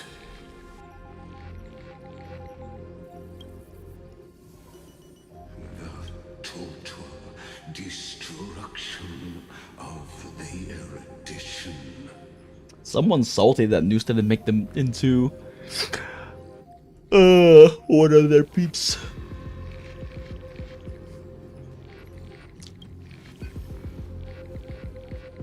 Do you see me as their faithful disciple?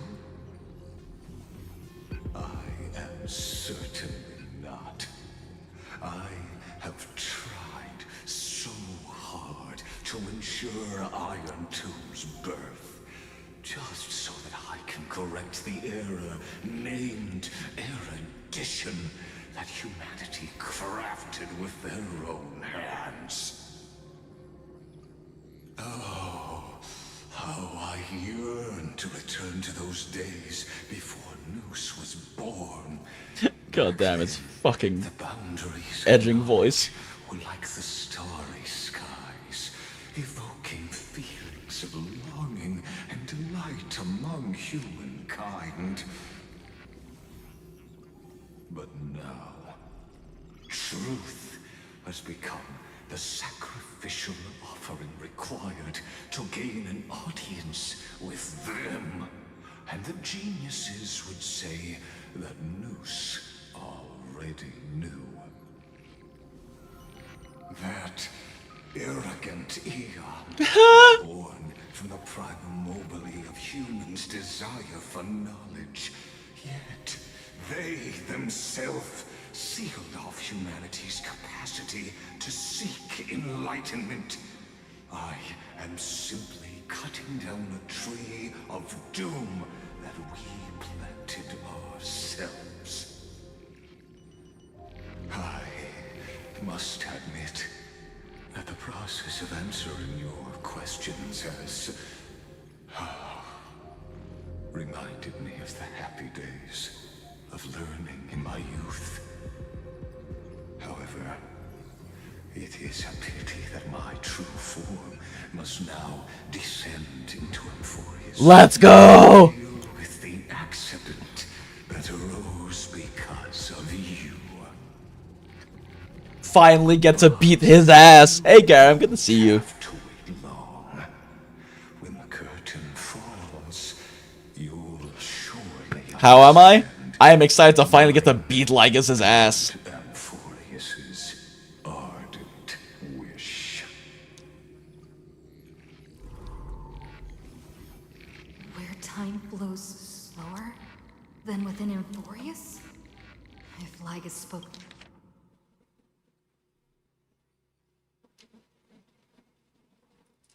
the truth, then I don't have much time left.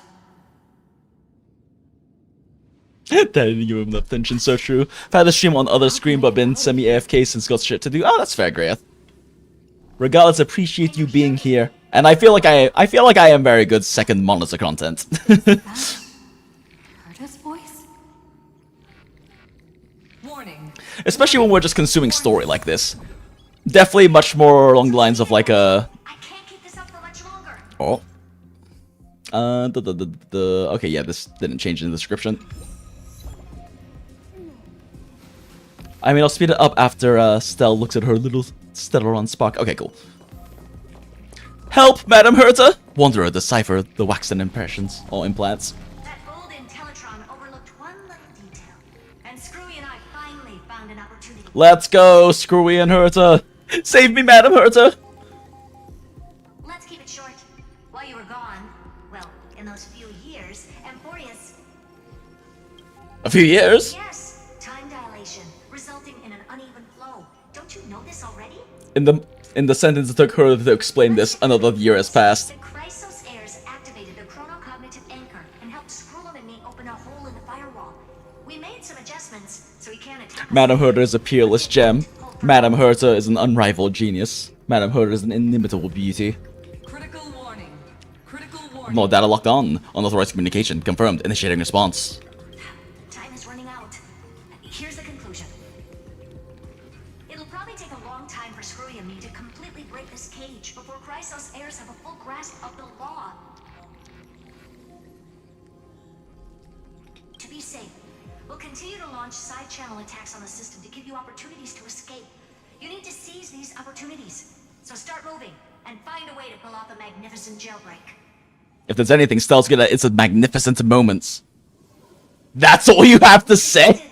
Another path's influence. Of course there is. Critical warning. Critical warning. We love the remembrance. Terminating unauthorized communication. Save us, 9/11. Madam Herta got timed out. So true. Is Herta saying a certain past faction has arrived in Amphorius? And I can ask them for help? Let's go, Memo Keepers. I mastered the powers of different paths in my previous journeys. Think hard and figure out exactly which faction has arrived at Amphorius. Man, it can't possibly be the path that we unlocked during this version of 3.x. Surely not. Showing my memories. Wait, hold up, what? Wait, hold up, what? Hold up. Are we gonna see pre-Astral Express memories? Do we get to say goodbye to Firefly again? With the Stellaron in my body. Oh, nope. I woke We up start from at Herta Space Station. and gained the power of the destruction. A world that'll give rise to a Lord Ravager would definitely draw the attention of the destruction. Stellaron in my belly. The Stellaron in my belly is gonna be super useful. Hell yeah, we love Stell Belly. But what if I end up pulling in the Antimatter Legion? Or the Annihilation Gang? Can they really help? Nanook, lend me flames hot enough to burn through this jail. You focus your mind, trying to sync your heartbeat's rhythm with the frequency of that dancing golden flame. This map reminded me when Ellie got deleted by HOC. Holy shit, you're so right! You're walking the line between sanity and madness, carefully steering the course of your consciousness, gently knocking on the door of destruction. Manifest your inner cabin. Ah, never mind. You gave up. The beckoning of the chaos was too tempting, and your current power level wasn't enough to fully resist it. If you were to fall into the black abyss of the destruction at this moment, perhaps everything would be lost to the void. Yep, we don't have 33 million cycles of anger and rage to focus us. Failure is not necessarily a bad thing.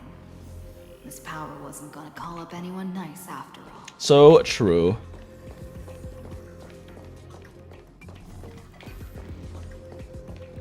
Oh. I obtained the flaming lens left by the architects, and gained the power of the preservation in Belobog. That's right. No matter how far away a planet is, The IPC is guaranteed to pay attention, as long as there's a... Let's go, space capitalism! Save us with the power of money! Besides,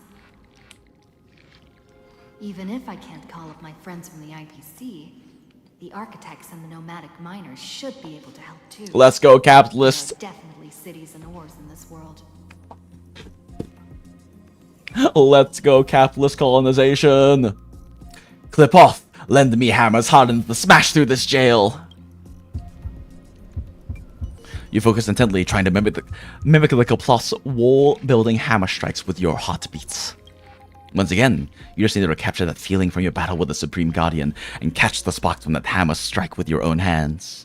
And you give up. But nothing happens! Clipoth ignored you, just as they had ignored countless devotees who looked up at them throughout the ages. Seems like since Amphorius has no overseas market, the IPC's hand can't reach it. I mean, everything is simulated. This is a great little sequence.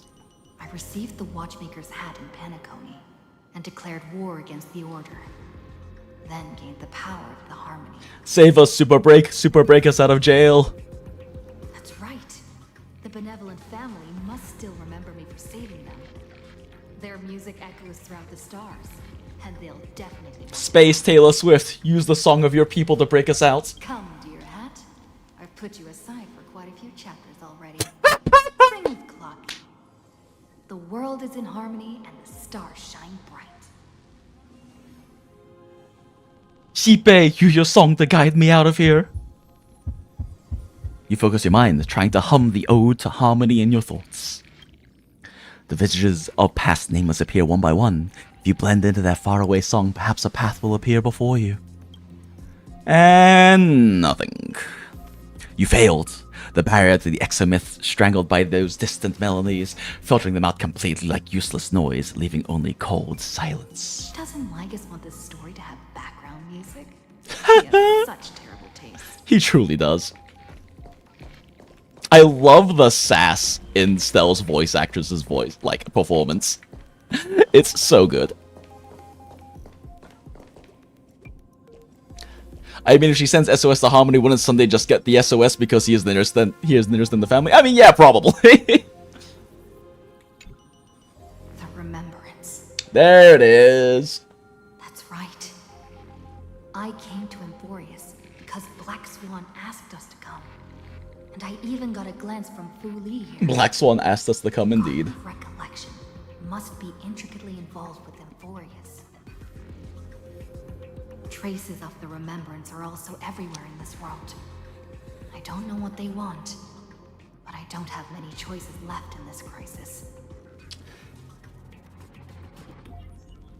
Trust me, long dash. You invoke the power of remembrance, awaiting the resonance of reinforcements. Oh, that's a nice little touch, going back to the ice. A little throwback to the old remembrance. After the power of remembrance flows through, something that should not exist here materializes before your eyes. 9/11? 9/11! I finally found you. Following the sound of memories. A path strider walking both the remembrance and the trailblaze. Well, Jen, hope you enjoyed the rest of the story. I need to rest. Well, have a beautiful day, everyone in chat. Oh, thanks, Garam. Appreciate you stopping by. It's always good to see you. Wait, this sounds like... Wake me up when September 11th ends. Their soft whisper is like a warm hand that takes up your soul and slowly disperses it beyond this realm. Warning, warning, warning. Oh dear, someone's not happy. Erudition's prison cannot stop us, for we lie outside the logic of zeros and ones. I love smug-sounding evil march. The cage of Logos. The mythos of Amphorius waits for you to continue its story. Let's go!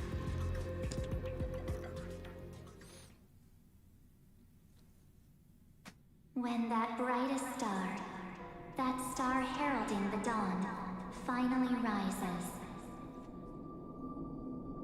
A boat, so used to drifting, at long last enters an island's safe embrace. Oh, Pathstrider, we have helped you break free. Hurry and set off. The Child of Remembrance awaits you. Yes, red jellyfish. I will do whatever you say, red jellyfish.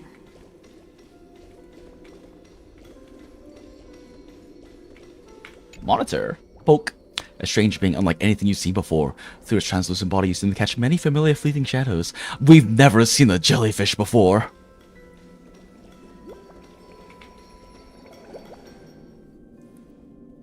Oh, you're finally here!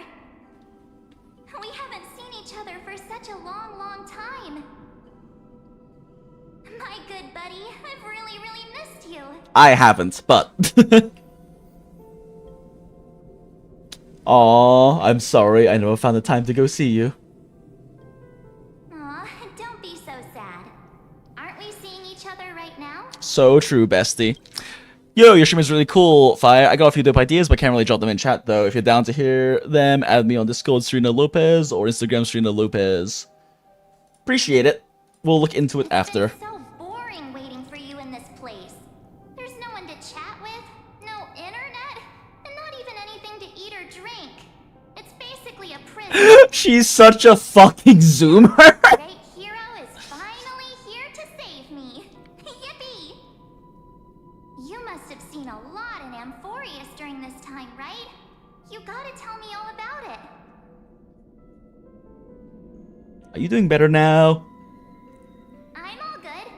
Look at how fit and active I am. But let's get out of this spooky place first. This is not a good spot for a reunion chat. Why don't you take me back to reality? A strange voice told me that I can enter Amphorius. That's right, Marsha's been waiting for us this entire time in here. A spooky voice? You mean better, Marsh? Let's head off. I still don't know what that world even looks like. Why does March feel so weird? Because she is. What are you standing around for? Do you actually like this place? Get moving. This March acting kinda sus. This door should be the exit. Leave with March 7th? ... Question mark. Your instincts are never wrong, Stell. Maybe my instincts are wrong. Let's follow her. Maybe my... Your instincts are right, Stell. Get the fuck out of here. Run away. Run away, Stell. We aren't getting you further. Okay, fine.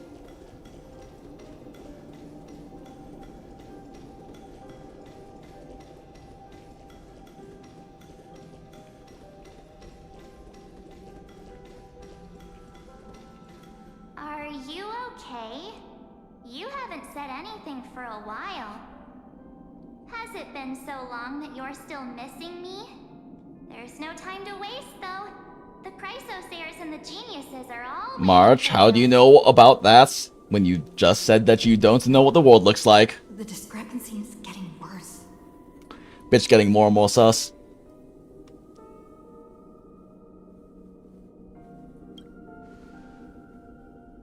Huh?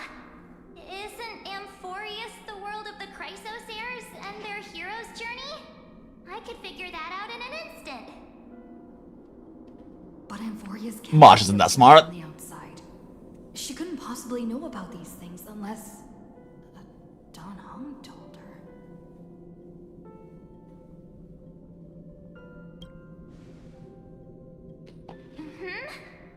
No, he's not. Maybe I just happened to miss him.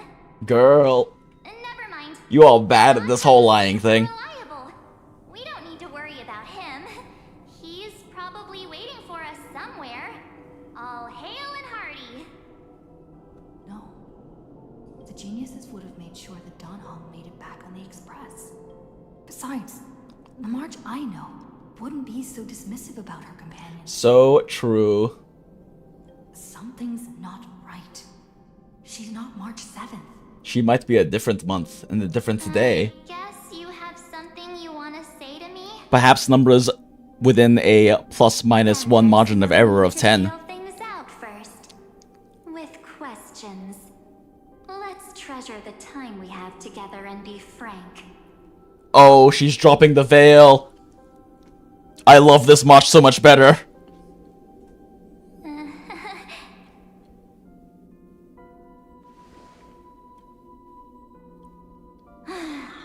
As expected. A glimpse of memory is not enough to deceive the bonds of friendship forged between the nameless. In that case, there's no need for further deceit. You're right. We are not the March 7th you are acquainted with. But we can send you back to Amphorius, as long as you are willing to help us. Habitual liars are not trustworthy. So true. We'll introduce ourselves to gain your trust. We are the Garden of Recollection. You should be very familiar with that name by now. Yes. Just as a The people that I talk with to play MOC. Time is quickly ticking away in Amphorius. Working with To be fair, they have given us a lot of jades at this point. of erudition. Erudition would treat any results unrelated to the experiment as garbage and throw them out. But we don't work like that. The Remembrance treats all these instances as important materials needed to weave the universe. We know what memo keepers look like. You could drop the creepy march masks. This would be child's play for a great hero like you. It won't be hard at all. Also, if your plan fails and the big bad Iron Tomb manages to get out, then the whole cosmos will be in danger. Wouldn't it be better to have an additional failsafe? As long as you help the Garden retrieve what we want, even if Iron Tomb reformats everything in the physical plane, we can use Remembrance to reconstruct the entire world. Or should we say Hold up. the entire universe? This is actually important to hear in Chinese. 多一个保底方案不是很好吗？只要你帮助一婷取回想要的东西，哪怕一切都被铁幕格式化了，我们也能用记忆重建世界，甚至宇宙啊！ Huh, okay. 所以，帮帮我。 Also, why does March sound so much better in Chinese? Find where Amphorius I think that localization is actually accurate. and bring it out. The I forget the exact words, but pretty sure. At you. Don't deny it. That storybook is the best evidence. So, there is an issue that has been run into with the localization of Honkai Star Rail specifically, where they are inconsistent about the terminology they use, particularly in context of universe versus world, that has led to a lot of EN, or I guess in general just non-Chinese lore people misunderstanding how the cosmology in the Honkaiverse works because of the inconsistency with the localization. In Mandarin, they are for the most part very consistent with the uses of like essentially the equivalent of world versus universe, since it does matter in terms of the Honkai versus cosmology, the difference between the two. Since it's based off of like traditional mini worlds theory, and that's kind of a part of a big basis of the imaginary tree theory, where each of the different worlds that exist are a leaf on the imaginary tree of all possibilities, yada yada yada. Really very complicated thing that I probably shouldn't spend the next like 30 minutes explaining and talking about, but there are cool videos on it if you look them up on YouTube. Maybe we'll watch them someday, actually. Like, the Honkaiverse cosmology is really interesting. But if I'm remembering, because I don't speak Chinese very fluently, unfortunately. I am a very bad China person. But if I'm remembering correctly, they are using the accurate terms there, so the use of world and universe there, I'm pretty sure is actually accurate. Because they have had many times in the English localization where they've swapped the two around, which is an important distinction. 多一个保底方案不是很好吗？只要你帮助一婷取回想要的东西，哪怕一切都被铁幕格式化了，我们也能用记忆重建世界，甚至宇宙啊。 Yeah, I'm pretty sure. I'd have to look it up again. I am actually very curious now. I'm gonna record this and look into this later. 多一个保底方案不是很好吗？只要你帮助一婷取回想要的东西，哪怕一切都被铁幕格式化了，我们也能用记忆重建世界，甚至宇宙啊。 Actually, no. I think maybe they have it backwards. Actually, I think the second word might be world. Yeah, I'm gonna have to look into this. You call it the thing you shouldn't explain for the next 30 minutes. I, an intellectual, call it a side quest. So true, Sash. There is actually a really good video that does a good job explaining a lot of this. God, what's it fucking called? Homu Honkai verse translation. Here we go. Yeah, so this video by Homu Labs is a really good one that does a very good job of explaining the nuances between, like, basically of what is essentially universe versus world versus galaxy, but in the actual accurate Mandarin terms, and how it has led to a lot of confusion. This is a very good 27-minute long overview of exactly what I was talking about, and frankly speaking, Homu Labs is much better read on and more experienced in the subject matter than I, so does a much better job of explaining it. One day maybe we'll actually take a watch at this, because it is really interesting and explains a lot of confusing aspects of Star Rail specifically that are especially confusing if you're into like Honkai Impact 3rd and GGZ lore because of the inconsistencies. But yeah, I'm gonna have to look up the terms again, but I'm actually pretty sure this is backwards. Because the way that this is phrased suggests that the entire world is smaller than the entire universe, but that's kind of the reverse of how it goes. World being something along the lines of a world line or a timeline, while a universe is a more physically isolated, like, subsection. 我说，你不会是要被他们的花言巧语打动了吧？ Oh, do I have it backwards again? Fucking, I have to rewatch that video. I might actually have it backwards again. I'm trying to remember. Because worlds are considered leaves on the imaginary tree. Okay, anyway. There she is! Back to English. Little ones to lead you out of the prison. Say, you aren't seriously gonna be moved by their pretty words, are you? Why is there a beta sign here? I am the one who commanded those little ones to lead you out of the prison. I love how mocking her tone is. She's here! It's September 11th! I didn't expect to attract little gnats trying to take advantage of the situation. While remembrance can help you return to Amphorius, there's no need for you to do it the way they want you to. Of course, there's also no need for you to make any deal, or pay any price.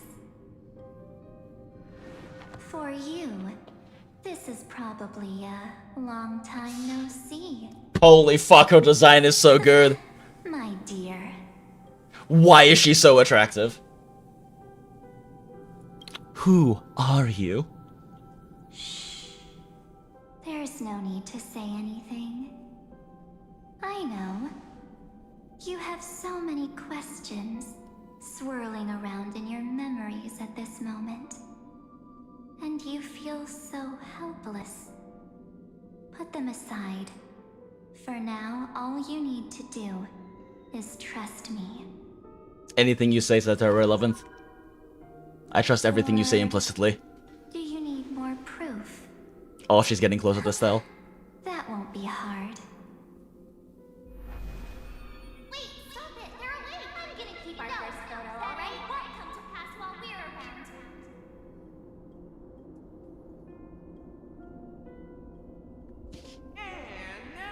The statue. Is that Don's brother? Eating less carbs. I forgot about that line. Oh, did you hear that? She just called me, but I'm not here. Full of pain. We won't escape from it. Friends. Found family. Maybe a couple of punches will help to jog your memory. Question is, how many copies will you pull? Still only one. I'm not really into pulling multiple copies of characters in Hoyo games. It makes too big of a difference gameplay-wise. Right. I don't want to lie to you, which is why I will not use her name. Holy shit. This illustration is gorgeous. I must paint her.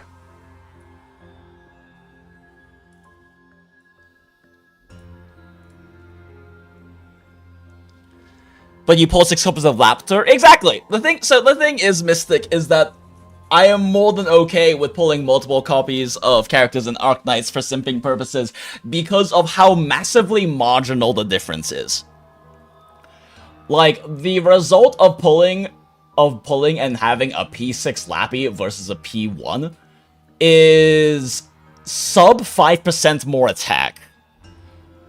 A 25% time reduction on her talent that makes her build up ramping extra effects for her drones, which is incredibly minor because in terms of, especially with, you know, agents and flag bearers existing, she's going to max out those bonuses anyway by the time her second skill cycle comes around anyway. So it doesn't really make anything much of a difference. And then her giving every Syracusan agent, or every Syracusan op, an extra 2 initial SP is not very significant. On top of costing 2 SP less. Like, yes, can it make a difference? It can definitely make a difference.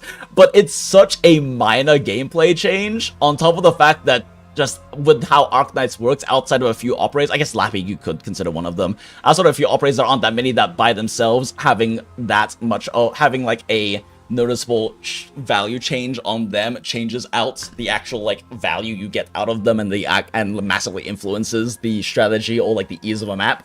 You know, outside of shit like fucking Vishadel and whatnot. I guess Lap Alter in terms of with certain synergies like Global Burn, definitely that can be the case, but it's such a minor difference in efficacy, it doesn't really bother me that much. But with the amounts that changes, especially with like the low difficulty floor and ceiling of Hoyo games especially, I just don't really enjoy it. I find it changes too much that it makes it less enjoyable for me. Because of where the difficulty is already. But when it comes to Arknights, it's something that is very actively adjustable for me because of how Arknights works as a game. Because if I feel like me using my P6 Lappy with the incredibly minor advantages gained from her being P6 versus P1 in Arknights is ruining the challenge of a level, I'll just run shit other agents instead to compensate. Instead of throwing down UPP and read Alter, I will just use different lane holders that are more shit to compensate. Because Arknights is a game that allows you to be more adjustable and do those things. I don't really ever use Global Burn unless I'm feeling fucking lazy. Because it's very busted. I see, for Hoyo games, copies means a lot more. Yeah, exactly, Mystic. That's the big thing, is that, like, in Hoyo games, it's very significant to get copies, especially when you're aiming for the good level of copies. And also, like, when it comes to, like, Hoyo games, too, I enjoy having, you know, an E0 or whatever level of power level to have a better relative understanding of both like the power level of specific characters and comps, as well as how they fare up compared to general difficulty creep in the game, right? Like, the fact that my Acheron, that my Yayi is still E0, means that I do have an accurate experience with how an E0 Acheron still performs in current endgame as power creep and as difficulty creep has happened. And, like, she's still plenty able to clear, especially with, you know, an E0 S1 Cypher and E0 S0 Jiao Cho on the team and an E0 S1 Adventurine. Like, she's more than able to clear sufficiently. Zero cycling is a bit impossible at this point with an E0, but that's fine. But I get to have an accurate understanding and experience with that because she's not E2, and because she's not E6. And if I had an E6 Acheron, I just wouldn't really enjoy playing her, honestly, because she's just, her values are too inflated. So yeah, I mean, that really is the big thing for me. Yeah, exactly, like, yeah, exactly, Grath. Potentials are mega minimal. It's really something you do because you're simping, right? You do it because you love a character, and not really because it gives you that much of a power bonus. The most powerful ones are usually where you get the -1 DP cost. Yeah, exactly. Like, the -1 DP cost is, the -1 DP cost is nice, but, and it can be a big difference, but it's 95% of the time, it makes no difference. And then the 5% of the time it makes a difference, it makes a big difference. Exactly, just use Melantha. I mean, my Melantha's not built, but I have plenty of other shit lane holders to throw in there. In Hoyo games, you can double or triple your character DPS and maybe trivialize energy issues. Exactly. Like, it, and even if outside of that, it can very much just noticeably adjust and adjust, like, how the character works fundamentally. Like, you can straight up just remove issues with the character kits, negatives that are used oftentimes to balance out the rest of the kit otherwise, right? And I just don't really enjoy that. I mean, frankly speaking, the only Eidolon in this entire game that has ever been really tempting to me, in terms of a limited character, is Boothill's E6. And that's because if I could have Boothill's E6 in the idea of Boothill having a blast attack without any of the damage gain, I would probably wail for that, I'm not gonna lie. Because the concept of Boothill being a blast character is fucking comical to me. I would love to experience playing a blast Boothill who didn't do any more damage than he normally does currently. The problem is the process of E6 requires me also tripling his damage in the meantime, so it's, you know, a thing. But if I could have a blast Boothill without the damage gains, I would love that, because that sounds fucking hilarious. That sounds like a very fun team to play, right? But yeah, it's the same thing in Wuwa. Like, in Wuwa, I have a S2, is it Sequence 2? I forgot what Resonance Chain. I have an R2 Chong-Li. And honestly, the R2 Chong-Li changing the values, especially with how in WoWa I like to try to push specific, like, clear times and kind of get assessments of how teams perform, right, by actually molding the content and molding for specific clear times. In a WoWa, her being R2 actually does fuck with that a lot, which is why I specifically have my Chong-Li built to invalidate that damage bonus. She doesn't run a 5 set, and she runs like a Spectro damage 3 cost on her build, because the loss of the damage from her losing her 5 set plus her losing the fusion damage bonus from that 3 cost is within a 2% damage, is within a 2% margin of error with the damage increase she gets from R2. I've specifically calculated this because it bothers me that she has stat inflation.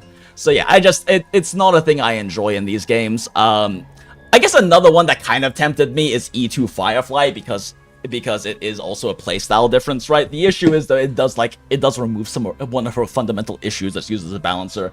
It's a fundamental issue that I don't think she should have in the first place, frankly. They've made Firefly way too fucking shit with the design of Endgame since she came out, but yeah, that's how I feel about it. There's nothing, I have nothing against, and don't take this as me, like, talking shit about anyone who does pull Eidolons. Play how you enjoy the game, right? Like, if you have more fun with the game because of it, and you're not hurting yourself financially doing so, right? Like, you're still spending income you can afford to spend on your entertainment for it, then fucking go for it. For me, though, I know from experience that pulling for those kinds of things and having those kinds of stat inflations does result in me having less fun with these games. I simply enjoy these games less having those stat inflations because of things that I find fun in the game being affected by it. But in Arknights, my Vishadel and my Blappy being P6 barely makes a fucking difference. Frankly speaking, it's such a minor difference, and if anything, it's something I do to just, as like a simping thing to show my devotion to the characters because I love them so much. And it's such a minor stat and gameplay difference, I don't care. Why not build Melantha? Kyosen will be mad. Because, Mystic, because I still have not invested in any of my lower rarities, and I really need to for IS if for nothing else, right? But I still have a bunch of 6 stars I haven't really full invested in yet, because when I'm not doing events, I farm 1/7 to farm more pulls, so I don't have enough resources to build them. And I make this choice because I started playing a year and a half ago at Vishadel's patch, and I don't have enough. I have too many characters. I don't have enough characters that I want yet that I would prefer to farm up tiny scrapes and drips of pulls over actually finishing off building the rest of my good 6 stars. So I haven't gone into the low rarities yet. I do want to eventually. But right now, instead of using my LMD and my sanity outside of, since the last event ended, using my sanity to build up, like, make my Spectre finally fucking M3 and Module 3 and shit like that. My Spectre Alter, rather, my Spalter M3 and Module 3, instead of getting my Reed Alter to M3 from M2 and my Swole from M2 to M3, etc, etc, etc, right? I haven't spent those resources, I haven't been farming those resources because I'd rather farm pulls, because I have to pull fucking Monster, and an Exuciate Alter comes out, although I'm not sparking this anniversary, thank fucking god, because I already sparked Lap Alter and Vishadels and use. And I had to get Exuciate Alter and Lemon, and then we have Tragodia, and then after Tragodia, I can chill for a second. But I need every goddamn pull I can scrape right now, because this gauntlet of meta units and waifu units is fucking insane. Anyway, that's my Arknights rant for the night.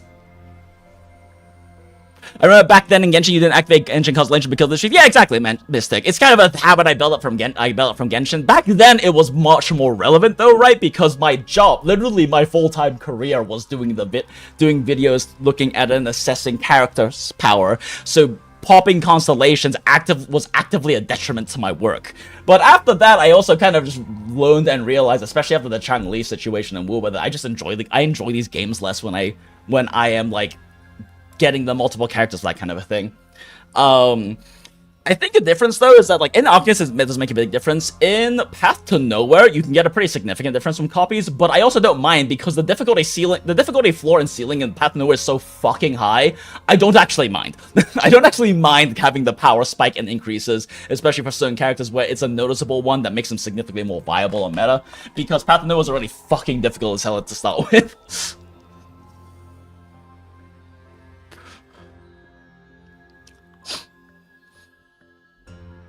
Jinx, you should max out your 3 stars in Arknights, Paradox Simulation. I know the Paradox Simulations give 200 a random. Probably as efficient for pulls in the random farming.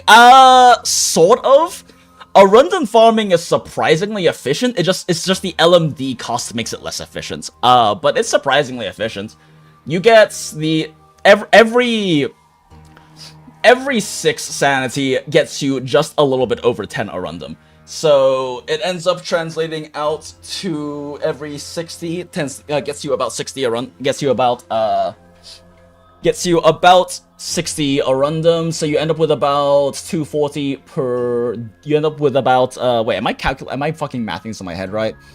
Blah, blah, blah. You get 6 Ori rocks. You get 6 rocks from burning 36 sanity, and that translates to about 60 a random. So over the course of 360 sanity, which you get just shy of having daily pass and burning all 240 in a day, because 240 in a day is 240, and then you add in the extra 60 from. You add in the extra 60, so you have 300. So you're just barely short of getting the 360, which ends up being an extra.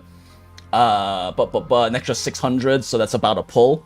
So you're able to farm up slightly under a pull a day from farming 1/7, that's not that bad. That's a pretty decent noticeable amount. It's just it costs you a fuckload of LMD. So if you don't have like a Proviso and a good stockpile of gold ingot or gold to spend on getting more LMD, it's a bit hard to keep up with the LMD cost, but it's a pretty decent rate. But I do definitely need to like actually max up my 3 stars for Paradox Simulation for sure.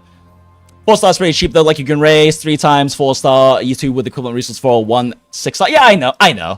Man, I'm so low on pulls, says the man who goes for potentials. Hey, that's why I'm low on pulls, Grid, okay? There are certain characters that I love so much in Arknights, they are worth throwing the kitchen sink and my mortgage at. I don't have a mortgage, but you get the analogy. There are characters that I find worth doing that for. And then on top of that, I don't even go for potential sometimes. It's just I am a newer player and there's older limited characters I want, which means I have to spark. Like, I don't care about you that much. I got you, and I only needed 1 copy of you. I do not care about Blaze Alter. I have a fucking P4 Blaze Alter just from pulling, and she's still level 1. But I pushed to 300 pulls because I wanted Shu. And the only way for me to guarantee getting Shu is hitting 300 spark on fucking anniversary. So that's why I ended up with a P4 or P3U. And it's not because I wanted copies, it's because you have to hit. It's because Spark is at fucking 300 for anniversary and Arknights. Lappy, I did intentionally hit P6 because I hit P5 by the time I hit 300 Spark and got myself. I was planning on getting Virtuosa, but I got lucky and got her and Mumu from the 300 pulls. So I ended up getting. I already had Spalter as well, so I think I ended up getting Neural Alter. I don't really care that much about NTR Knights, but you know, at that point it was like her versus fucking someone else I didn't care about. So shrug. But yeah, I did intentionally P6 Lappy. I did push an extra 80 pulls to get my last copy of Lappy, so I ended up doing 380 during her patch, but I literally started playing Arknights because Lap Alter got announced in CN, so she's worth it. Vishadel was kind of an accident. I pushed to 300 on Vishadel because that's the patch I started playing on, and then I just happened to get P5, and then we just did CC, and I was like, fuck it, what do I spend this on? I guess I'll P6 my Vishadel.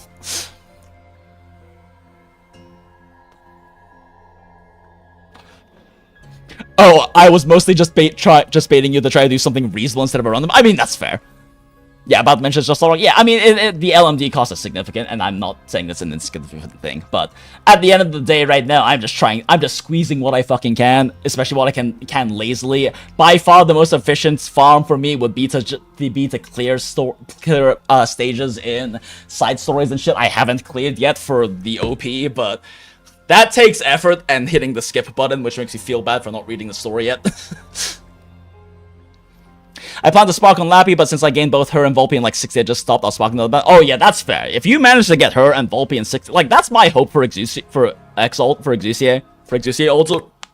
What I want for Exucier Alter is to get Exucier and Lemon as soon as possible, and then save everything for fucking Tragodia, because I was looking at the limiteds for Exucier's like cycle, right? And there is not a single one I want that I don't own already. So like I don't care to spark. I'm 100% gonna be sparking Summer Anniversary because I want Aya Alter. Because I think Aya Alter is pretty much the last limited that's not a Sui sibling that I want. There are Sui siblings I want, but I didn't get lucky and get any of them, and then ended up sparking Shu in the last one. So next Chinese New Year, we'll get another Sui sibling. I would really want NTR. Knights, Neurals are awesome. They are awesome. It's just that from a mechanicals, like I haven't done enough of the Neural storylines that have that much attachment. I've done like 80% of Blemmy's story, and I haven't done the other stories, so I'm not that attached to them. But NTR Knight is funny. True damage is funny. And hella drop units are funny even if they have like a fucking 90-second redeploy time. I really need Hoshi Alter on that limited. That's true. I do want Hoshi Alter, for sure. I do want Hoshi Alter. But yeah, I mean, really my main thing is that Aya Alta is by far... Aya Alta is by far the most borrowed fucking unit for me now that I own Shu. Shu was my most borrowed unit, but now definitely Aya Alta is my most borrowed unit. Because on some maps, it's just so much more unit efficient to have global healing. And then also, fuck elemental damage, I don't want to build Honeyberry. I don't want to spend resources on Honeyberry, okay? I'd rather just wait for Ayaberry or borrow Ayaberry in the meantime. Okay. Now that the Arknights tangent is over, back to sexy March 7th.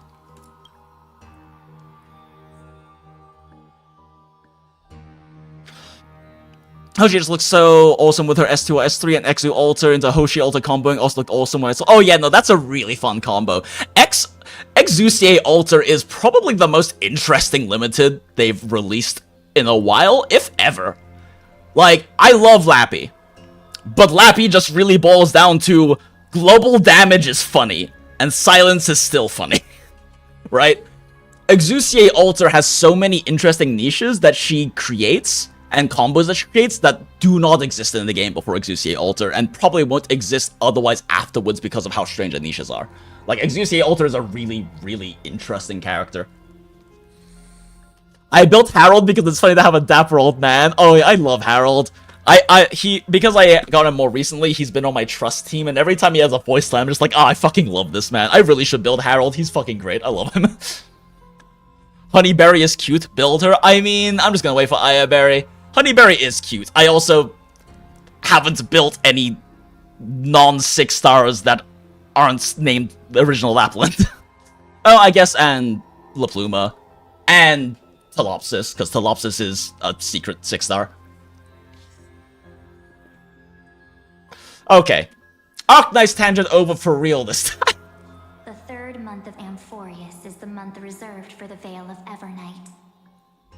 So, place me into your memory using the name Evernight for now.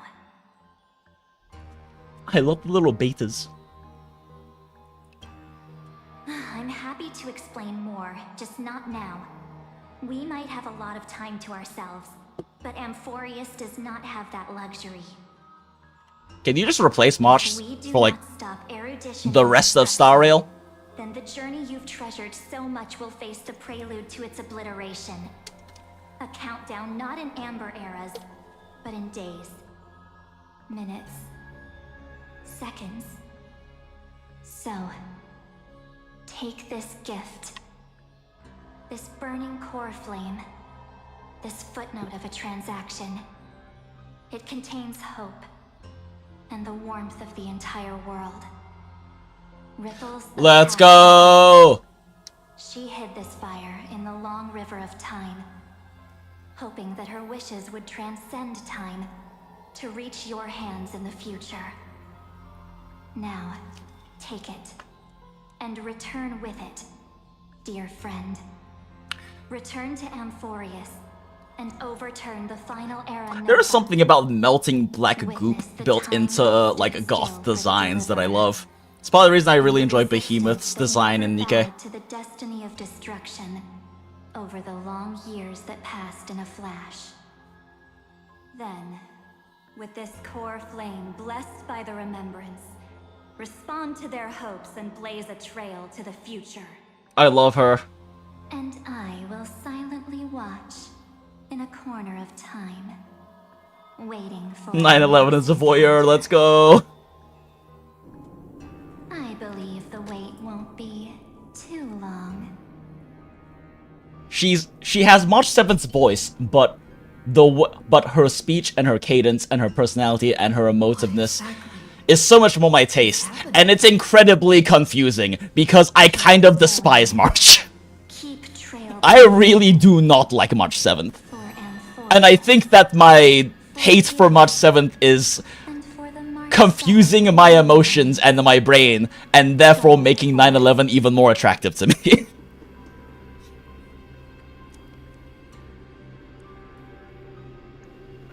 I trust in March, even if she no longer looks the same. Who melted the candle there? Exactly. Do you think Evernight will be fine as main DPS with a Castress? I mean, yeah, probably.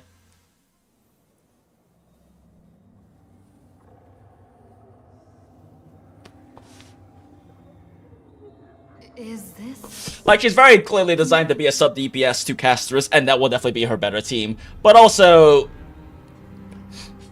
it seems likely she'll be fine as a main DPS. I mean, realistically speaking, the floor...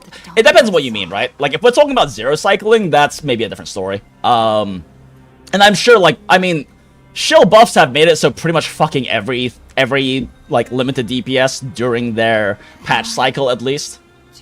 Or the pulse cycle can zero cycle, but whether she'll be able to do so in the future is a different story. But, I mean, 5 cycle? Yeah, I'm sure she'll be fine. At least with, like, ideal teammates, basically all limited DPS that aren't, or all more recent limited DPS are fine for 5 cycling. Difficulty floor is not really gone in that. I mean, fuck, my fucking Acheron's still fine for 5 cycling, even before I got Cypher. To be fair, my Acheron's kind of jacked. I have very good gear on them, but not Cancer level gear.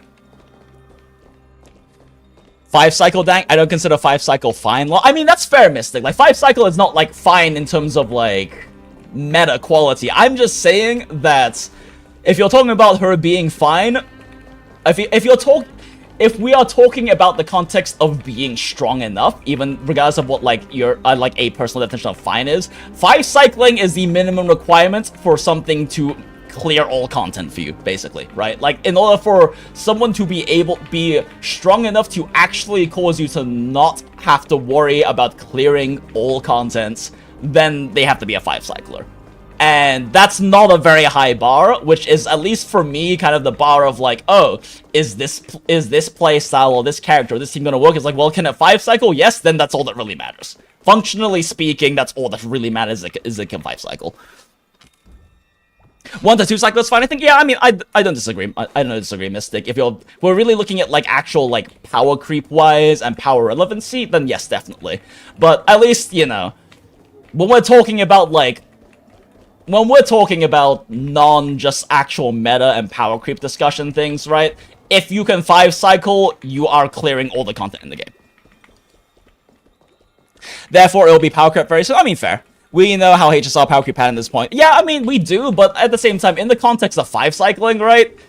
There's still a lot of 2.x teams that can 5 cycle. I mean, outside of, like, hard AoE content, Boot Hill can still 5 cycle just fine. Firefly's been able to 5 cycle a decent amount of content and whatnot. Like, a lot of older, massively power creeps DPS can still 5 cycle fine. For sure, there are those that are going to remain relevant for longer, like Acheron has due to just the nature of her kit and Nihility supports.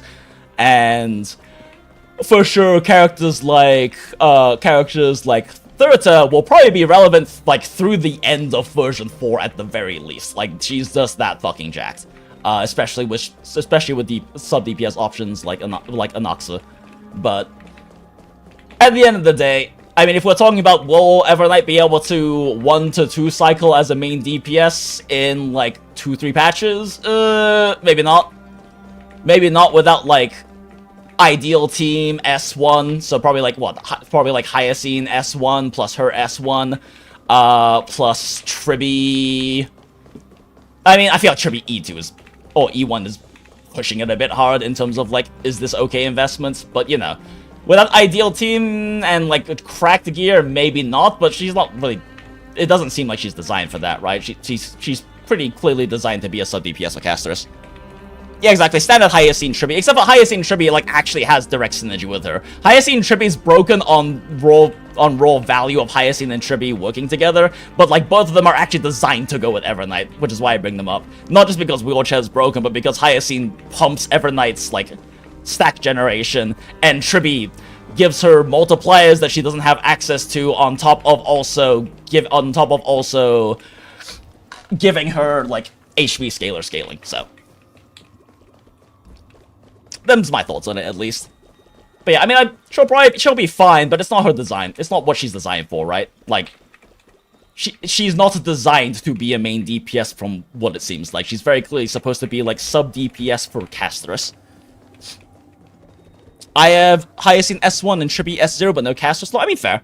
I don't have Hyacine or Tribi. However, for the sake of Evernight, because I so far love 911 enough, when Hyacine comes back, I'm probably gonna pull for Hyacine S1. Specifically for her. I mean, I did pull for Hyacine, I just lost 50-50 and didn't bother pushing it.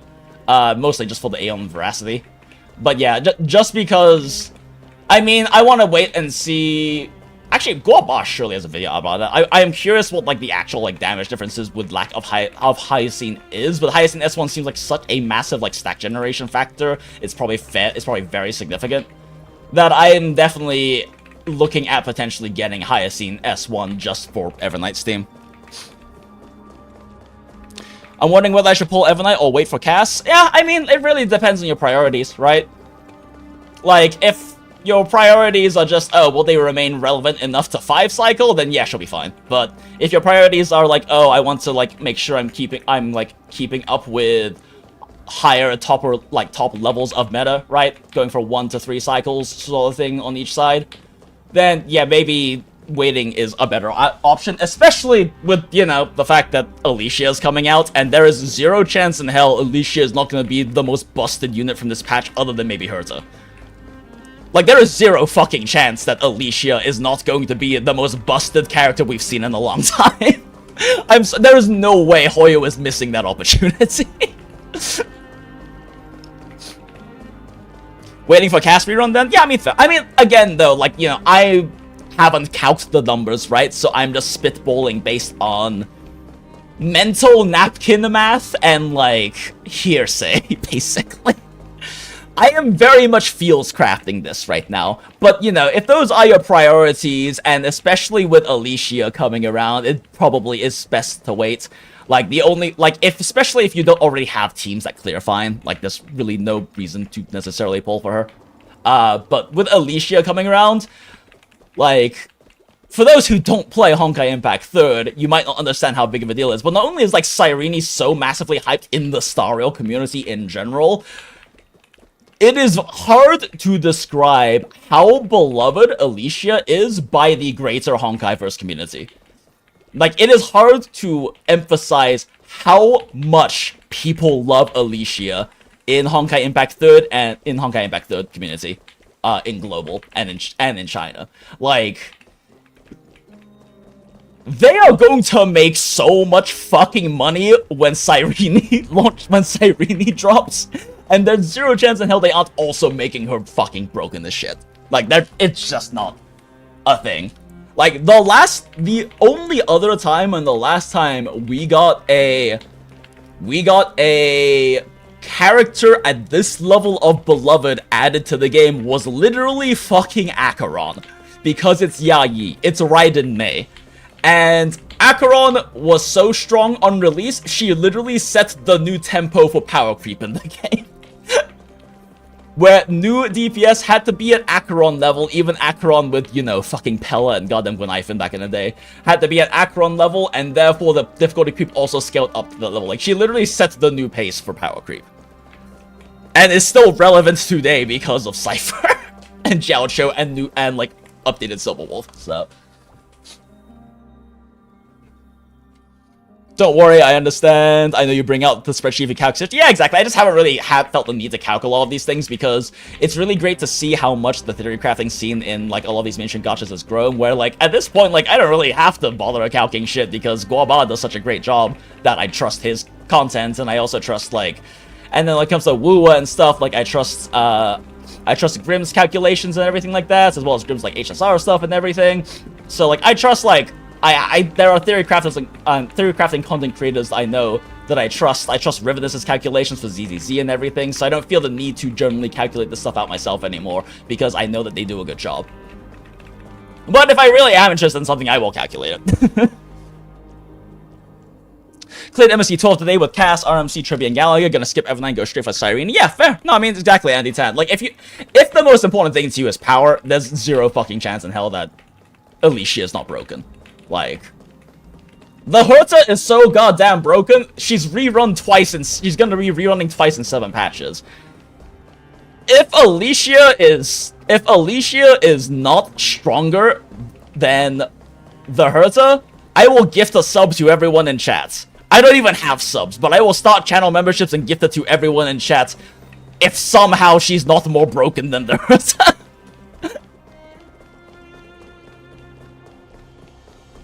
Okay. Anyway, optional. Investigate the fragments of recollection here.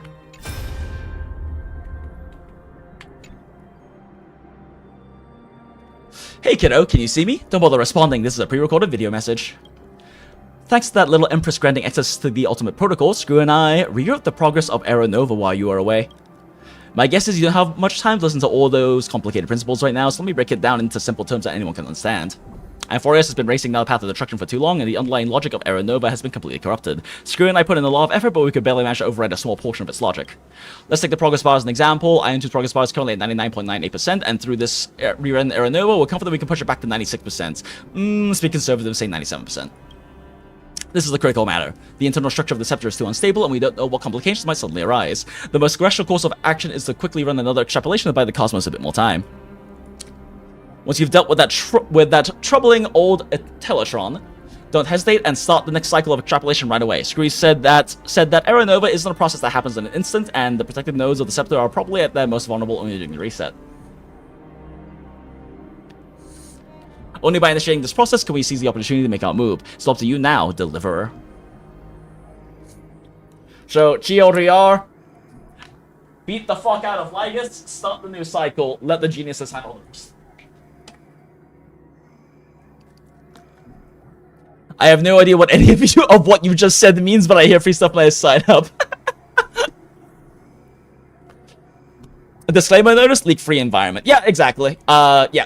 That is definitely a thing, chat, is that we try to keep things free of leaks here in the Goondola To Gacha Hell, just to keep it so it's like it's a space that people can be confident they won't have to worry about dreams in, because that is the fun little cute term people use for leaks and whatnot. Also, a lot of content creators aren't willing to admit this, but it does also mess up. It can also mess with sponsorships, which I highly doubt Hoyo will ever give me a sponsorship in the future, because I take all this shit way too casually anyway. But, you know, it seems silly to burn those potential bridges and close those potential doors. But also, I just think it's better to not, you know, discuss these kinds of things. There are plenty of other places to discuss that, and also plenty of places where you can kind of... Plenty of places and individuals you can hang out with and discuss these things with. But that being said, you know, from what has been officially released about Evernight's kit, she seems very clearly supposed to be a casteress sub-DPS. And that makes sense. And, again, don't know numbers. I feel like the embargo has to have dropped, so Guabob probably has a video about it at this point, right? But I haven't really checked. But I don't know numbers, but based on pure design principles and also just, like, historically speaking, like, she's going to be a sub-DPS and probably not built to be as a main support as much so. Like I said, though, feels crafting, I would definitely say look at Guaba's video if it's already out or when it comes out. And also I know the theory crafter Grimro, who handles Honkai Star Rail's theory crafting and Wua's theory crafting on Pridwin.com. I know people have varying opinions of Pridwin and their assertions, their tier lists and stuff like that, but at the very least for the two games, Star Rail and Wua, because different theory crafters handle the different games, I can definitely vouch for their quality and validity. So, also probably read his write-up and see, unbalance that information and see if you'll end up wanting to pull Evernight or not. Just, you know, keep in mind that, I am very, very confident in saying that Cyrene is going to be fucking broken as shit. Okay, investigate the anomaly in the Spirit Basin.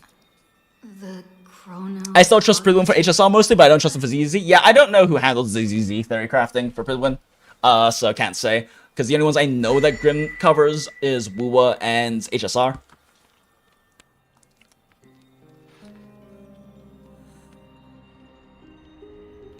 There's so much I wanted to say for our reunion. Yet now that you're back, there's only one thing to say. Help! Welcome back, friend. Oh no, why is she blind? Oh, never mind. It's been such a long, long time. It's literally been 3 minutes for Steph.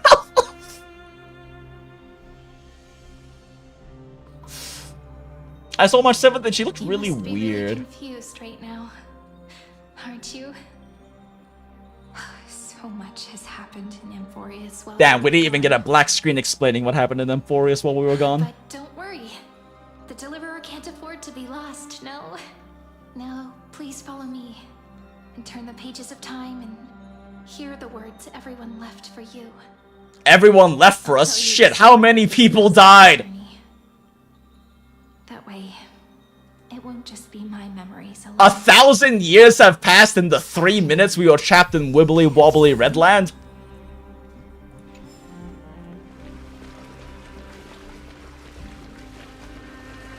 Excuse me?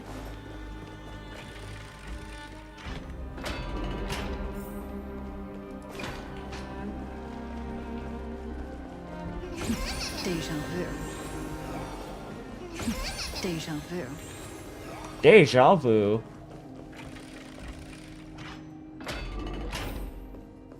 The scenery of the past has resurfaced. What do you mean, Jinx? We've been discussing Alchemist for about Alchemist for 1,000 years. Time flies. Oh yeah, you know what? You're right. Still had to wait for nights. Time flies. 200 years have passed. Jesus! We had to return 3 core flames of law, romance, and ocean to stop Lygus, but Damn, we didn't get to fight for Gusa. Terravox has fallen. The 2 Terravox, geniuses no! vanished without a trace, and Zeridra embraced her fate. Damn. At this rate, We're never gonna meet Terravox. Era Nova will come, and Emphorius will fall into the destruction.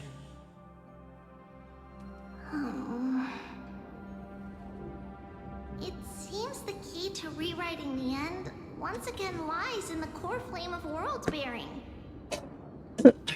According to the instructions left behind by those 2 geniuses, we must get it into the Deliverer's hands, no matter the cost. But how? We need to find a way to hide the core flame. And we must buy enough time to keep Lygus at bay. About that, Rini might have some good news. She had that dream again last night, but the Titan's voice was clearer than ever this time. She said, pass the flame into the future. Is that a prophecy from Orynyx? She chose to side with humanity this time and hide one of her kin's core flame? It seems Emphorius' fate isn't sealed just yet. Let's go. You're right. History has changed. Humans Baking soda peroxide. their all to keep this world going. Perhaps a relay across the ages is finally about to begin somewhere out there. Unfortunately, life will never go smoothly. There she is! His army is already at our gates, and their commander, Layden. that Lycurgus. Of course. He's right outside Akama. Light calendar 3960. Zeridra, under the pretense of a campaign against Fagusa, sacrificed 500 Chrysos heirs to complete the trial of law. This tragedy shook everyone in Emphorius. That same year, Zeridra the Imperator was assassinated, after which Aglaya the Gold Weaver took command.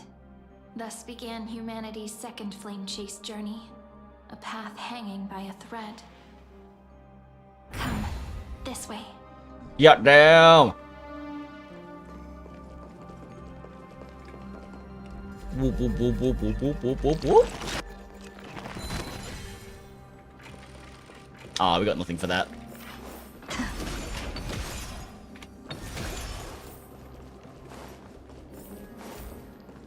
Go forth, etch into memory the chronicles written in blood. The eternal holy city? What part of that eternity ever lived up to its description? expressions in poetry. Man, motherfucker's just really breaking the whole no direct interference thing, huh? The Marmorial Palace lies in ruins. Countless mortals have perished because of your... Yeah, but all those mortals will cease to exist when you accomplish your goal, so... It's time you learned the cost of refusal. Now, answer my question again. Where is Kefali's core flame? Fuck you.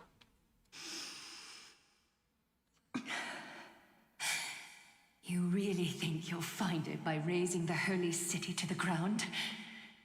From what I see, all you'll get is dust and disappointment.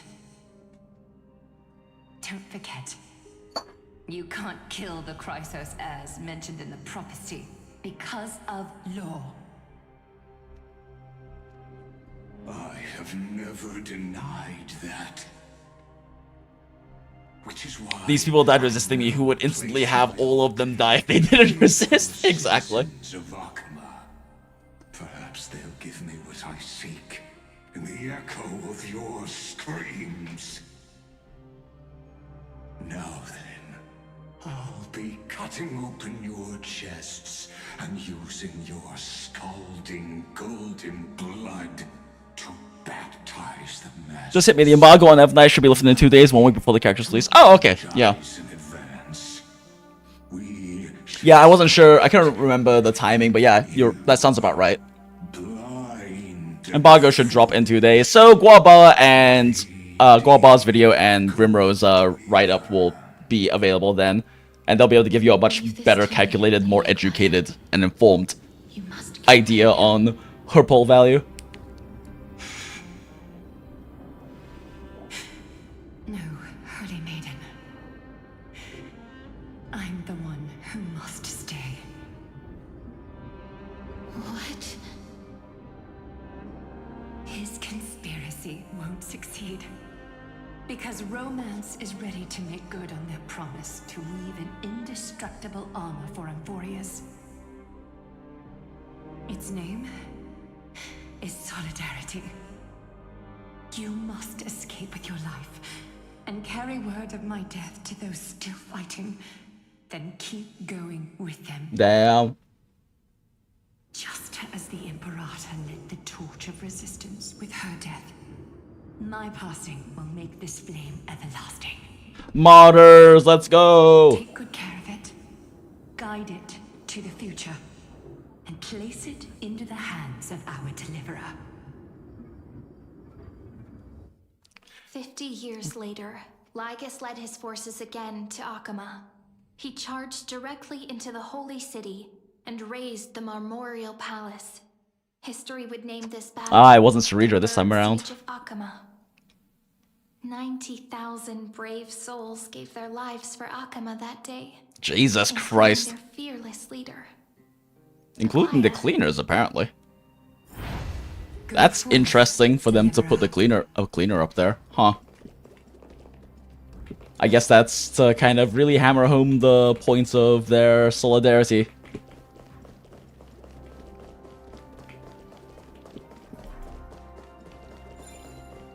Whoop whoop whoop whoop whoop whoop whoop whoop whoop.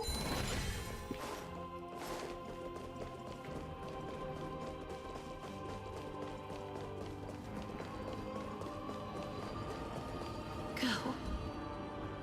When the frost melts and the snows give way, the flowers will bloom again. You'll find me there. Damn, the kid's the last ones to leave.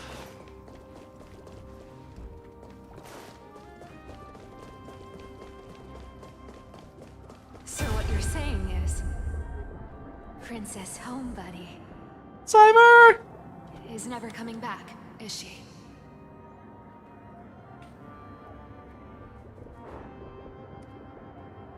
She just left. Like that. Since Cass has made up her mind, we can't let her resolve be in vain. Between staying in Alchema and going to Styxia, what difference does it make when it's death either way? I'm against relocating. With Kefali's protection, isn't Alchema far safer than that dead city?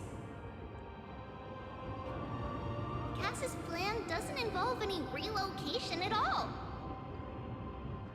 Huh? Like you said, Alchema is humanity's refuge. We never intended to get everyone moving to Styxia. It's just on Cass, Hycealans, and me to prepare the final trump card for the Deliverer. Wait, what kind of trump card needs all three of you demigods to throw yourselves away? We must lay down the path to the future, so when the Deliverer returns, they'll have a clear road to reach the location of Aranova. Styxia sits where death meets the ocean. There, with the combined powers of ocean and passage, we can summon a current that leads to the vortex of Genesis. And the demigod of death will forever guard that secret path until she returns. Rice. My heart.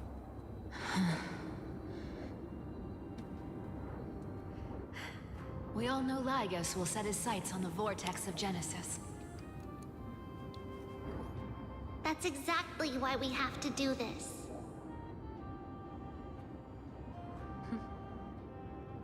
Guess I underestimated Idonia's Maiden of War. She's got way more steel than I thought. And Cypher, we need you to head to Castrum Kremnos as soon as possible. By any means necessary, forge an alliance with Strife. The prophesized Crown Prince has already been born. He shall become the new defender of Alchema, protecting this land after we— Time to go meet your little bro. You don't need to worry about that. Aw, mighty without Finan. Back from Castrum Kremnos. Only a step ahead of the news. Treeby, something's flying towards Alchema, and it's really fast.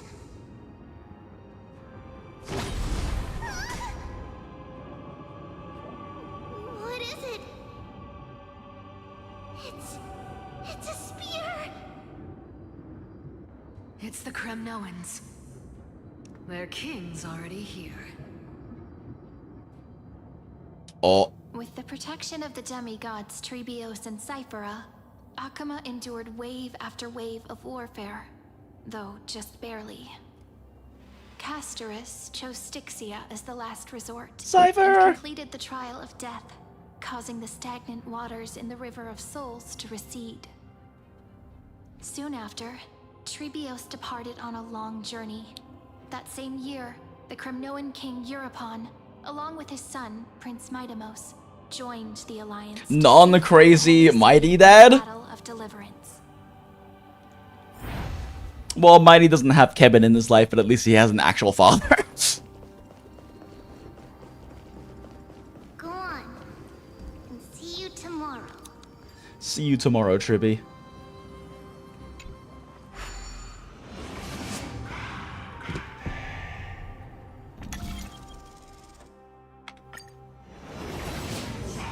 Breaking me apart buys this world even one more second. And so be it.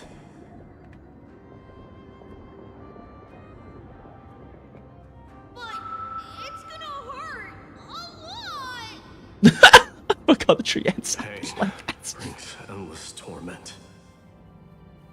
But it can never destroy me. He is kind of an expert in enduring You that. were thinking the same thing when you stepped through the gate of infinity and jumped off that cliff.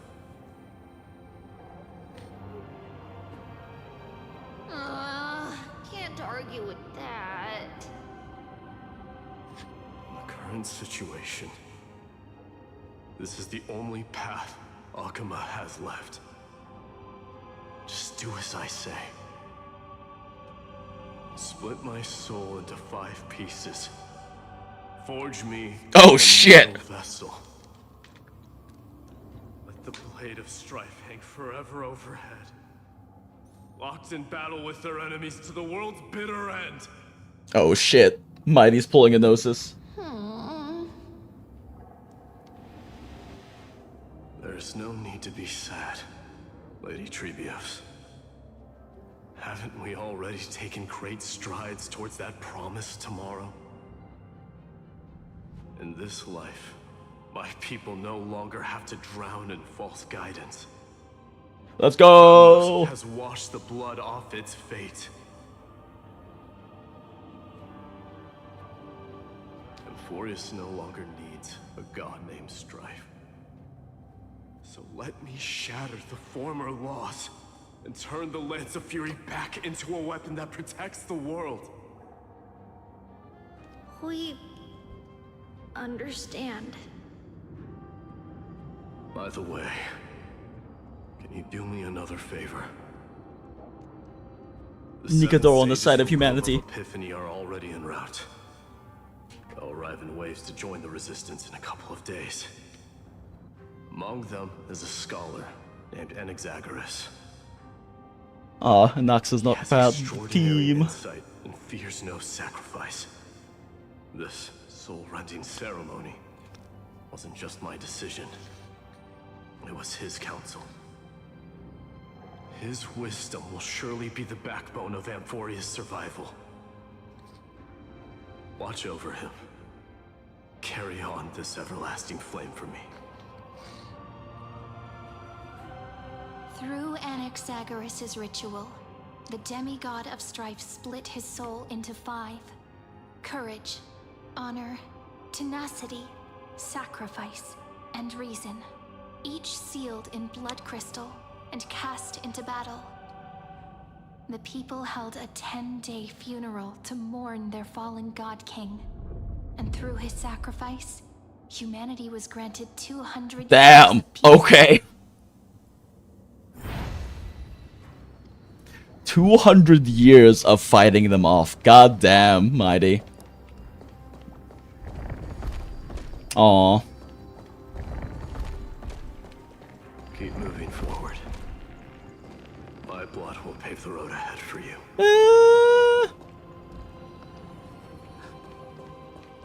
God damn it, they're making us watch all of them die again.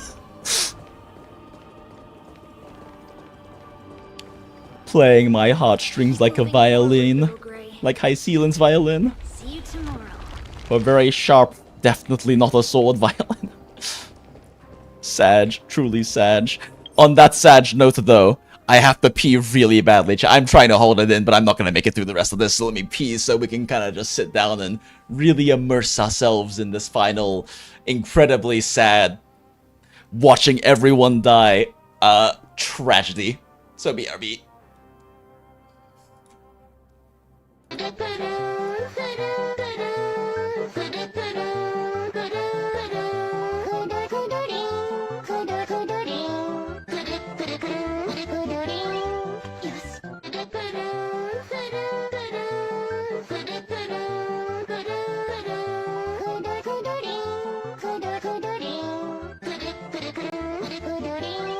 Yes.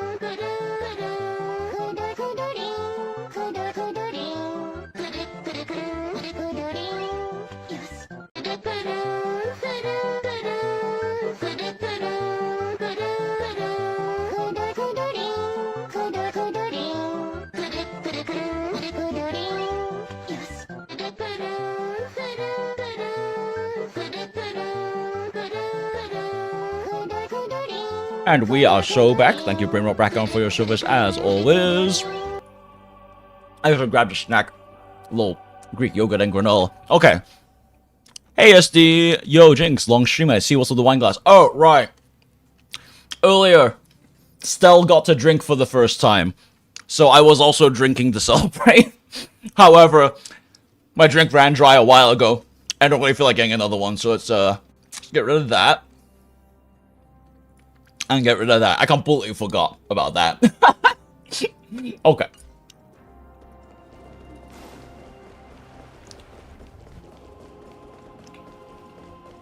That seamstress wasn't wrong when she said a lie needs more lies to keep it together. Cypher!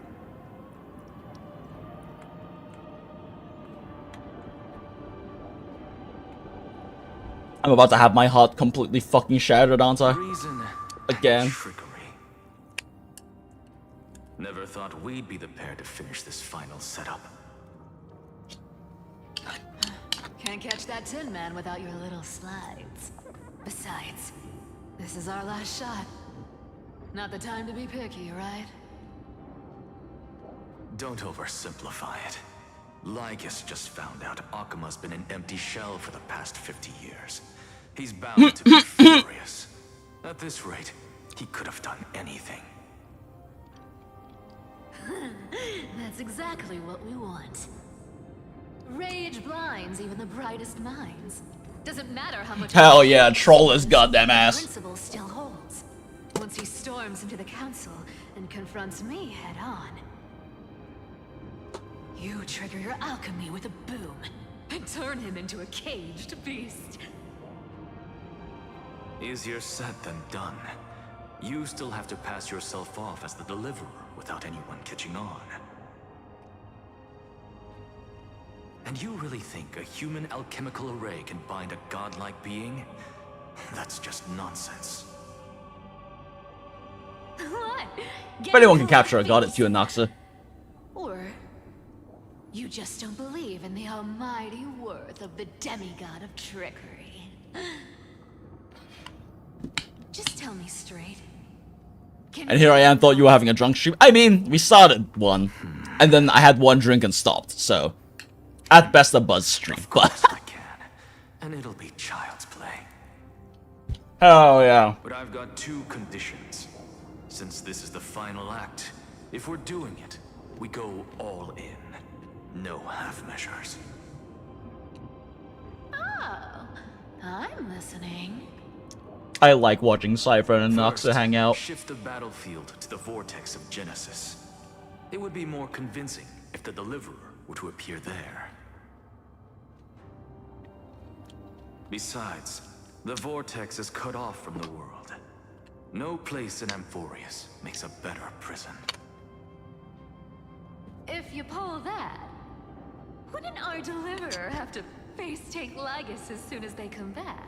Face tank Lygus. That clash is inevitable. All we can do is create more chances for her. And that's the second condition. The vortex belongs to Fagusa in the first place, remember? And there happens to be a demigod of ocean among the few survivors in the Hi, Sealins, let's go. Loop High Sealands in. Let her join the final act. I'll transmute myself into a Philosopher's Stone. Let's go! And embed myself into the formula. And when the time comes, she needs to shatter me and scatter that stone's ashes into the ocean within the vortex. Damn, okay. I guess people weren't wrong when they said you're insane, Grove. I've got no idea how to outwit a reclusive genius. But making an anti-Catheran suffer? The reason has 10,000 ways to do just that. Hell yeah. And what I just mentioned was one of them. God damn it, I love this man. So what exactly does your formula do? God damn, the best characters in Amphorius are all XPs. By now, Hyacinth must have completed the Sky People's ritual. Since that Theoros loves a good performance as much as I do, let's make sure he enjoys our show to the fullest. As for how the Deliverer will complete the Era Nova, well, that will no longer be our concern. It was the last battle known to the world, initiated by two demigods least suited for war. Yup. In the end, reason and trickery kept their word. Cypher! At the cost of their Noxa. lives, they sealed Lygus within the vortex of Genesis, where he remains to this day. Fuck, man. Cypher was really the best power on Forest. The whole scamming is the best gully power. I was like, oh, it's so good. Like, I definitely have to say, out of all of the plot points and plot twists in all of Amphorius' storyline, Cypher gaslighting the entire world to buy humanity time was definitely probably the biggest surprise to me. And was like such a brilliantly written twist. Like, that is Cypher's power, and then also how they executed in the plots is incredible. I fucking love that woman.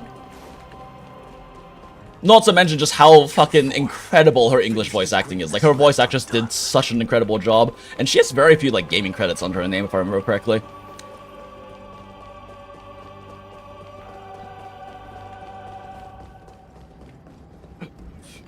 Quit overthinking. Just run. Keep running. That'll be enough. Cypher! Deja vu.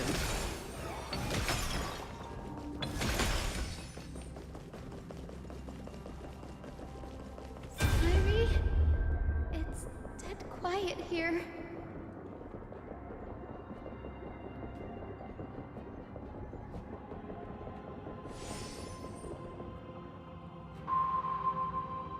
Akuma will stand eternal. Cypher's lie is crumbled after all.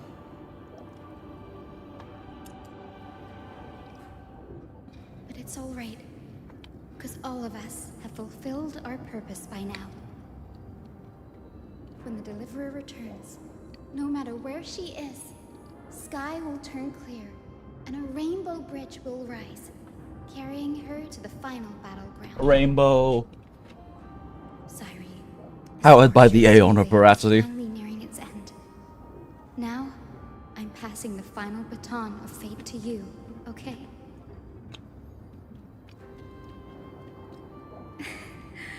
No, that's not quite right. Yeah, for once it wasn't a thing that could be seen mana when it wasn't, oh, she said the line type of thing. Exactly. So her kind of supposed to apply references. Yeah, they can be pretty bad about that. But I do think that makes the writing approachable. Whether I enjoy those particular points or not is a different story, but they do definitely make the writing approachable. I'll tell you the story of this 1,000-year journey. That way, it won't just be my memories alone. You said that at the beginning, Cyrene. And I'll share the moments I spent with you, with everyone. That way, the path we walked becomes a memory shared by all.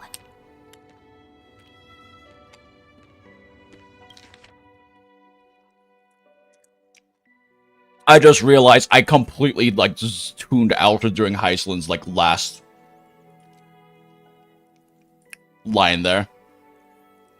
Go turn the way to be, ba ba ba ba. Final bash. No, that's not quite right. I thought it was you. That was back to the journey, wasn't it? Oh, okay. Okay. Maybe I didn't. I feel like I thought I missed a line.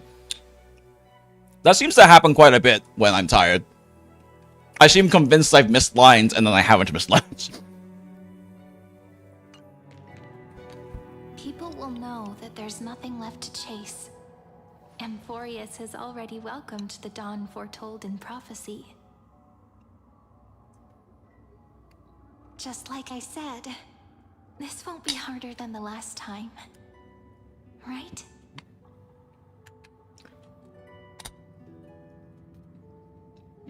Sorry, I'm late.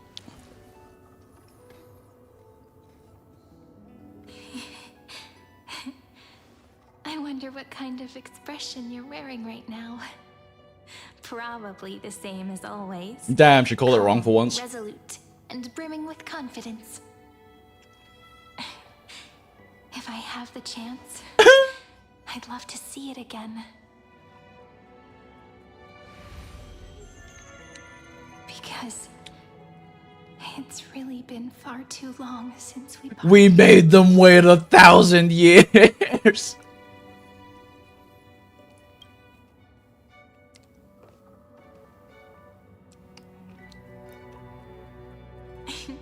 Someone as sharp as you must have realized by now that this isn't reality, but a maze of time.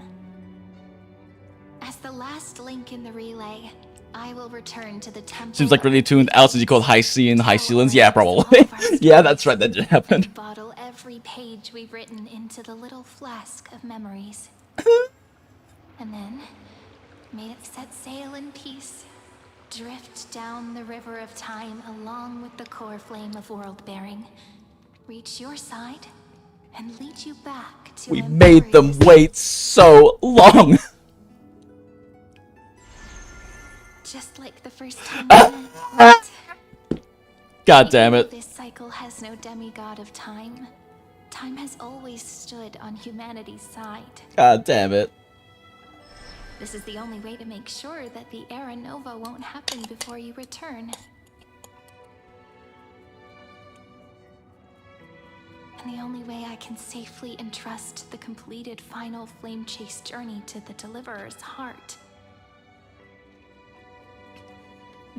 After all, the new world will be born from your memories, and the protagonist of this story mustn't be absent.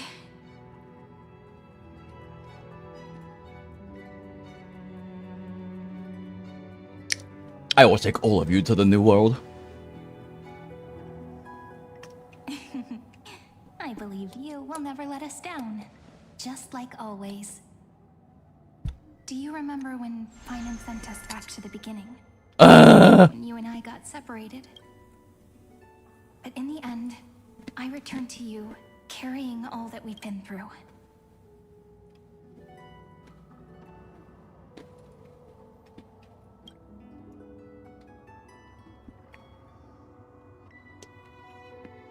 That's what memory is. It may wear down and fade in the river of time, but it never truly leaves. When that hidden corner of the heart is stirred, the past returns even more beautiful than before. So don't worry. Goddamn. Let the 33,550,337th Flame Chase journey become part of you too. I've gotten a lot better at it with the experience from the last time. Goddamn. Next, you will head to Styxia and find the Vortex's entrance guarded by the demigod of ocean before charging toward the final battlefield.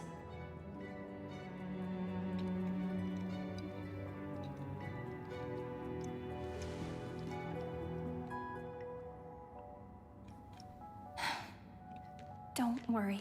Cyrene, definite pull, holy, yep.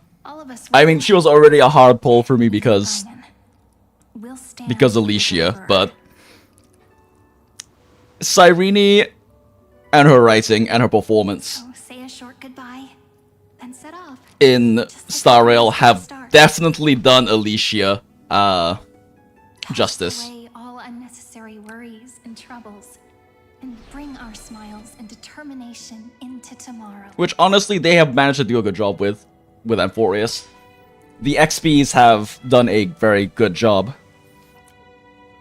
doing justice to their original forms. The last baton. I wonder how long you'll have to wait before passing it on to her. Huh? No matter how long it takes, it's okay. Waiting is what I do best. It is. After all, it took 33 million cycles for her to arrive in our world. What's a few moments more? God damn it.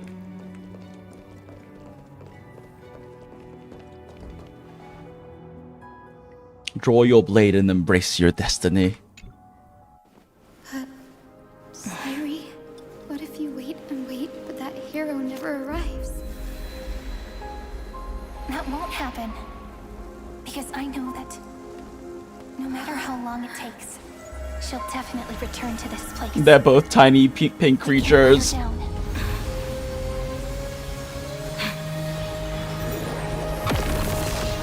Let's go! Aeon of Veracity, lead the way. All praise, fat fuck. Carrier of the Rainbow Bridge. May romance be with you on your journey.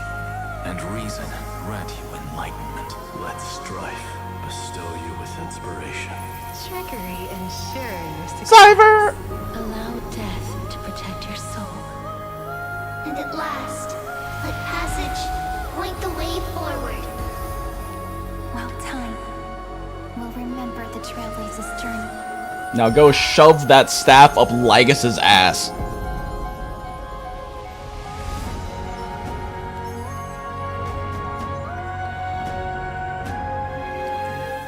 Seeing that long rainbow bridge makes me think of Rainbow Road and Mario, and holy fuck, I hate that map. I'm also very bad at racing games. Is this Styxia? What happened to this place? I need to find the entrance of the vortex, guarded by the demigod of ocean. High Sealens. Is she still there?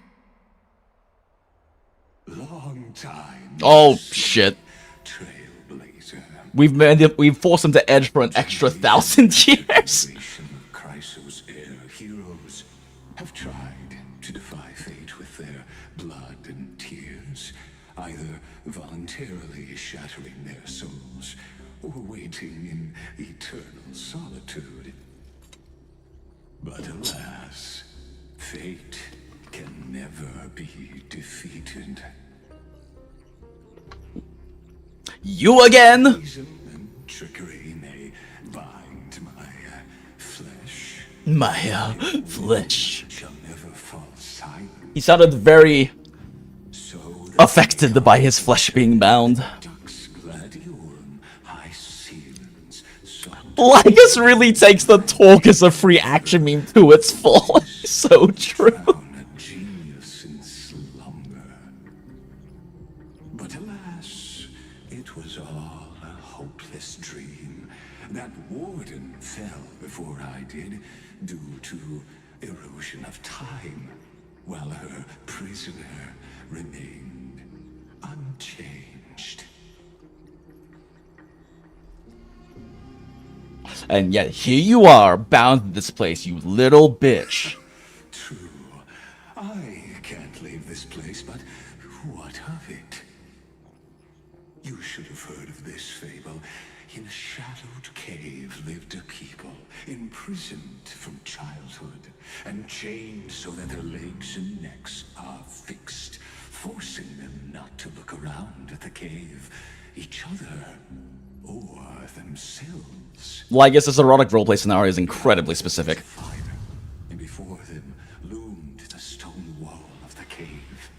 The flames cast shadows, while the rocky surface threw back echoes. To them, that false play is the whole world.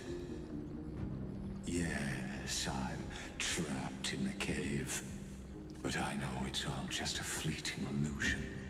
Plus, it's also helping his edge. Dreams. I wait. Yeah, you do. And now, my deliverer has come. And soon, so will he. And save this world that never owed you anything.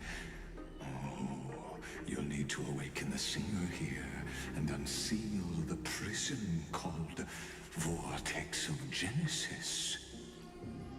You'll be the one to unshackle me and bring the cave crashing down. Of course, I don't mind waiting a little longer. Let me guide you through this next illusion. Oh. Last memory from that prison warden. So I was wondering if we were going to get to see the High Sealens memory. You'll watch the stories of this Fantasia closely. Logically, the deliverer must see the world for what it truly is. Emotionally, This memory captures the fate of everyone in Amphorius better than anything else. Only by feeling it for yourself can you understand my point of view. The meaning of destruction. When he crosses his arms like that, it looks like he's pushing the hands on his chest tighter against his nips.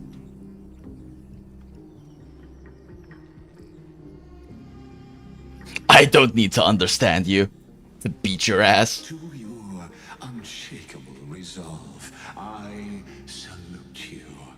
But before we step onto the final stage, let me ask you this. In the spirit of that fable I told you just now, can the prisoners in the cave learn to see the shadows and echoes for what they are, and stop mistaking them for reality? Ooh, he's so spooky.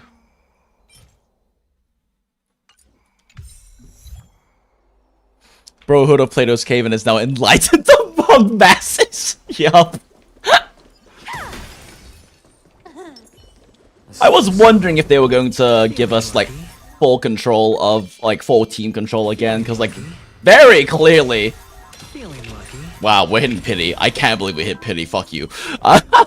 Because, like, very clearly we're setting up to have a boss fight come right up now.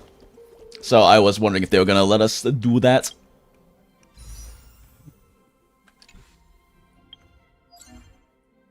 Boop. Oh! I mostly reset today? Look, the fire projects the face from her memories.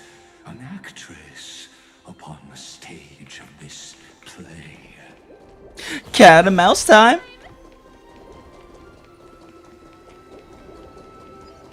The past has been imbibed by time, a drunken dream hidden at the bottom of the cup. The dark tides Who the fuck are you? flood the sea, and our kingdom teeters on the edge. Fear not. Our queen has gone to the borderlands. She'll quell this calamity herself. Totally. This is the scene when the Chrysos heir of Ocean was born. She was once of a Titan-kin race named Sea Sirens. At that time, Kozlana had suppressed the Black Tide's rise, but he was unable to remove Iron Tomb from its roots. The Black Tide still roiled in the depths of the Roiled? And the kingdom of Sea Sirens was the first to face the destruction head on. Listen, I heard Electra's voice. She's calling to us. Let's go. Her voice carries the queen's command. Her voice sounds like a whale. Cat and mouse time! Zoomies! Threatening the ocean, the queen gave her all, body and soul. Born of the queen's chalice, she bore the deepest blessings and inherited supreme divine power. Cat and mouse time. It is so funny how fast the tune plays when you have both of these stacked.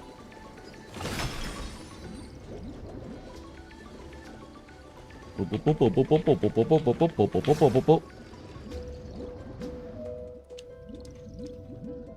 sisters, you're finally here.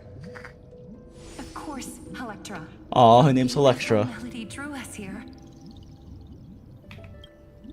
Her true name is Electra. This is a reflection of her former self, clinging to the past with aching defiance. The queen summons us. She must be near exhaustion. The black tide will soon enter our borders. Then what do we do? Will our seas fall to darkness and terror as well? Don't worry. We shall lift the chalice in her stead to catch the black tide, and stand together to safeguard our realm and its people. Such tiny titankins. Thinking they can stop the tide of truth. How naive. Hey, it worked on keeping your ass in here. That naivete is the root of all suffering.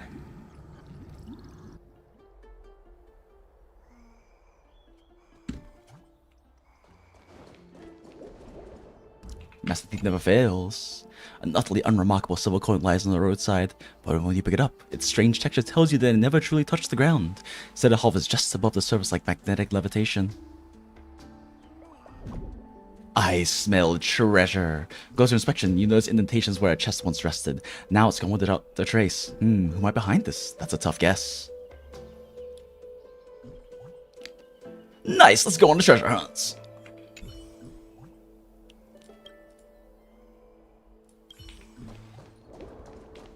My mother, please endure.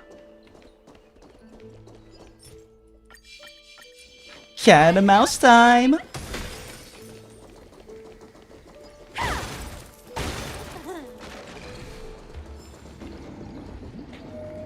Oh hey, a puzzle.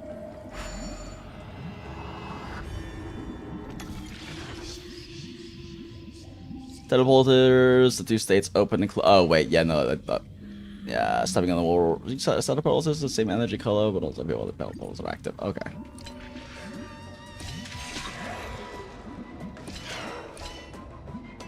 Well, that was hard.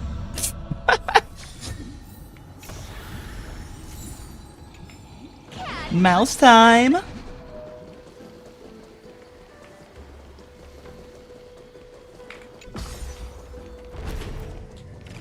The Queen's palace lies just ahead.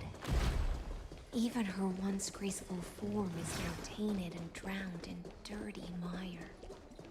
Dirty mire. Why do you loathe the Earth Titan, yet love the life that the land births? When do we get to see Terravox? Is Terravox a Mobius XP? I need to know!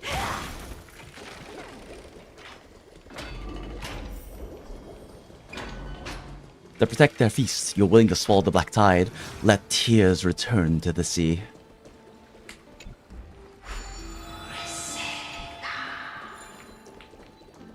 And mouse time!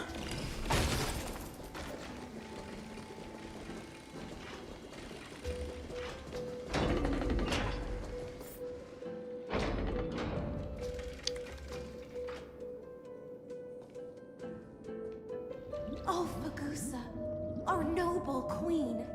We've come at your call. Oh, Fagusa's your mom. My little fishlings, you swim with such joy. It pains me to speak of the kingdom's sorrow. I once believed I could drink the black tide dry, but even the deepest chalice must one day overflow. And I can hold no more of this. Slurp, slurp. Mother, worry not. We're all children of the sea. Don't leave. Let us bear your fate together. We'll take up your mantle and drive back the black currents. We'll mend your sacred chalice and take in the cursed filth. My little fishlings, when the spear of strife falls, you may retreat in peace. I promise you, on the surface, the city-states will hold a feast without end in your honor. This is the last gift I can give you. The feast.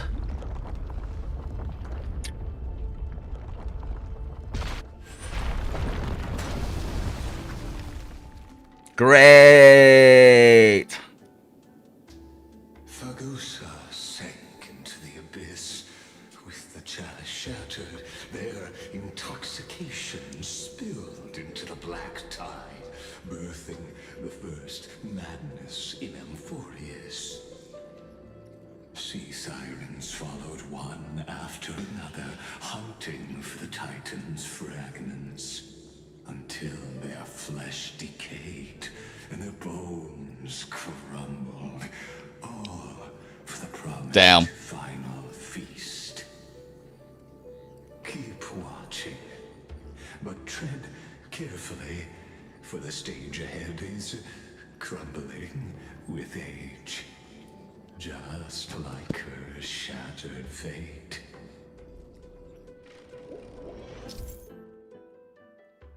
I'll just stop in time when our immediately return to their original form when the rewinding process is interrupted. Instead, they'll pause in their current and say, "Ooh!"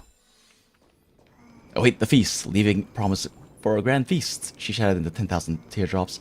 Let the fish seek dreams. If only we could shatter the sands of time. Stop the black tide. Children. Let the flesh seek dreams. Cat and mouse time!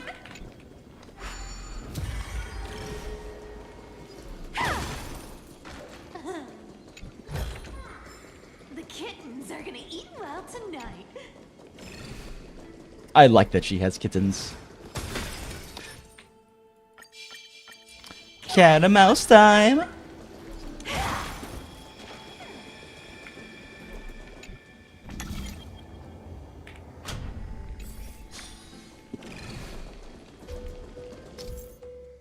The chrono vessel is the temporal ritual tool crafted by artists piece with various sizes and styles, breaking the chrono vessel pulls time in the area around it.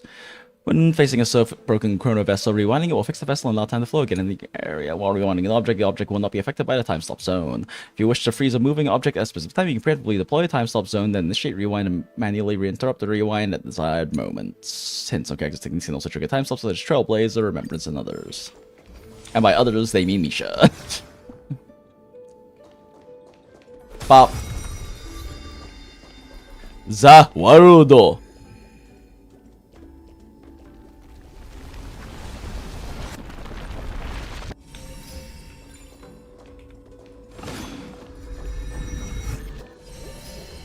Pop. The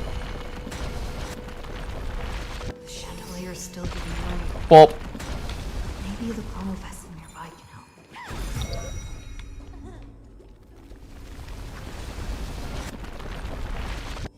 Okay, I'll stop fucking around.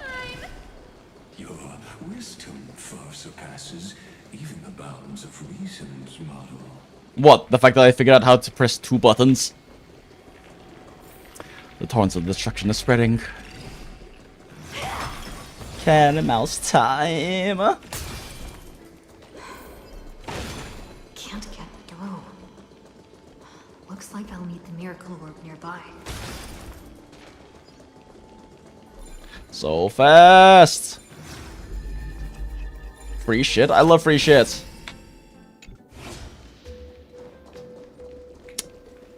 That free shit is far away.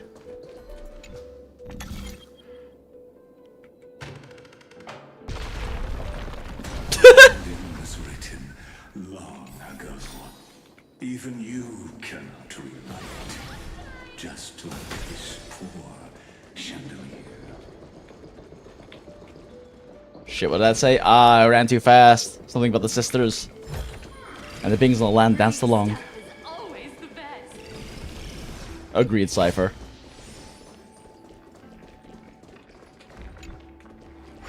Electra! The fiends have gnawed my tail. I can no longer swim to the far seas. Electra! The black sludge has soaked my fins. I can't dance Jesus. anymore.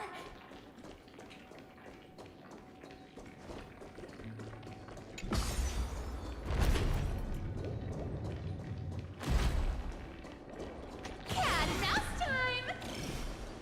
Boop.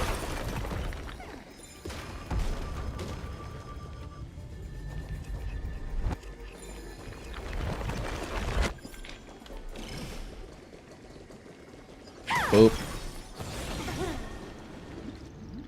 Sisters, don't give up. Remember the Queen's promise of a feast in the city called Styxia. I haven't forgotten. It visits me in dreams every night. dreamed of a shining city, its lights piercing the deep gloom of Pain. I dreamed of children Torture. placing garlands on our bone horns, and poets praising the sea sirens for shielding the world. But what a shame. We can go no further. Please, sing to the humans for us. Sing of the Damn. deep sea's legend. Also, where are your bone horns? Iceland's has hers.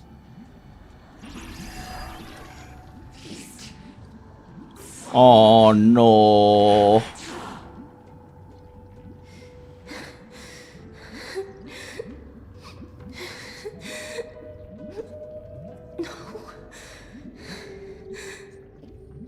The sea sirens were tainted by the destruction. Their flesh rotted away. They became the black tide creatures of this cycle. Farewell, sisters. I'll finish this last task, then return to prepare your feast.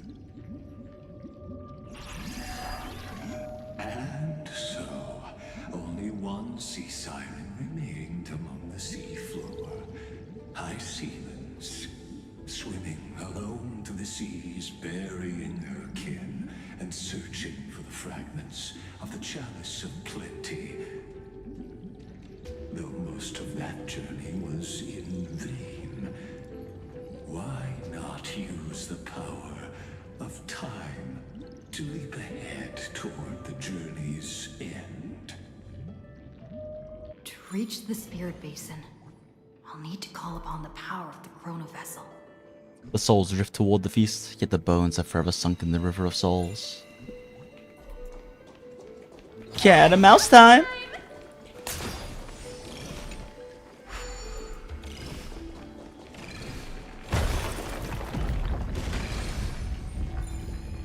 Smash. Smash, smash. Smash.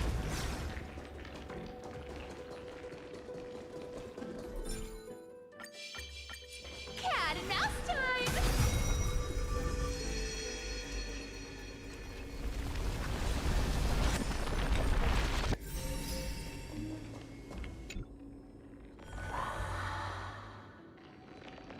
Oh!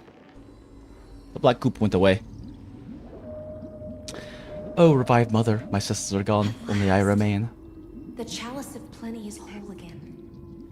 A lance of fury emerges from the river of souls, and the gods reclaim their duty to hold back the black tide. I am freed from endless toil, and now walk toward the God realms of damn. Styxia. I bore my sister's dreams upon my back, took on a graceful human form. Oh, this is a human form. Okay. That explains a lot. Little weird that the memories didn't represent them in their actual fish forms, but that's okay. My fins became legs. My scales became skin. And the sea foam on my body became a shimmering gown. But when I stepped onto land, there were no festivals Damn. of honey brew, nor poets plucking harps. Only silent death, drifting gently along Oof. the river of souls. When she fulfilled her wish, she only found Styxia Damn. to have already repeated the mistakes of previous cycles and was swallowed by death. Hopes and promises are nothing but the foam of dreams. I am a sea siren, a vessel born to contain the tides. Now that my task is done, and the promise is broken, A house of lies. am I to go on? Confusion. In a world Pain. drowned in shadow? Nihility. Agusa, my noble queen. She evaded my questions with drunken stupor. She told me a grand feast awaited me in the surface world. She lied. So I wandered lost, groping through the dark. Harness your rage. The feast she spoke of. Where is it?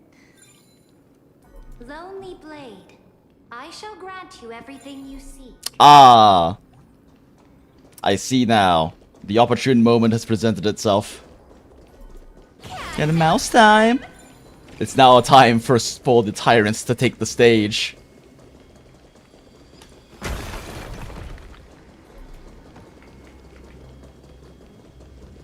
Oh. Free stuff is always the best. Agreed, Cypher. Free stuff is always the best.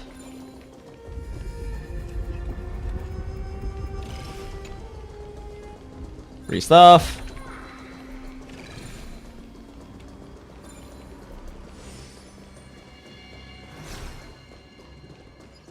Cat and mouse time. I saw fire.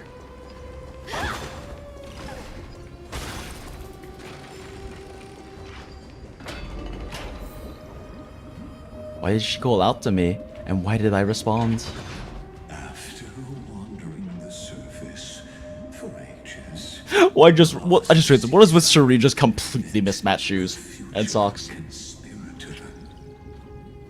You quelled the wars alone and forced strife into retreat.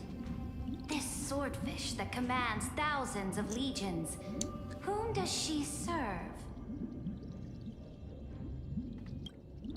Yes, Ceridra, long before she became the Imperator, was already burning with ambition. I mean, yeah, no shit. Sovereign who follows prophecy. I am no one's sword. I am just a wandering fish, seeking clarity through bloodshed. Then how about letting the sword dance for me? And letting the violin sing in my name? Tell me, what is it you seek?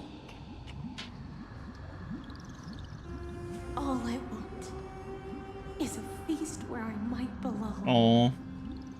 Such a demand is trivial with the Sovereign's authority. I'll grant you a banquet worthy of conquest and comrades to toast beside you. But Knight, you must offer me your heart. My heart? Yes, a loyal heart that will generate no betrayal. You were deceived by gods and drowned in the ocean's darkness. But now, I will lead you forward. My lights. And be your Our lights. So be it. Noble monarch. The law you proclaim shall govern my every breath. So be it. Noble monarch. I am simply becoming someone else's vessel once again. And accepting a duty given to me. And thus, Damn. in her hollow drift, she finally High Ceilings really was just built to be a servant. like sunlight piercing the deepest. She was built to serve.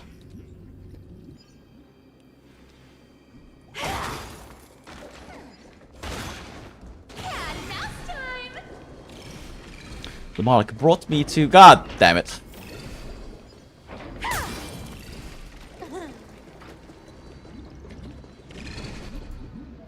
Noble monarch. Just finished the story. Congrats. We are getting closer and closer.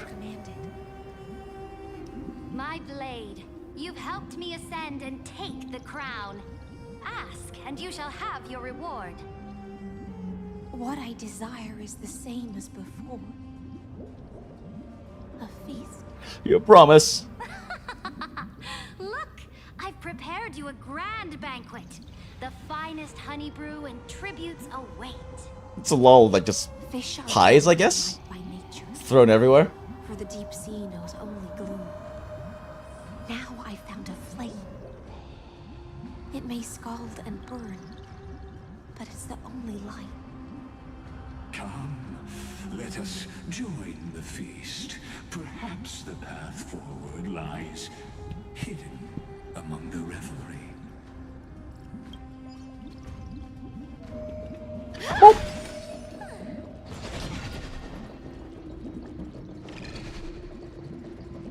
Oh, hi, Garment Maker.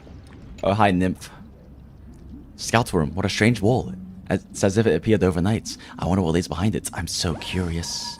I'll extend my eyes behind it and take a look. Yeep. Cat and mouse time. A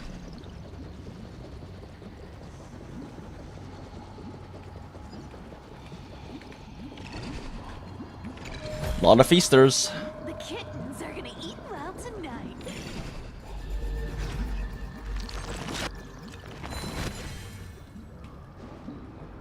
The people's laughter.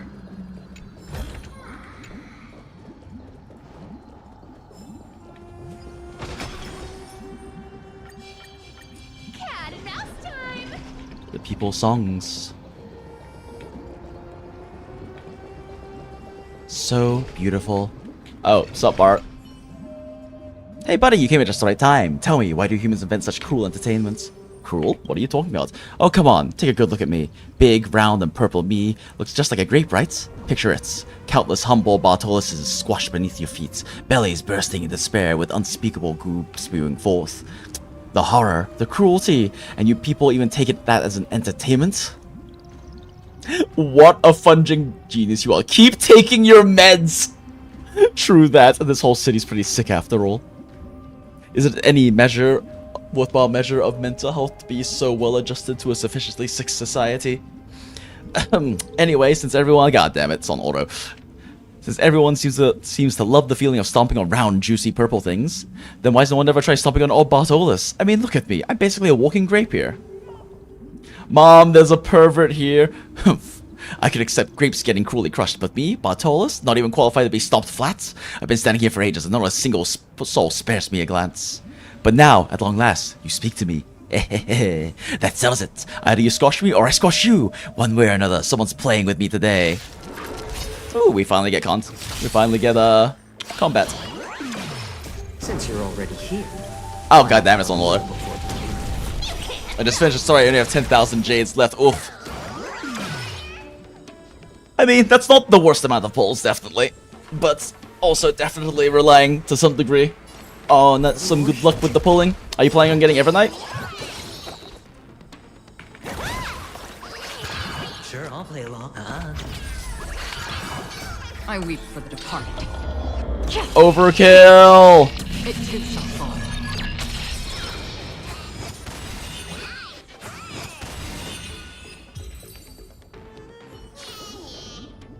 What a big haul. I'll be back. So beautiful. Oh dear. Yeah, right there. You got a talent for massaging. You act like you won.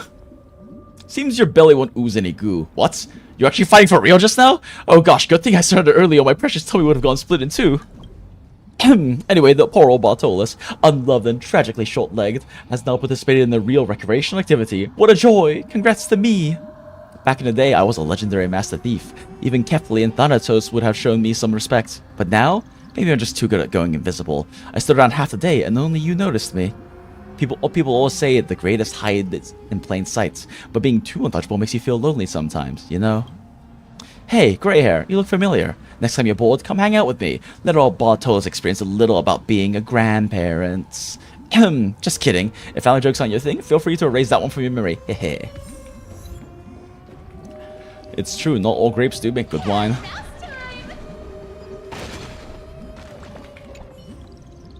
Roar. No, really, I can't. Can't drink anymore. Burp. Who made you drink so much? Roar. Deliverer. Burp. My lady. You must listen to my troubles. You know there's no concentration or flavor labels in these honey brew drinks. It's all down to luck. But humans have preferences. That nasty bunch forced the ones they didn't like into my mouth. Do I look like a barrel or a water pipe? If only I had limbs. I wouldn't be such an easy prey. Can't you simply keep your mouth closed? You don't understand. I didn't have to pay for those honey brews they forced on me. It's a waste not to drink them. Oh my god, the lion is fucking Asian. No, I've made up my mind. Mega Lion Man, stop drinking those honey brew at once. You've got to talk the talk and walk the walk. What a unique name. Of course, because that's not my name. I've gone off tangents. I have more to complain about. Great deliverer, how about you bring some honey brews over and we can chat over drinks? Snore, roar, snore. Reminds me of the fucking meme of an Asian person going to a fuck.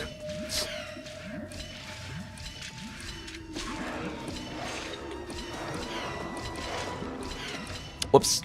Reminds me of the meme of an Asian person going to a buffet and eating meats, and then after done eating meat, they eat more meats because it's the most cost efficient. I used to do that when I was younger. Then I realized I might as well enjoy my meal, so I actually just eat what I want to eat when I go to a buffet.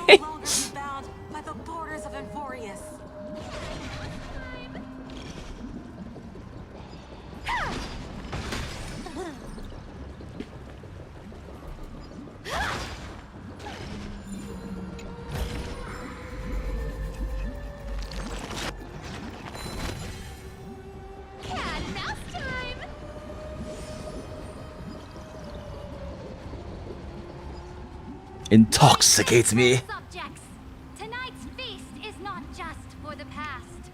It's a toast to the future. Born from our golden blood is an unstoppable colossus. Our iron beast to trample the universe. Oh. Great monarch. I've heard the universe teems To conquer the stars. Can you truly do this without suffering harm? Can we truly remain invincible? Fear not. Before the troops of the destruction, such rabble is no more than cosmic dust. Surely there's a planet draped in oceans out there in the stars. Once I claim it, it shall be yours to rule. Water palette, planet, Lushaka. Your triumphs will not go unrewarded. I promise you a new age, free of fear. Now, raise your cups to our conquest among the sea of stars. And then everyone turned into data for Iron Tomb. Sea of stars. Conquest among the sea of stars. What a grand vision. Yet, to the Siren Knight, only feasts still stir her heart. Come now, join me. Witness the end of this futile dream. Where's the way out of this illusion? Come quick! Let's celebrate together. I've saved the finest brew. Come taste it with me.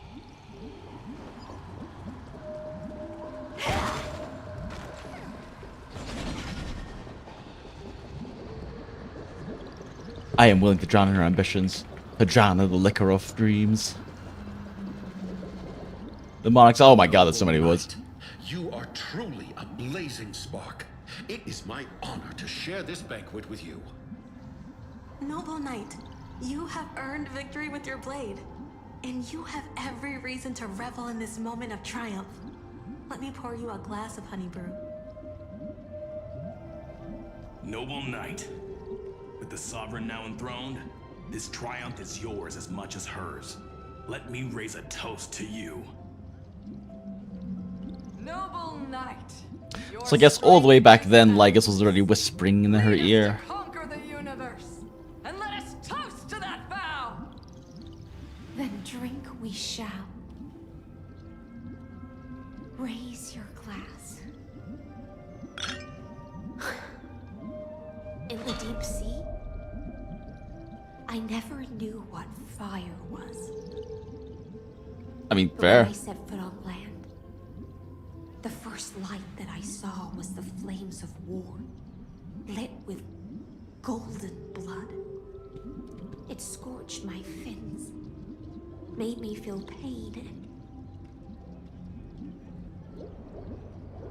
Desire, hope, Ignited an wishes. unprecedented hunger. A hunger that flickers in every hero's heart. So bright, yet so blinding. Look! The monarch herself has taken her seat! Hear that? The court sings her praises! I love this feast. Come! Join us and praise her glory. Oof, okay, I am getting very tired. Once we finish up this little bit, maybe we go sleep? I don't know, how close are we to actually finishing at this point? I love the journey that brings the feast. Seems like we're kind of getting towards, very much getting towards the climax, because after this High Sealands part, I imagine we probably do the bigger boss fight. There's a bunch left still? Okay, cool. I love the people on the journey. Well, once we finish this little High Sealands memory, probably call it.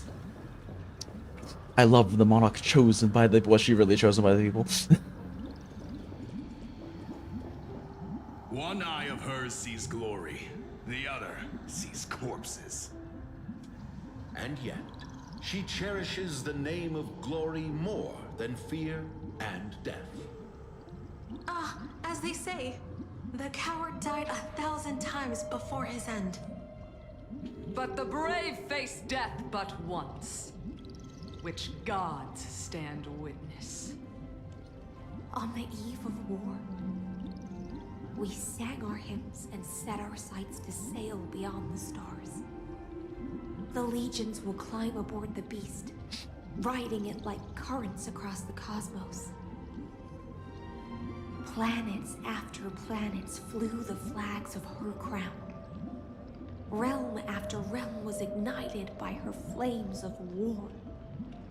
As the final resistance fell silent, a vast empire rose from among the stars. And this small pond at last embraced prosperity and peace. That's how the story ends. Tell me, visitor, in this dream, did you enjoy the show? Ah, shit, she can see us.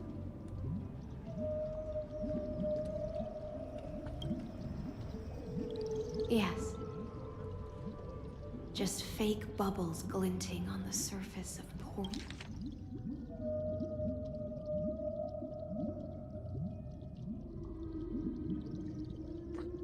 Poured wine.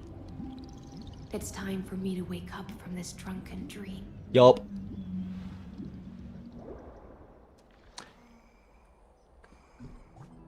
Shit! Indeed, I have long known. Feeling lucky. Feeling lucky. Girl had to kill all of them. Those which were once her brethren and sisters. But this is another one of fate's grand lies. Stream forth the gleam of old blades.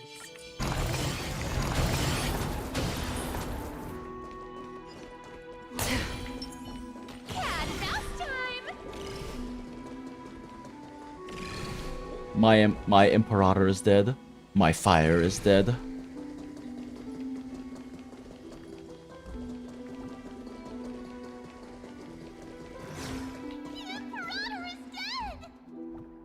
Shit. Assassinated.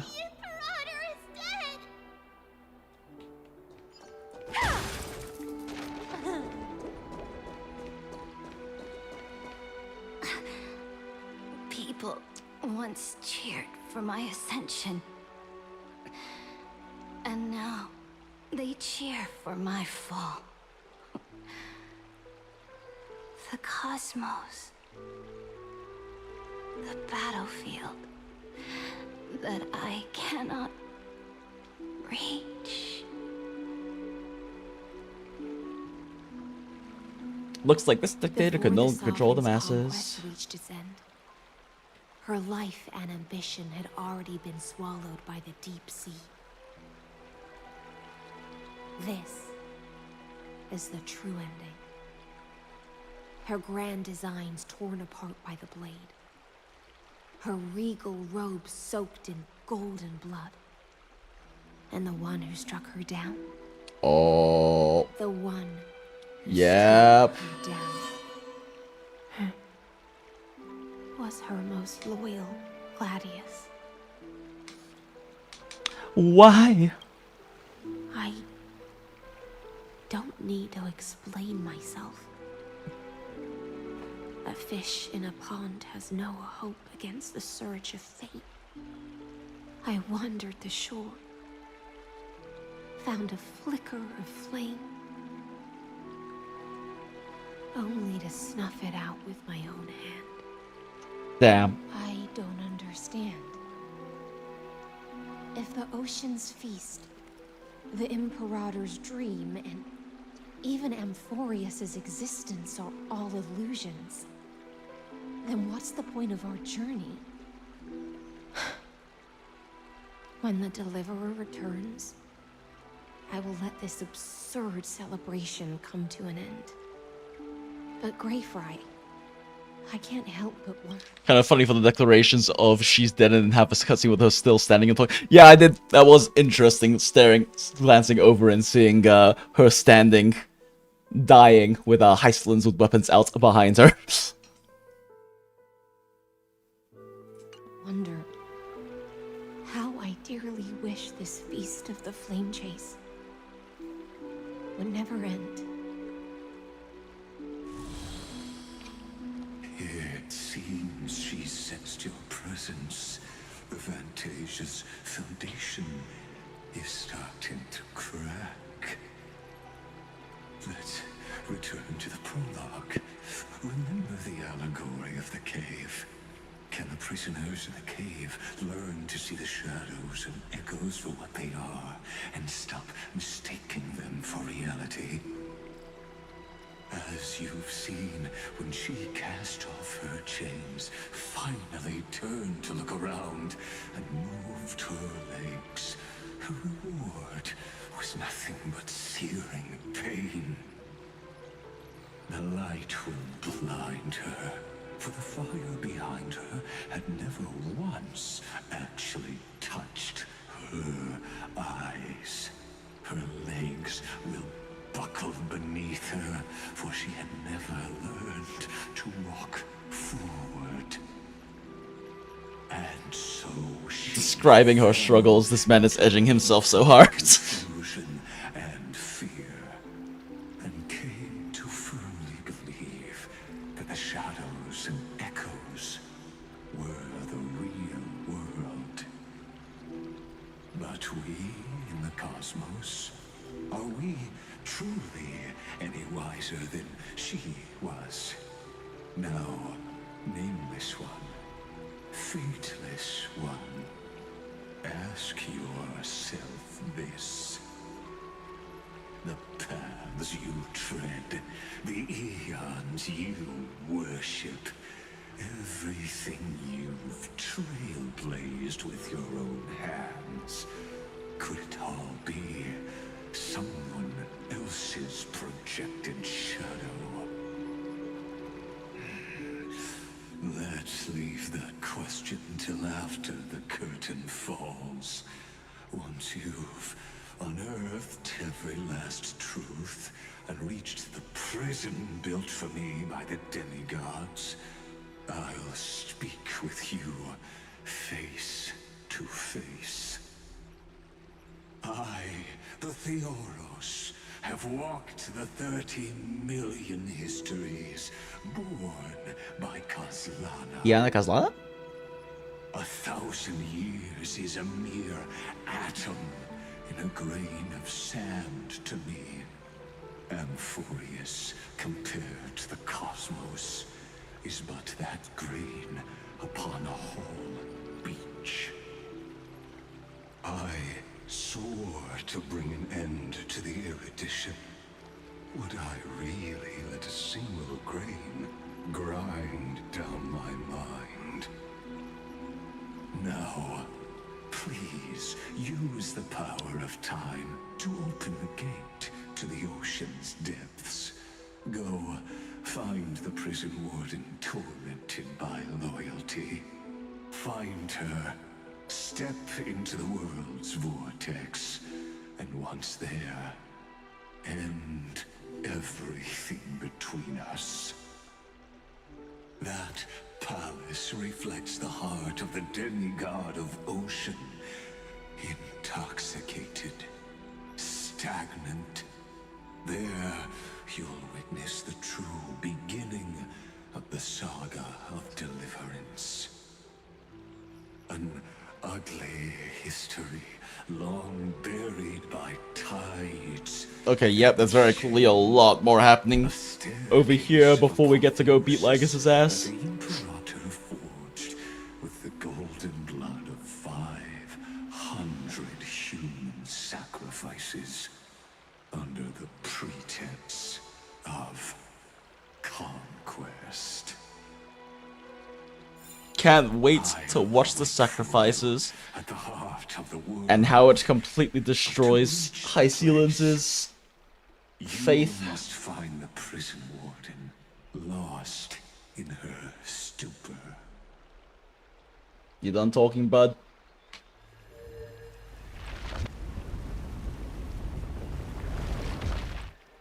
Beyond this door lies the path to the vortex of Genesis. Oh, he's never done yapping? Oh yeah, no. The yap is a very integral part of his edging. It's just not the same if he's not also talking while doing it. It's even better for him because he knows we can hear him doing it. Counts that this is so wooden in comparison, so true. At least it counts that I can read fast. Don't have to sit there and listen to her breathily edge as she explains a fairly simple philosophical concept in the course of an entire fucking dissertation of 40 paragraphs.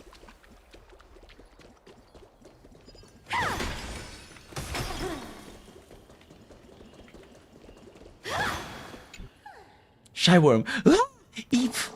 Ah, sorry, I scared you, but you scared me too. Eep. Okay, Boshi.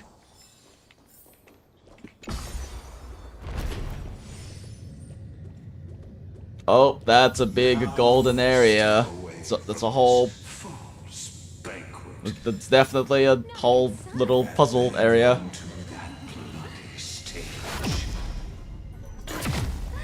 Oh my... Oh, I was like, why did Cypher disappear? Did he teleport me? Okay. Well, I think we're gonna call it here for the stream and the night. Because the sun is up. And I am tired. And the sun is up. And there's still clearly a decent amount left at this point.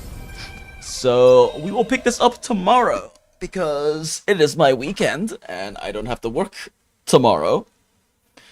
Or the day after. So I guess today and tomorrow now. It's well past midnight. So we'll definitely do a stream tomorrow. Figure out a time and try to schedule it on the YouTubes early and post it onto the Discord server. And if you had a fun time in chat today and you're already a part of the Goondola To Gacha Hell Discord server, you can find a link in the description if you want to come hang out with a bunch of other degenerates who play way too many gacha games, probably like yourself, I would assume, if you're still here in chat watching me do all of these things. Smile. And we can go and come over and discuss Lycus's edging and breathiness with everyone else. If you feel like it, I guess, I don't know, doesn't really matter. Hit subscribe and notification bell and put a thumbs up if you feel like it. I don't know, YouTube frog things. Okay, bye! No problem. I'm glad you enjoyed the stream, Sash, SD, Mystic, Girth, everyone, 90 Tan.